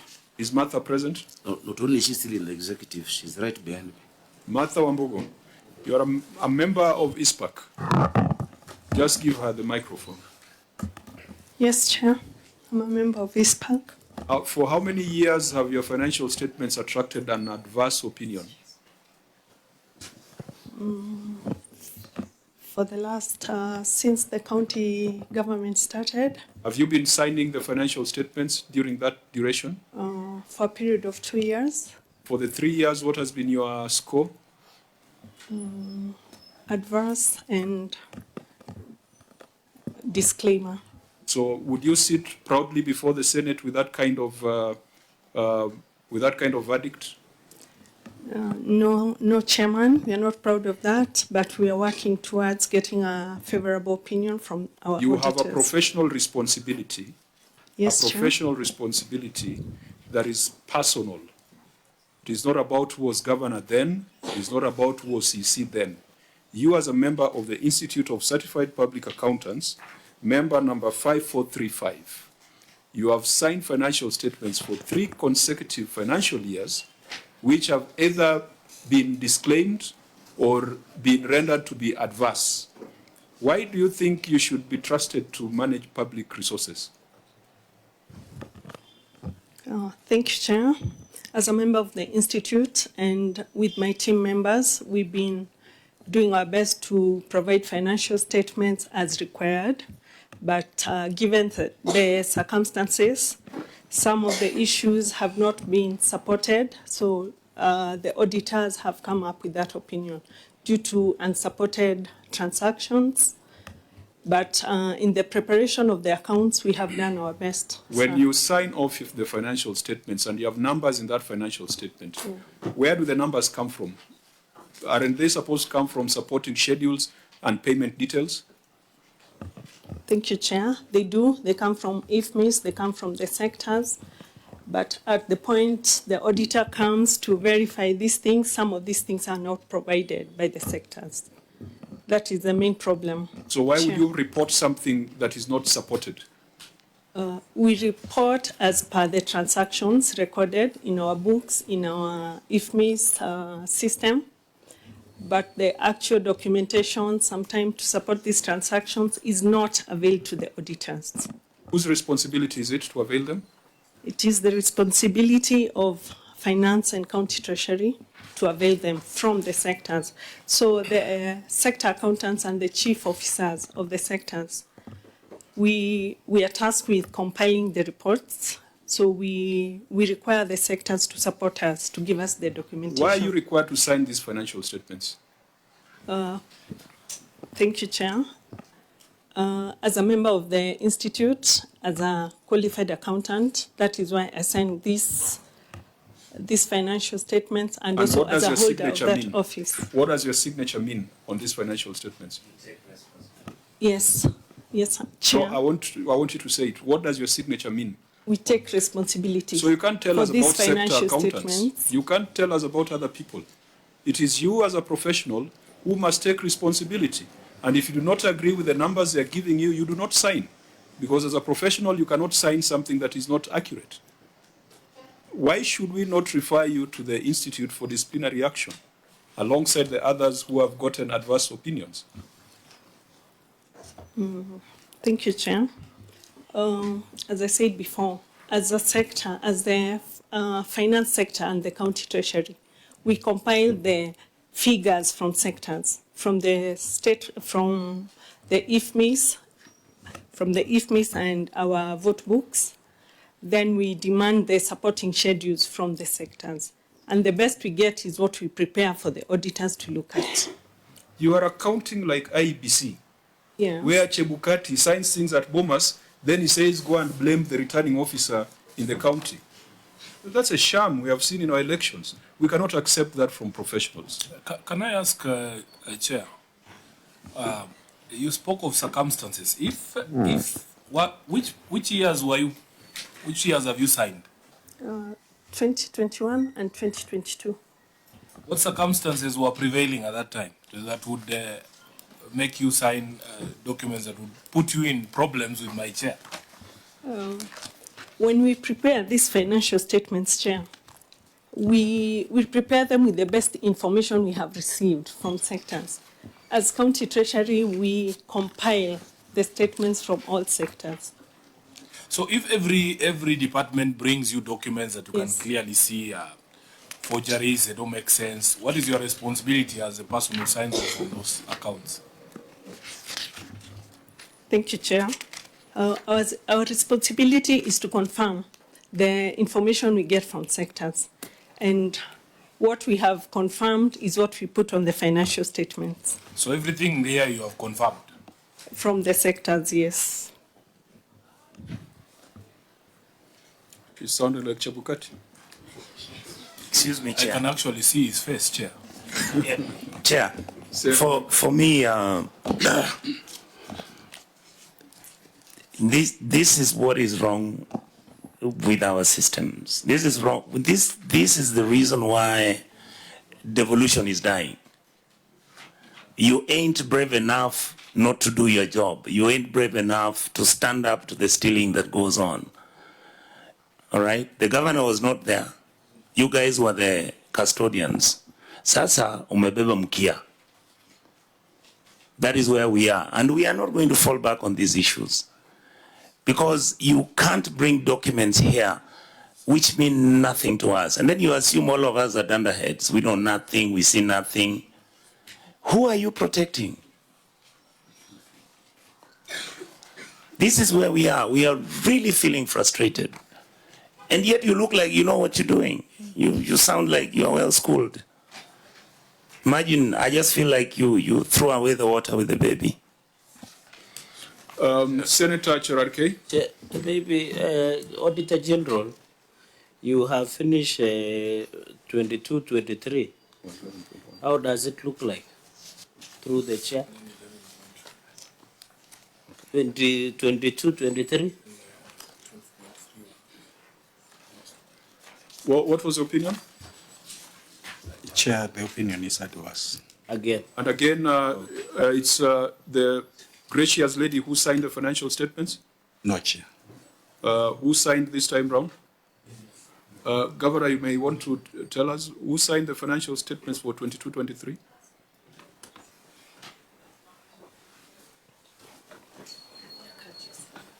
Joseph Gadiaka. We are going to crack very hard on professionals who have the responsibility of doing the right thing. And they don't do the right thing and they assume it's business as usual. Yeah, you have seen what has happened in your county assembly, and we are seeing the same kind of situation in the county executive. And again, Governor, he does not have to take the Senate to talk to your staff. I mean, you should shield them by making sure that you take administrative action or training, so that when you come here, you are telling us, you know, we had some problems, but I've already asked the Treasury to train my people, and so there's going to be an improvement. But we are not going to allow them to hide behind the governors. If you've got a professional responsibility, accounting, HR, procurement, we shall come for you directly through your professional body. Can I? Chair, I did not finish. Maybe before the governor speaks, Madam Mother Wambugu, you are aware if this was a private sector, this has to have formed the ground for your sacking or firing from the entity. Are you aware when you get adverse? I think it's only in public sector where you are rewarded. Are you aware of the implication of adverse opinion? I am, Senator. Yeah? I am aware, Senator. Okay. Chair. Governor, what are you doing, internally? You've had disclaimers since the onset of devolution, and then it has gone to adverse opinions, and your first year in office, it's still an adverse opinion. What are you doing? What's the conversation on capacity? Chair, thank you. Thank you. Chair, this is why I am the governor of Nairobi now. From 2013 to 2018, 13-14 financial year, 14-15, 15-16, 16-17, 17-18, and 18-19, Nairobi County got disclaimer, opinion. Yeah? That, it was just terrible, completely. And you remember this is coming from the council, then the first county government. So 13-14 to 18-19 was disclaimer. From 1920 up until now, it has been adverse. The things were, and that is why we took the bull by the horns to go for this position, you know, to say, okay, look, what is the systemic problem? For you to have an adverse opinion, there are many things that are carried forward over the years. The story on pending bills will always be in every audit report. You know, there are things that are carried along that you need to find closure with the Office of the Auditor General for it to move. In fact, it is in this time that Nairobi has gotten its first ever qualified opinion on anything. That is the liquor, the alcoholic drinks, the liquor board. The report for 2023 is qualified. Chair, those are the improvements that we are making in the city. You can't imagine that would have come in after 6 years of disclaimer and then adverse that I would just come and wave a magic wand and suddenly it becomes qualified. The improvements we're making, for instance, I've told you about the if misusers that we were having. I've told you about e-procurement. You know, the using the revenue reporting modules that are on IFMIS, modules that have never been used. If you have time, we can take you through exactly what we are doing to improve, to make sure now the next financial year becomes better. Of course, the first one, when you get in, you find it's the same people doing the same things, carrying on the same issues. Those changes are made as you progress. The chief officer, for instance, became chief officer in February of 2002-2003 financial year. You know, there was a chief officer before that. There was an entire structure before that. We've been doing trainings. We are talking to these professionals. We are paying for them the continuous professional development. So I think in a matter of time, you know, because it is one thing to really want it to change immediately, but the practicality of it, the magnitude of issues that we deal with in the county, you know, and I would even allow my chief officer to speak about some of the improvements we're making. It takes more than 19 months, Chair. And I'm sure even the next audit will start looking better. If we already moved qualified, by the time we're done, we will have an unqualified report, Chair, possibly even in the next 2 financial years. I'm the one who proposed, Chair, something that also the Auditor General took up, yeah, the reporting matrix on implementation of audit requirements. And they took it up and said, look, this is a template that they want to actually have counties developing. Because the reason for audit is to improve systems. The reason for audit is to see where there are loopholes that could be used by those with, you know, bad intentions, and how you close those audits, whether it's a system audit, the financial audit. And that is why I said that matrix for implementation of audit proposals needs to be filled in internally by ourselves. Before I came in, Chair, even the internal audit committee was not there. I was able to constitute it. I was able to resource the Office of Internal Audit. They were not being listened to. In fact, many of them, when they came to my office, they said, it is their first time to enter that office. These are people who've been there from the time they were mayors. They've been there. They've never seen the office of a mayor or a governor. But the people I'm working with every single day. So it's a process. I can see the progress. It might take a while to catch up in terms of the reporting, but the Office of the Auditor General can confirm to you that there are serious improvements in a lot of these issues. And maybe that's why many people in different quarters are not happy. When you remove all those users, when you remove the people of Hewa who are used to getting 150 million or some of these payments, we're saying are clearly unsupported to facilities we clearly don't know, they will not be happy with that, Chair. But we must do the right thing. And my team knows, and the professionals, yes, that I'm not carrying anyone's cross. Everyone will carry their own cross. Thank you. You have professional responsibility. Don't think that because the governor can explain his issues that you'll hide behind him. The other day I was, I think, at Osotsi's committee when we were looking at this report on alcoholic drinks licensing. And I said, look, even if it means calling whoever was there then, who was protecting someone at that time, they must answer to it. And I've told them you should never be told to do the wrong thing by anyone, even invoking the name of the governor. So that progress, you know, if we were to get a session to look at implementation of audit proposals, how do you close an issue? An issue is unresolved. You've said, yes, it's unresolved. I've agreed it's unresolved. How do we close that issue? How do we, you know, bring closure to it so that we improve that system? You know, that is what then benefits. Let me stop you there, and helps a county chair. With this committee, we are naturally cynical because you have seen a lot of theft.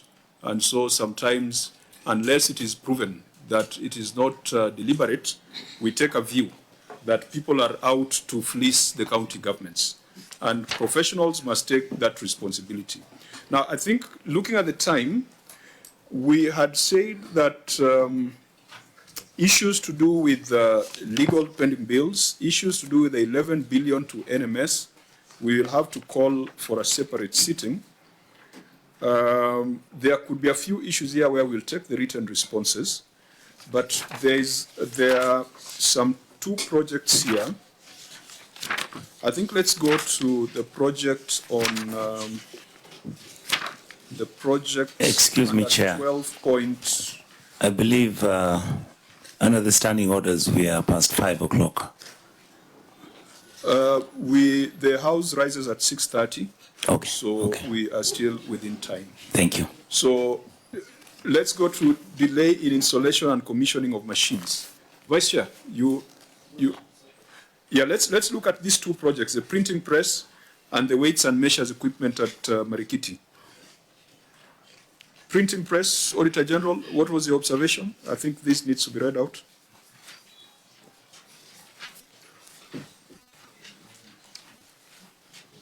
It is on page 20 of your audit report. I think that is under lawfulness. Under the report on lawfulness. Issue number 11, delay in installation and commissioning of machines. Printing press. Review of records provided revealed that the county procured 4 state-of-the-art printing press machines at a cost of Kenya shillings 51,297,261 in the financial year 2016-2017. Fiscal verification carried out revealed that although the machines were delivered, 3 of the machines, perfect binder, Kenya shillings 10,025,743, offset printing machine, Kenya shillings 14,410,000, and Galtine machine, Kenya shillings 7,575,286, had not been installed. 5 years after their procurements. Management's explanation was that the machine's height was more than the height of the ceiling of offices in Nairobi City Hall. And as a result, they could not fit, putting into question if feasibility study and user requisition and specification had been carried out before initiation of the purchase. Thank you, Chair. Governor, may you read your response? Chair, my response is as presented in the document. Just read it, because the Auditor General also read it. Read their finding. I'll ask the CC Finance to read that response. I'll explain. Space for installation of the 3 machines was identified at the basement of main City Hall. The 3 machines are, as had been pointed out, offset printing machine. Your management response first. The 3 machines are offset printing machine, guillotine cutting machine, and a perfect binding machine. The requisition was done and forwarded to the procurement for award. Advertisement for award was done on the 18th of March 2024, and no one met the requirements. Advertisement of the same was done on 8th April and closes on 14th April 2024. What was the requisition that was done? What was it for? Let me ask for assistance from the Director of Procurement so that we know what the procurement was. What requisition are we talking about here? You bought materials in 2016, a printing press in 2016. It has not been implemented. There is no value for money. So I thought that's what you are going to be responding to.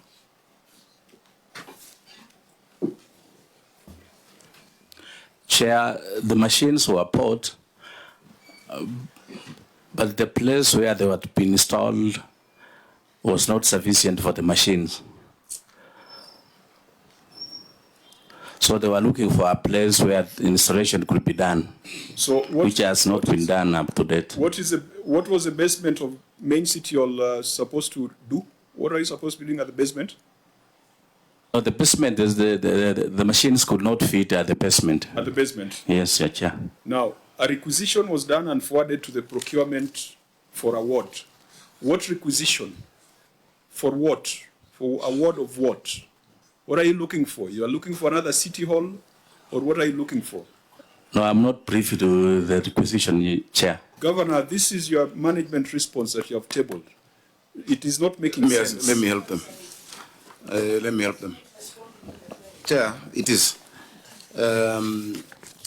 First of all, I doubt the machines are still state of the art. You know, this is the problem I'm telling you we're dealing with. When you find something procured in 16, 17, Governor, and has not been used. Governor, I'm explaining what. No, order, let me guide you. Because of time and because of the mood of the house, just tell us. The procurement is for retrofitting part of the basement to be a printing room. Because the issue is the height. You'd have to demolish, almost break columns at the current printing room for these machines to fit. And so a section of the basement, because the height allows there, is now being, retrofitted to actually accommodate the machines and to have them used. So that's a requisition you're talking about? That is a requisition. Because this does not tell the story. Yeah. They should have given details. What in your procurement plan, how much is that supposed to cost? I don't have that information here with me, Chair, but you can check. No, by the time you advertise the award, then it means there was a procurement plan. Yes. So what is the amount? What was the provision? Head of supply chain? And Chair, this is a very recent matter. It was closed on the 14th of April, just 2 weeks ago. Yes. Chair, the QS was to look for the funds and the drawings before installation. So advertisement was done on 18th of March. Can you do advertisement before you have done without a procurement plan? Actually, Chair, it is criminal to. I'll confirm, Chair, because it was given, but I don't have the information at Are you the now. head of supply chain? I'm the head of supply chain. Are you a member of the Institute I'm a of member Supply Chain Managers? Yes, Chair. So the same concern about professional responsibility that we put to the member of ISPAC applies to you. Are you aware of the management response that is before the Senate? No, Chair. Now, Governor, why did you call troops who don't even know which direction to shoot? Oh, End up shooting you in the back. Chair. I think the last, is it the last line of the paragraph on the audit query is very clear. Because the question is feasibility study and user requisition, and the specification was not carried out before initiation of the purchase. What they should have done is to provide that information, according to me. I don't know. Yeah? And again, just to give us what has been bought, so that we are sure those things were bought. We don't even know whether those things are bought or not, or rather delivered. We are dealing with 51 million Kenya shillings, so it's not pocket change. I think this for me should be one of the most embarrassing things I've ever had. You live in a bed sitter and you go and buy a 6x6 bed. Then when you get to the door, the bed cannot fit. Then you advertise a tender to demolish one of the walls so that the bed can fit. I think it is very embarrassing. It's terrible. And Governor, that is why I invite to be governor, to sort out such things. Yes, but this was the year 16, 17. It's still a problem. Chair, if it's you allow me to getting complete. worse. Your officer back there, Governor, is actually adding insult to injury. That you can get into advertisement of a tender before you have a budget and you know how much money it is. No. He cannot be in charge of supply chain management, and he doesn't know this is something that has closed on 14th of April is when? Possibly he didn't look at the specific procurement. Yes, and there's a reason why we're asking that. Order, Governor. Allow the Senator to... There's a reason why we're asking that. You will find even more absurdity when you realize the project, the cost of demolishing City Hall to fit these machines is twice the amount of the machines, the value of the machines. That's why we ask this question. It might even bring City Hall down. Is that a statement of fact, Chair? I said you might find. In the absence of that document from your director there, we don't know how much money it is. It's, if you give him time, he can actually just get it from the procurement officer in that sector. Procurement is decentralized to the sectors. What I know is that it's around 2.5 million shillings that we're talking Who about. signed this management response, Governor? I can see the signature of Asha Abdi. Yes. Is Asha Abdi in the room? Yes, Chair, I'm present. So, Asha Abdi, are you responsible for this management response? Yes, I have submitted. Of course, it is a governor's response, but you're the one who put it together. Yes. What are you telling us here? Chair, maybe I can just shed light on this. Procurement is currently decentralized at the county. Requisitions are done by the sectors. We have fully implemented e-procurement end to end, and therefore the user department actually carries that function from the point of requisition to contract management. So could be that's why the director. Yes, there is decentralization, but what's the point of convergence as far as the PFM is concerned? The director supply chain management. Yes, so you cannot run away from that responsibility. Where you delegate duties, responsibility still remains, accountability, and is it accountability or responsibility? Remains at the center. So tell us, you have spent 51 million to buy a printing press in 2016, 2017. Perhaps some of you were not in the county government. What are you doing to make this thing work? So if I can answer the question, one, we do not do any advertisement unless there's a budget provision for it, simply because if you're doing e-procurement, then there's no way you can advertise for a project without a budget. So the budget for this project is actually 2.5 million. It is at initial stages of procurement. Advertisement was actually done on 8th of April and closed on 14th April. We are yet to close on this tender, but at least the procurement process has started to ensure that these machines are actually put to use because the services are required by the county. What was the intended objective of this? Of this machine? The printing machines? Yes. Printing. So, Chair, if I can... Sorry, yeah, just explain. The amount of money spent. Exactly. Yeah, because it's a value for money question. Actually, it's a value for money question. And I believe the thought behind this was to ensure that the county minimizes its recurrent expenditure on printing. From experience, every sector was actually outsourcing for printing services and spending quite colossal amounts of money to suppliers, while these services could easily have been provided in-house. So that is the reason behind. I have an indication of how much we spend every year on printing services. I don't have that information at the moment, but we can have it availed, Senator Singh. Why must it be only at the basement and not in any of your other county government facilities? Currently, there is availability of space at the City Hall basement. Chair, the governor... But you have to spend millions to make it ready. The governor has hosted us in some of the rooms at City Hall. They have very high ceilings. I don't know why we need to demolish basements. There's nothing being demolished. The 2.5 million is to create, to create space for it, at the basement. A lot of the printing requests, the printing needs I think I want us to, Governor, please crack the whip on your team. This thing, you have inherited a skunk, but you are still carrying it around. You need to get rid of it because 51 million in 2016, obsolescence, whatever, if it's technology, if it had movable parts, if there's been no service, if it's not been used for that duration, you will go and repurpose your bed sitter, then you find that the thing is not working. Yes, Chair, you can imagine an entire term of office of somebody and the NMS and everything in between didn't even use these machines. This is from 16, 17. So 17, 18, 18, 19, these are 51 million of Kenyans money, yet people are still printing things. In fact, you must check if there are printers who are connected to people who get that contract to keep printing and make the machine deliberately not work. So what we're coming to do is to say, okay, look, we have these machines, can we make them work? Chair, when I got in our data center, for instance, had not been utilized. It was not being utilized. World Bank spent so much money in making us have a proper data center.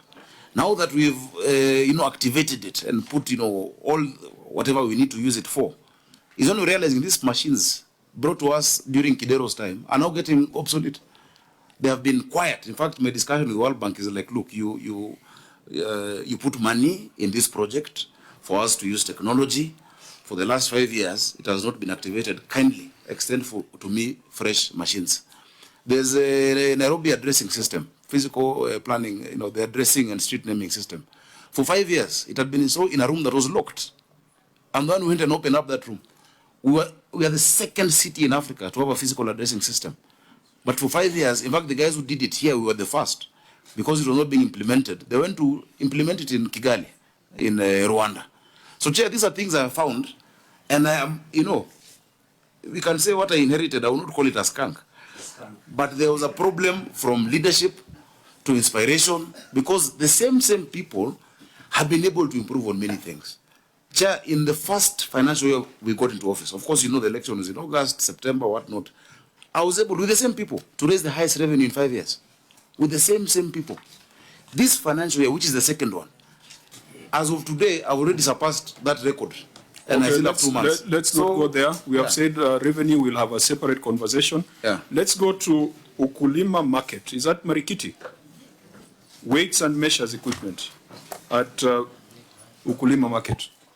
Auditor General, what's the issue here? Chair,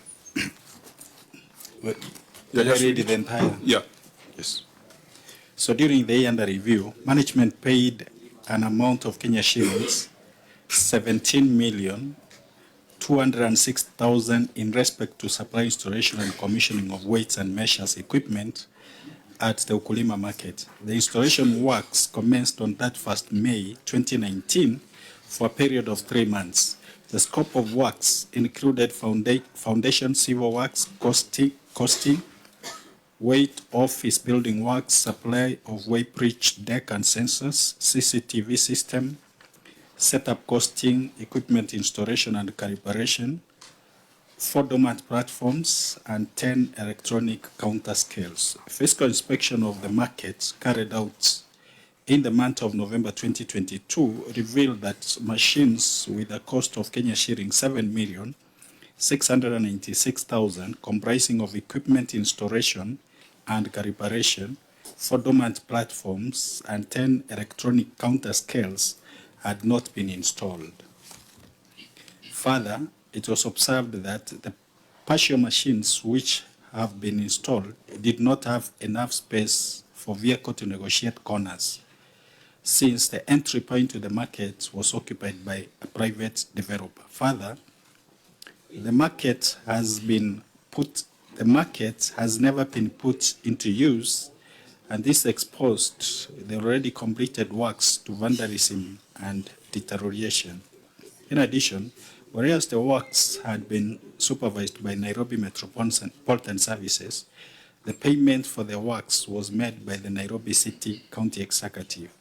No evidence was provided to confirm that NMS had authorized the county to pay. In the circumstance, it was not possible to confirm value for money of expenditure totaling to Kenya shillings 17,206,000. Thank you, Chair.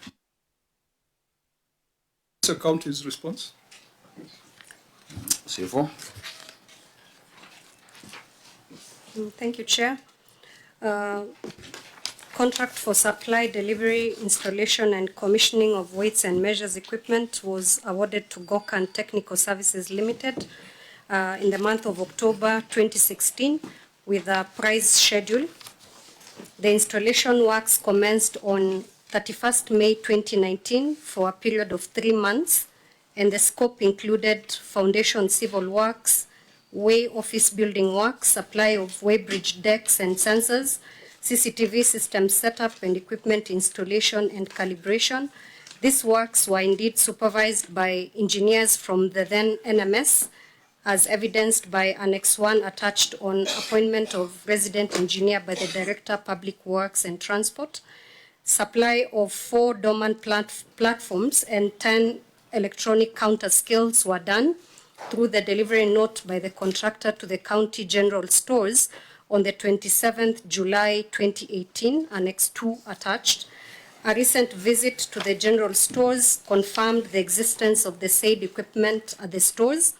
The dormant platforms and electronic counter scales were to be utilized at Kangundo Road Wholesale Market, which was later converted into a retail market.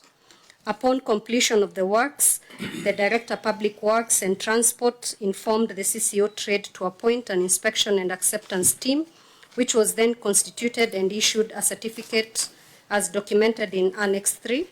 The contractor had no mandate to get rid of the developer blocking access to the weighbridge, the only access being one way to and from the platform. Would you just expound on your last sentence?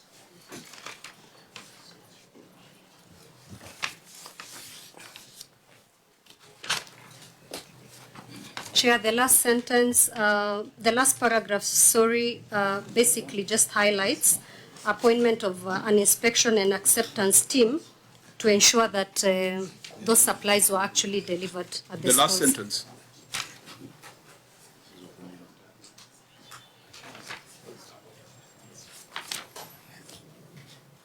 The last sentence is on the contractor blocking the road. Blocking? Blocking the entrance. Well, yeah, just explain that. I'm trying to make sense of it. And Governor knows who taught me English. Must have been the same person who taught him English. TFO, what's that? What's that statement about? Maybe I can try and assist Chairman. This equipment, although we are talking about Wakulima market, I hope you're restricting yourself. I hope you're restricting yourself to the last yes. Sentence. Yes. Okay. So this dormant platform, a decision had been made to move it to the Kangundo Road Wholesale Market. That's the new market in Kangundo Road. But the way the market was designed, there was where the market was built, and then there was an area outside that was supposed to provide access. But there was a building there that I think there had been negotiations about how it could be gotten rid of. Not a county building, but a building that was owned by a private person.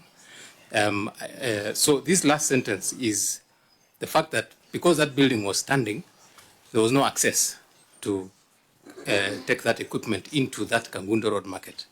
And Chair, as of today, that building has since been demolished. Whose building was that? Is that our land or private land?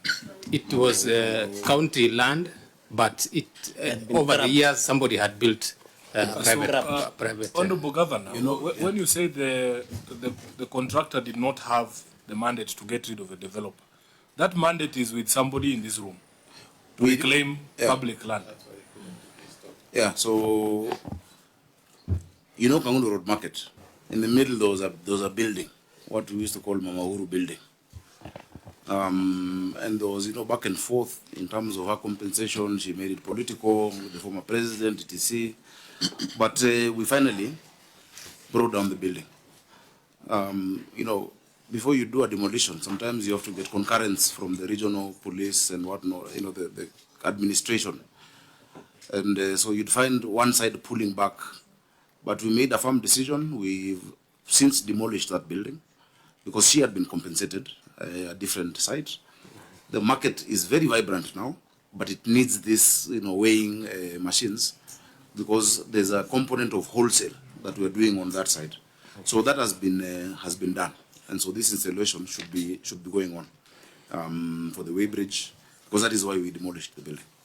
Vice Chair, you.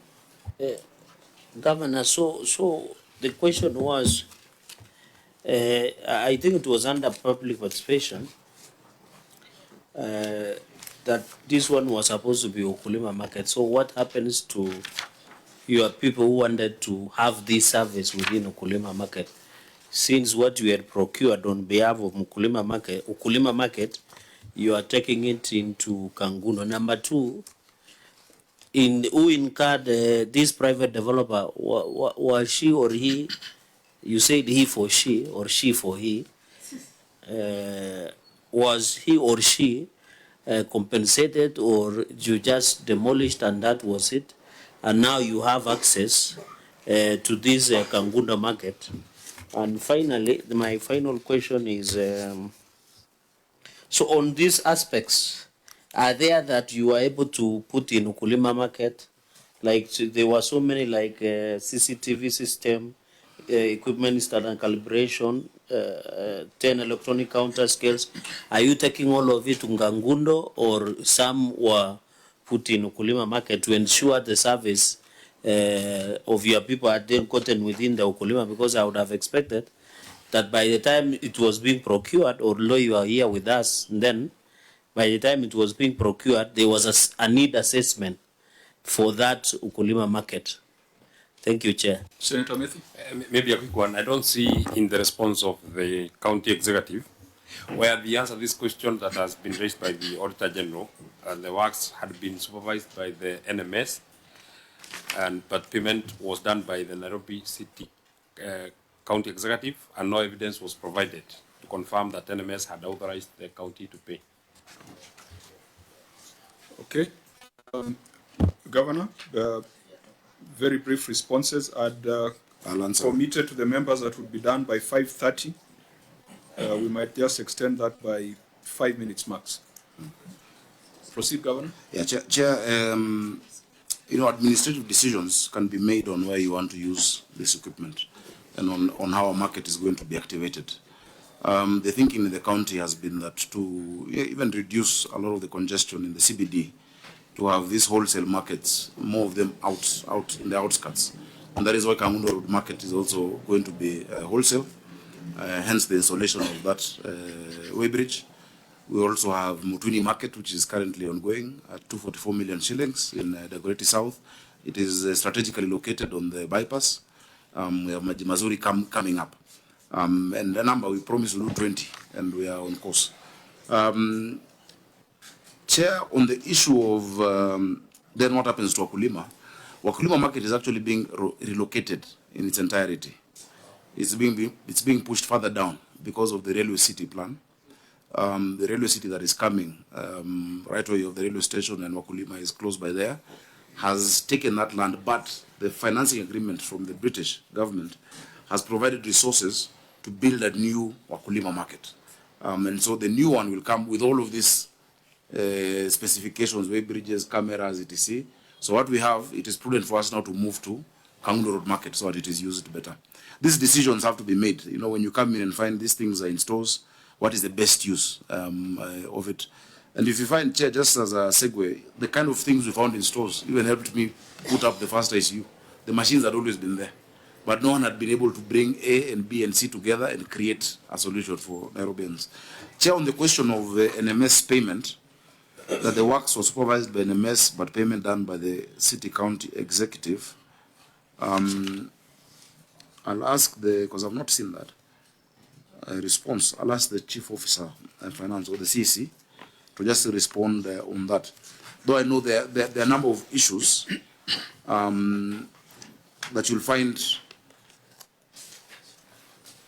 You see, for instance, this one, if it started in 2019, you know that it started before NMS, and it's an ongoing contract that has been contracted by NCCG. Some of these contracts were not novated. There was no deed of novation to move them to NMS. So the engineers at NMS, many of whom are still county engineers, would supervise work that is still being done by the county, but the payments would be done by the county, by NCCG, not by NMS. You have a number of contracts like those that just started right before the NMS period, Chair. I think that should suffice. There was one final matter that the Senator for Nairobi has brought to my attention: contract for an existent road. Contract for an existent road. What we want to confirm, Governor, is whether the contract that has been cited there, if it was awarded and if payments were made. Auditor General, and a contract for an existent road, can you confirm whether payments were made against the contract?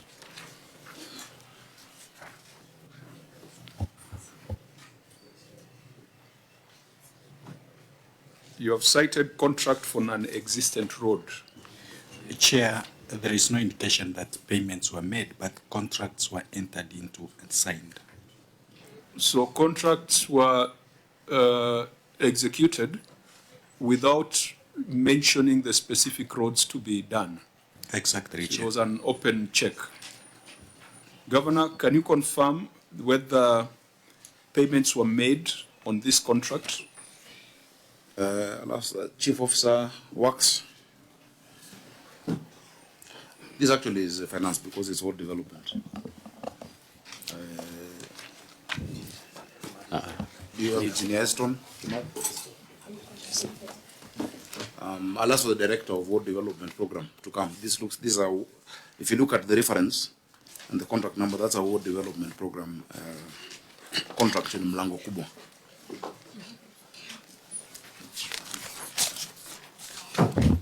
Just confirm whether payments were made for these non-existent roads. That's what I've asked for. The director. See the gentleman joining us now. Just sit down.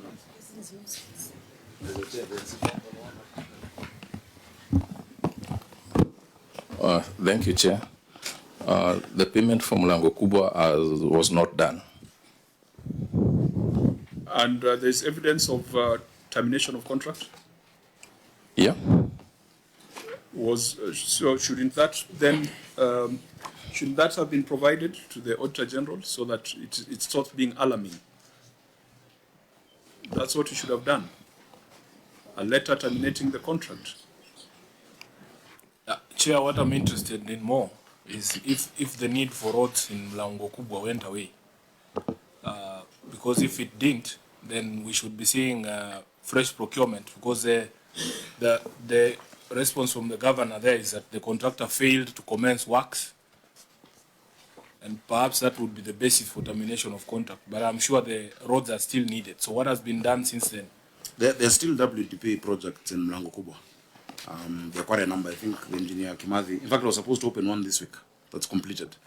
But engineer Kimathi can give us a list of the ongoing and completed projects. 2019-20 is a while back.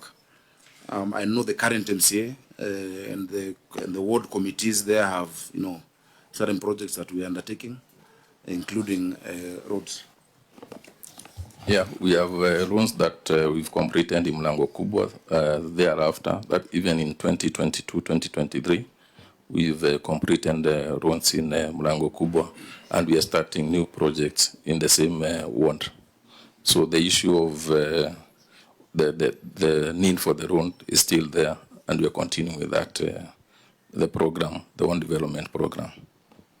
Honorable members, Nairobi is a complex organization, and review of the Auditor General's report will never be as swift as it is for the other counties, because Nairobi has a bigger budget. During this period, there was a complication of NMS. Nairobi has got a huge on-source revenue stream. And that is why at the beginning, we agreed that we must, to provide closure to the 2 financial years, we must still have a conversation on revenue to look at the 8.9 billion that Nairobi received. And we must also have another conversation with NMS to account for the 11 billion that was transferred to the NMS. I want to propose that the issues that we have not interrogated orally, we will look at the written responses for both financial years, where the Auditor General feels that there is a very material matter that needs further clarification. We will put those issues together so that when we come back for the interrogation of the revenue statement, or when we come back for the interrogation of the 11 billion NMS transfer, then we can deal with the remnants that require further clarification by the county government. If there's an issue which the Auditor General feels has been resolved, we shall mark it as such. If there's an issue which the Auditor General strongly feels is still outstanding, and the records before us cannot change that position, then we shall make a declaration as such. If that is agreeable, I would just want to point out one other thing, Governor. Your contingent liabilities are not properly stated. It's 21 billion, but you have excluded litigation in progress. Your county attorney is present. No. The county solicitor is here. How many matters are active and live in court for and against the county government of Nairobi?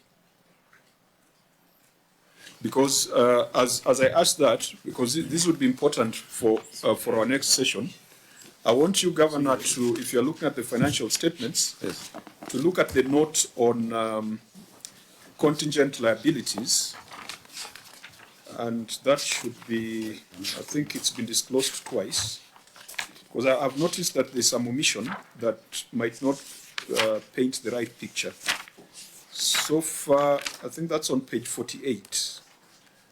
Other important disclosures, page 48 of the financial statements. Where under contingent liabilities, you've got 21 billion, which comprises of water loans, government guaranteed loans, and actuarial deficits and interests. That's 21 billion. But on court cases against the county, it is blank. In terms of disclosure of contingent liabilities, litigation in progress should also be disclosed. Therefore, your contingent liability, Governor, far exceeds the 21 billion that has been reported. County attorney or solicitor, how many active matters do you have for and against the county? Thank you, Mr. Chairman. As you have rightly said, that actually the contingent liabilities, actually it normally changes because legal matters are dynamic in the sense that there are those actually may have been concluded, but actually they may proceed in another matter in terms of execution. However, the active cases that actually we are having in our registry now is about 700. 700? Yes. So as far as disclosure is concerned, there needs to be some estimate because each matter there is a value, there is an amount at stake. So what the finance department ought to update, the legal department ought to update the finance department is in the likely or unlikely event that the case is determined, what would be the implication on the county? So court cases against the county cannot be zero. It needs to be disclosed. And sometimes it's an estimate based on the matters before court. So, Governor Sakaja, you might find that your potential liabilities far exceed your revenue of 29. Was it 29 billion? It's a serious risk. It's a serious risk to the existence of Nairobi City County. So I just want to emphasize that that disclosure needs to be made. We've been talking of 21 billion, but that excludes litigation in progress. Now, I want to hear from the CPAs whether we have the same understanding as far as disclosure of litigation in progress is concerned. Who's the head of reporting?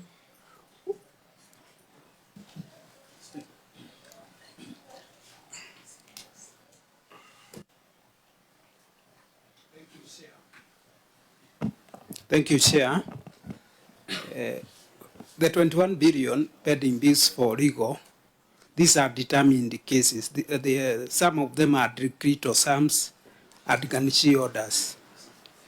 But what we have currently on ongoing cases, these cases are not quantified, and that's why we did not include them in that particular year. Auditor General, how do you treat litigation in progress? Chair, if you go to the financial statements on page 23, under significant accounting policies, they have already indicated what should go there. One of it, if I read, is a possible obligation that arises from past events and whose existence will be confirmed only by occurrence or non-occurrence of one or more uncertain future events, not wholly within the control of the entity. So right free, if there are cases in court that might have a financial implication, they should be disclosed. You are also a member of the institute? Yes, Chair. Yeah, because some, even under that note, some of the contingent liabilities may arise from litigation in progress. So you might be talking of 21 billion as having been determined and established. So they'll be in account payable. Yes. But what is the estimate? What is, because it's more of a risk management practice, that if all these cases were to go against the county government of Nairobi, will the entity continue to exist? So that disclosure is important. Court cases against the county cannot be zero. And I think that the governor must demand that visibility, must demand that disclosure. It does not mean that you're going to pay, but you must make some reasonable estimates so that in the event that occurs, you are able to make financial arrangements to settle that obligation. So your contingent liabilities far exceed 21 billion. And Auditor General, I think you need to demand for that disclosure in subsequent reporting cycles. Chair, I want to confirm that during the verification that will be carried out before appearing in this Senate, this issue was brought to the attention of the client, and I think we're in agreement that going forward, those disclosures need to be made. Do you have any reasonable estimate of what that would be? The court cases against the county? Have you attempted to quantify? That information we requested from legal department but what they provided is the listing of the 700 cases without the amounts. So you must demand for that because it's required for disclosure purposes. Yes. Yeah, 700, I mean, if each case was even 1 million, that's still a very significant amount that must be found in the event that your legal team does not do a good job of defending the county government. Yeah, on that we're in agreement with the Auditor General in terms of that reporting. Okay, so then let's bring this conversation to a close, but with the rider that there are still some things that we need to query further, the ROR, the NMS, and if there's any residual matter that requires the confirmation by the governor. Members, any remarks in closing, or we donate our time to the governor, to the senator for Nairobi?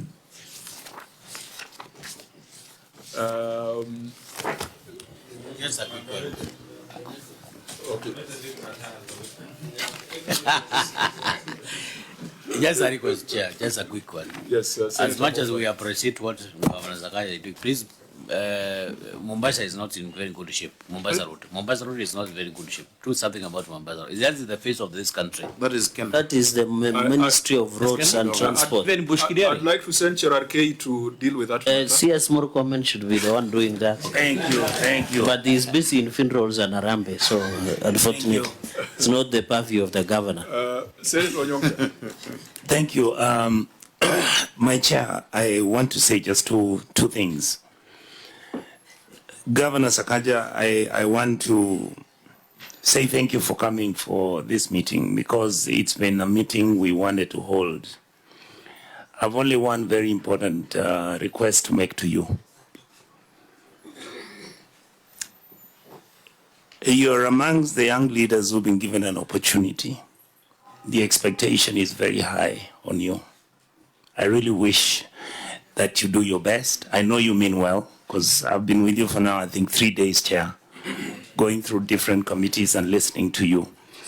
I hope that the team sitting behind you, I hope that team understands that we are not joking anymore. We will hold you to account, and we want Nairobi to be a very good city.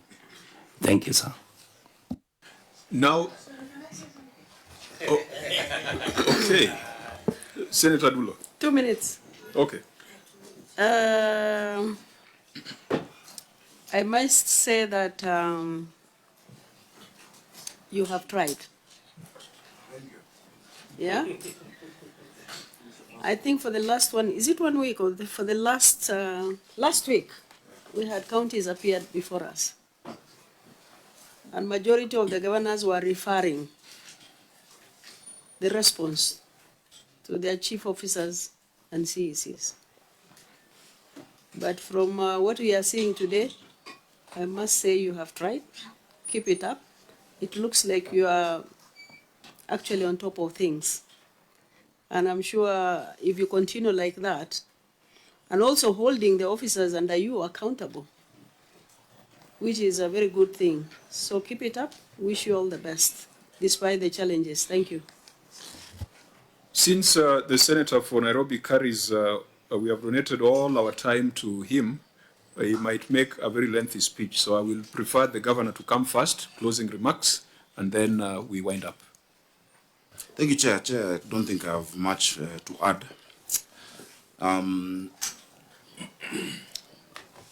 When I vied for the position of governor of Nairobi, I knew what I was going for. When I made the decision to vie for senator of Nairobi, I was with you in Belfast or Londonderry, one of the two places in Northern Ireland. And I remember I was chairing a meeting, but I chose not to chair that particular session. And I was scribbling on a long notepad. That time, we were in the same committee. You're a senator. I was a member of the National Assembly, but chair of the Cohesion Committee and Equal Opportunities. I understand my city of Nairobi. For many years, our city has been on a free fall, especially following 1992 elections, when the ruling party then lost grip of the capital. And so there's been a lot of systemic decline in our city over those years, whether it is in matters of land, in matters of fiduciary, issues. And so when I took this task, I knew what I was going to face and what is ahead of me. As you've seen, from 2013 to 2018, Nairobi has been getting disclaimer opinions. It's been a mess. From 2018 to 2022 has been also equally a problem. But when you're faced with such a task, what do? You summon the best that you can put together. Of course, you believe in God, but you must have a plan on how to sort out this city. This city will be sorted out by ourselves. And that's what I keep telling my team. It is true, most of the staff in the county, apart from the chief officers and not all chief officers, some chief officers had even been there and I promoted them. But apart from chief officers, CECs and advisors, most of the staff have been there.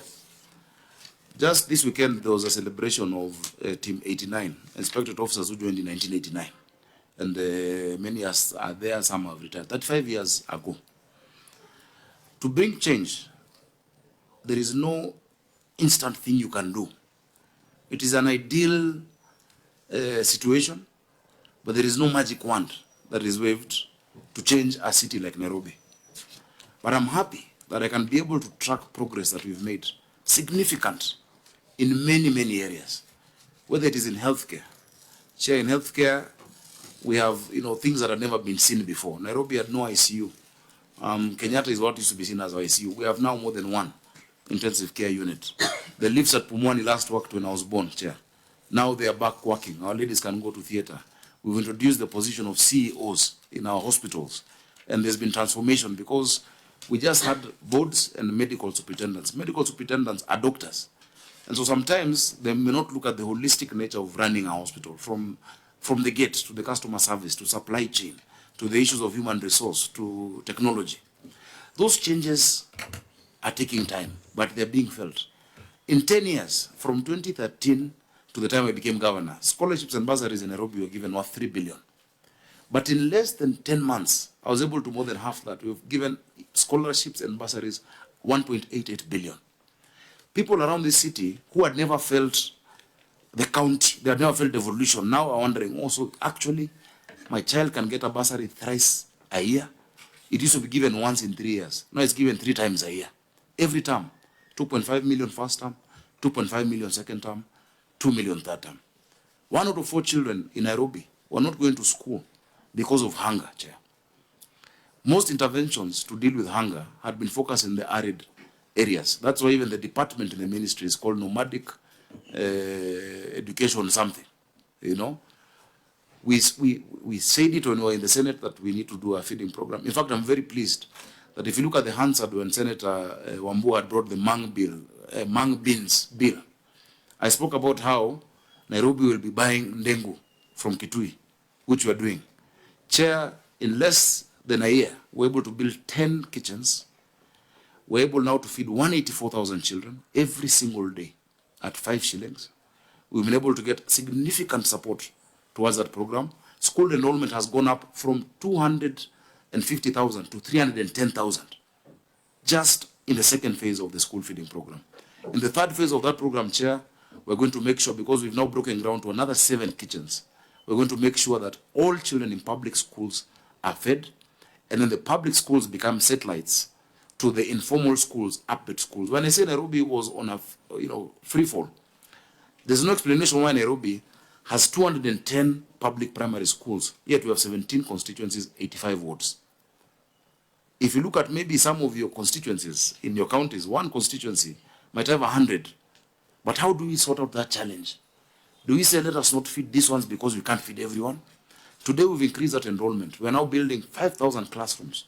The national government committed, and they put 1 billion for classrooms. We have put 500 million, and every year 1,500 classrooms. Meaning by the end of this first term, we'll possibly have left more classrooms than I found when I became governor of Nairobi. So, Chair, the challenges are numerous. This is a city whose last master plan was done in 1976. The last physical master plan of the city, following the 1948 master plan. We have now gotten resources to do the next master plan of the city through the Millennium Challenge Corporation.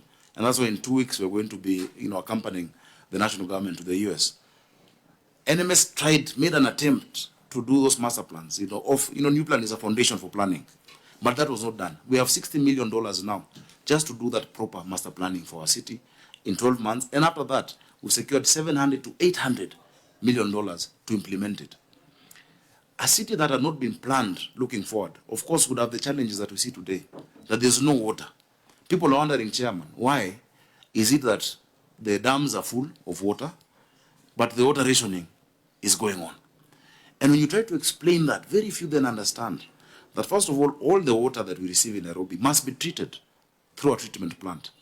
In fact, because of the rain in Gatere Forest and the debris in the Chania River, our production capacity at Ngedu has moved down from 18,700 cubic meters per hour to 17,400.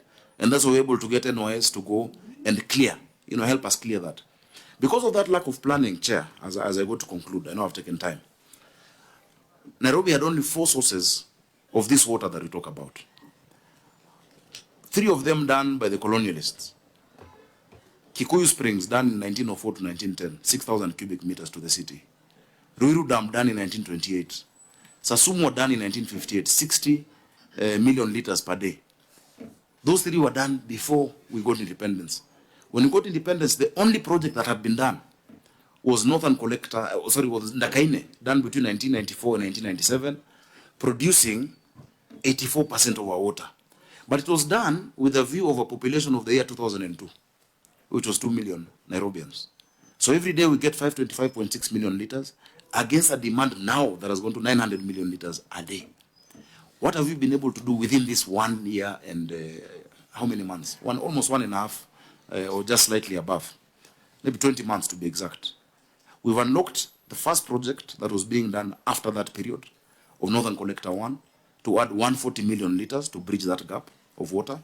We have secured, and that process is now ongoing, support to do Northern Collector 2 and Maragua 4, which adds 220 million liters of water.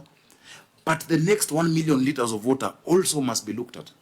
Our engineers, for instance, at Nairobi Water have designed one of the programs at Ngevu, where we lose 30 million liters of water every day because of the filtration system. Just at 2 billion is now going to bring back that 30 million liters, half of Senator Medhu's Sasumwa in his county, just at 2 billion shillings back into the grid. The future will not plan itself, Chair. The challenges are there for the city, but the opportunities are there for us. We hope that, Chair, even to engage the Senate, my senator our members of parliament, resident associations. There are so many stakeholders that this year, with our vision 2050, we can then now look at Nairobi. By the year 2050, with a population of 10.5 million people, what needs to be done today moving that way? So Nairobi is a peculiar city. As you said, I saw a report saying that our revenue is that of 30 counties combined. The GDP of Nairobi is $28 billion. Rwanda as a country is $11 billion. Burundi as a country is $2 billion. We're engaging financiers out there saying, look, you can support Nairobi directly. We want to come to you, and I gave a presentation to the devolution committee. We want to come to you on how you can enable us as a county move beyond the limitations of municipal financing that this city needs. Unless we get significant financing, it has been raining, people are talking about drainage. To expand the drainage to the extent that we'd want is billions of shillings. So unless we can be able to discount our future income, we know for sure we'll never get less than 20 billion a year, whether or not we collect on-source revenue. And after all, it is going up. Unless we can be able to do that, we've gotten transactional advisors. We'll need the Senate to support us in that process. So, Chair, there are many things that I can talk about, but let me not talk about it. But just to underscore, I've been a senator longer than I've been a governor. I've been a legislator. Leadership needs bold decisions to be made. You find a situation, you look at it, you address it. While addressing it also, you must make sure you create political stability, for you to be able to implement it. Unlike NMS, whatever was there, one, we are not military, we have to work with the people. Then, whatever entity was there was not a threat politically to anyone. No one was trying to pull it down. But now that where we are, and I'm very happy that despite a lot of misinformation that has been out there, the Senate, and particularly your committee, has been objective enough to look at the issues. I want to conclude by saying that I'm very happy that this notion or idea that the county government of Nairobi or the governor of Nairobi does not want to be held accountable. I hope that that is debunked. Chair, I've come to the Senate more than any other governor. This is today is possibly my 13th appearance in this financial year, to different and various committees. Out of 15 invites, in fact, for you, you said one invite, that was missed, or two. We are ready for accountability, being accountable. And I keep telling you, audit is a tool to help the county. But I want my officers to know that no one will protect you again. Everybody must answer for themselves. Everybody must must be able to answer for the actions they take, no matter who is your boss. And that is why everybody signs a performance agreement. I have performance contracts with my CECs. They have in turn signed performance contract with the chief officers up until director level. So I want to thank you for your cooperation. The Senate really can support Nairobi County in many counties. If governors understand what the true essence of Senate is, I think we can actually make our counties work, and we can make Nairobi work. So thank you for your patience. We've taken a whole day, but just to let you know that I'm available to come. And in fact, I was telling the Committee of Devolution, I will also proactively invite the committees and even this committee to look at specific issues in order to help us be better at serving Mwananchi. Our citizens sometimes are not very patient in terms of what they want everything now. But we must also, as political leaders, carry them along and let them know this is what we're doing, this is the progress we're making. We're not there. And sometimes we may falter, but we've moved from point A to point B and we're moving to point C. That is the essence of leadership, Chair. So I want to thank you so much for your time. Thank you, Governor. Senator Sifuna. Thank you, Chair. Because my colleagues were generous enough to donate their time. Governor, sometimes you read the room. These guys have been here from morning. And it is not always necessary to put out your view of your achievements at every point. I can assure you, when Nairobi works, it will not come from you. You will be hearing it from the people of Nairobi that in Embakasi South it is working, in North it is working, in Dagoretti it is working. So personally, I would encourage you that some of these issues that you raise, we have differences of opinion as to how well they're working, but I think it is within your right to, can I use the word trumpet, or I will be ruled out of order? Some of the things that you are doing in order for the city to work. But when this city works, Governor, you will never have to say it, I can assure you, because you will be hearing it from the people themselves. So I want to thank the members of the committee for their patience, because as the chair has said, we have a very, very unique county here in Nairobi, and some of the stories that have emerged you can see from the discussion that they are very unique. They don't happen anywhere else. And Governor, I think our responsibility as leadership is to paint the correct picture of the state of affairs of the county of Nairobi so that we can be helped. When I'm trying to convince my colleagues here, and I'm happy that this year we were in consonance, to vote for higher resources to go to the counties, they should be in the picture of some of these challenges that we're going through. If I am trying to convince a senator from Lamu that we are not the same, that, you know, our electricity bill alone is equivalent to his equitable share, then it helps when we paint this picture for everyone, for us to know the sort of situation we are in. Some of the discussions here, and you yourself have admitted, there is just some embarrassing things that go on in our county that no one can be proud of. If you buy a machine that you know very well cannot fit in any of the premises you have, how do you explain that? So it is important for us to bring out the challenges we are facing as a county so that we can actually be helped. And specifically for this committee, Governor, this committee has been extremely helpful to you and your county government. From the decision of NMS on pending bills, that happened before this committee. The question of upbet schools is happening, in the conversation is happening in the Senate. Me and the MP for Madare are sponsoring an amendment to the Education Act to recognize those schools so that you don't have an excuse as to why you're not feeding the kids in those schools. The question of Mama Margaret Kenyatta Hospital was resolved in our Senate Health Committee, chaired by Senator Mandago. And of course, the passage of the extra resources for this county. So my encouragement is that you need to paint the actual picture. In Nairobi, nobody is going to be patient with you.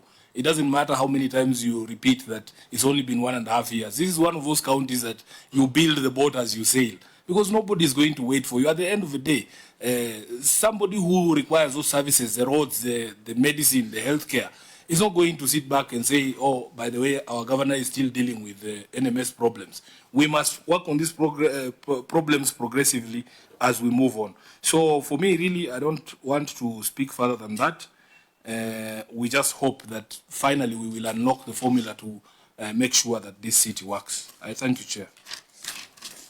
Just to conclude it is to thank my members for their resilience and even the media for staying with us for this long. This has been one of the longest meetings. Governor, when I look at the functions and powers of county governments in the fourth schedule... Excuse me, Chair. Please don't forget to remind the governor that he has not paid money for FLOG. Yes. I was going to come to that. When you look at functions and powers of county governments, all those functions from number 1 to number 14, Nairobi County has got something to do with it, has got a function, has got a service to deliver. Unlike some counties, you know, there are some counties without cinemas, without libraries, without museums, without parks and recreation facilities. And Nairobi has to offer services from agriculture to liquor, all the way to, I think it goes all the way to control of drugs and pornography. That is not a problem in some counties, but it is a problem and a demand in Nairobi City. And therefore, I feel, having sat in the Senate for this long, that we must agree on a financing and governance framework for cities that is distinct from the financing and governance framework for the rest of the counties. And it is not just about an NMS structure or talking about who the CEO of Nairobi should be, whether a politician or a bureaucrat, but Nairobi needs unique and distinct financing. And the division of revenue cannot deliver the resources that Nairobi needs for it to be a modern and world-class city, hosting a United Nations headquarters.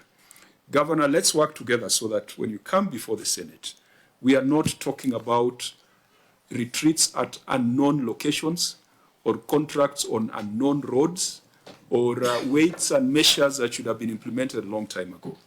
I hope that we should be able to talk about green bonds. We should be able to talk about infrastructure bonds. Counties like Laikipia have been bold enough to bring a proposal to the Senate for approval for infrastructure bonds. We should be able to talk about climate financing and how you can use that. The illustration you gave of footbridges that have to be constructed to allow children to move from one part of the city to the other to attend school qualifies for climate finance, because those infrastructure improvements are as a result of climatic conditions and actions. That would be put in the books of accounts as climate finance. So there's a lot of money, but if we are still counting pennies and cents, and if you are still talking about voided transactions and lack of reconciliation, I would really like the Senate to engage with the governor of Nairobi on bigger things, bigger ideas to unlock financing, and bigger ideas to ensure that the people who live in Nairobi find it to be a hospitable and beautiful place. I came to Nairobi many, many years when the Kenya bus was working, when Kanjo schools were operating, when health centers were operating, and there were even Kanjo estates. What is it that our forefathers could do that we cannot do today? And we are better educated, and we should be richer now. It should worry us that in the past, the Kanjo of the past could even run primary schools and secondary schools. And for us now with ECDs, we are struggling. So members, I think having resolved that we shall have a different conversation on ROR and the NMS, we had also resolved that we need to visit a few projects within Nairobi City County. It is not enough for the governor to walk over to the Senate. I think to do project visits in Nairobi, we don't need a budget. We just get into our vehicles and we go and check out some of these water projects that the governor is talking about. That will enhance our understanding of the challenges and enable us to provide solutions. I want to thank everyone, all the stakeholders, and Clerk, we shall agree on the next date for the appearance on ROR and the other issues. The meeting is therefore adjourned. We had a meeting scheduled for tomorrow. I think we have received a letter seeking for postponement. We shall deal with it accordingly. So the meeting is adjourned till Thursday, 9:30. Thank you.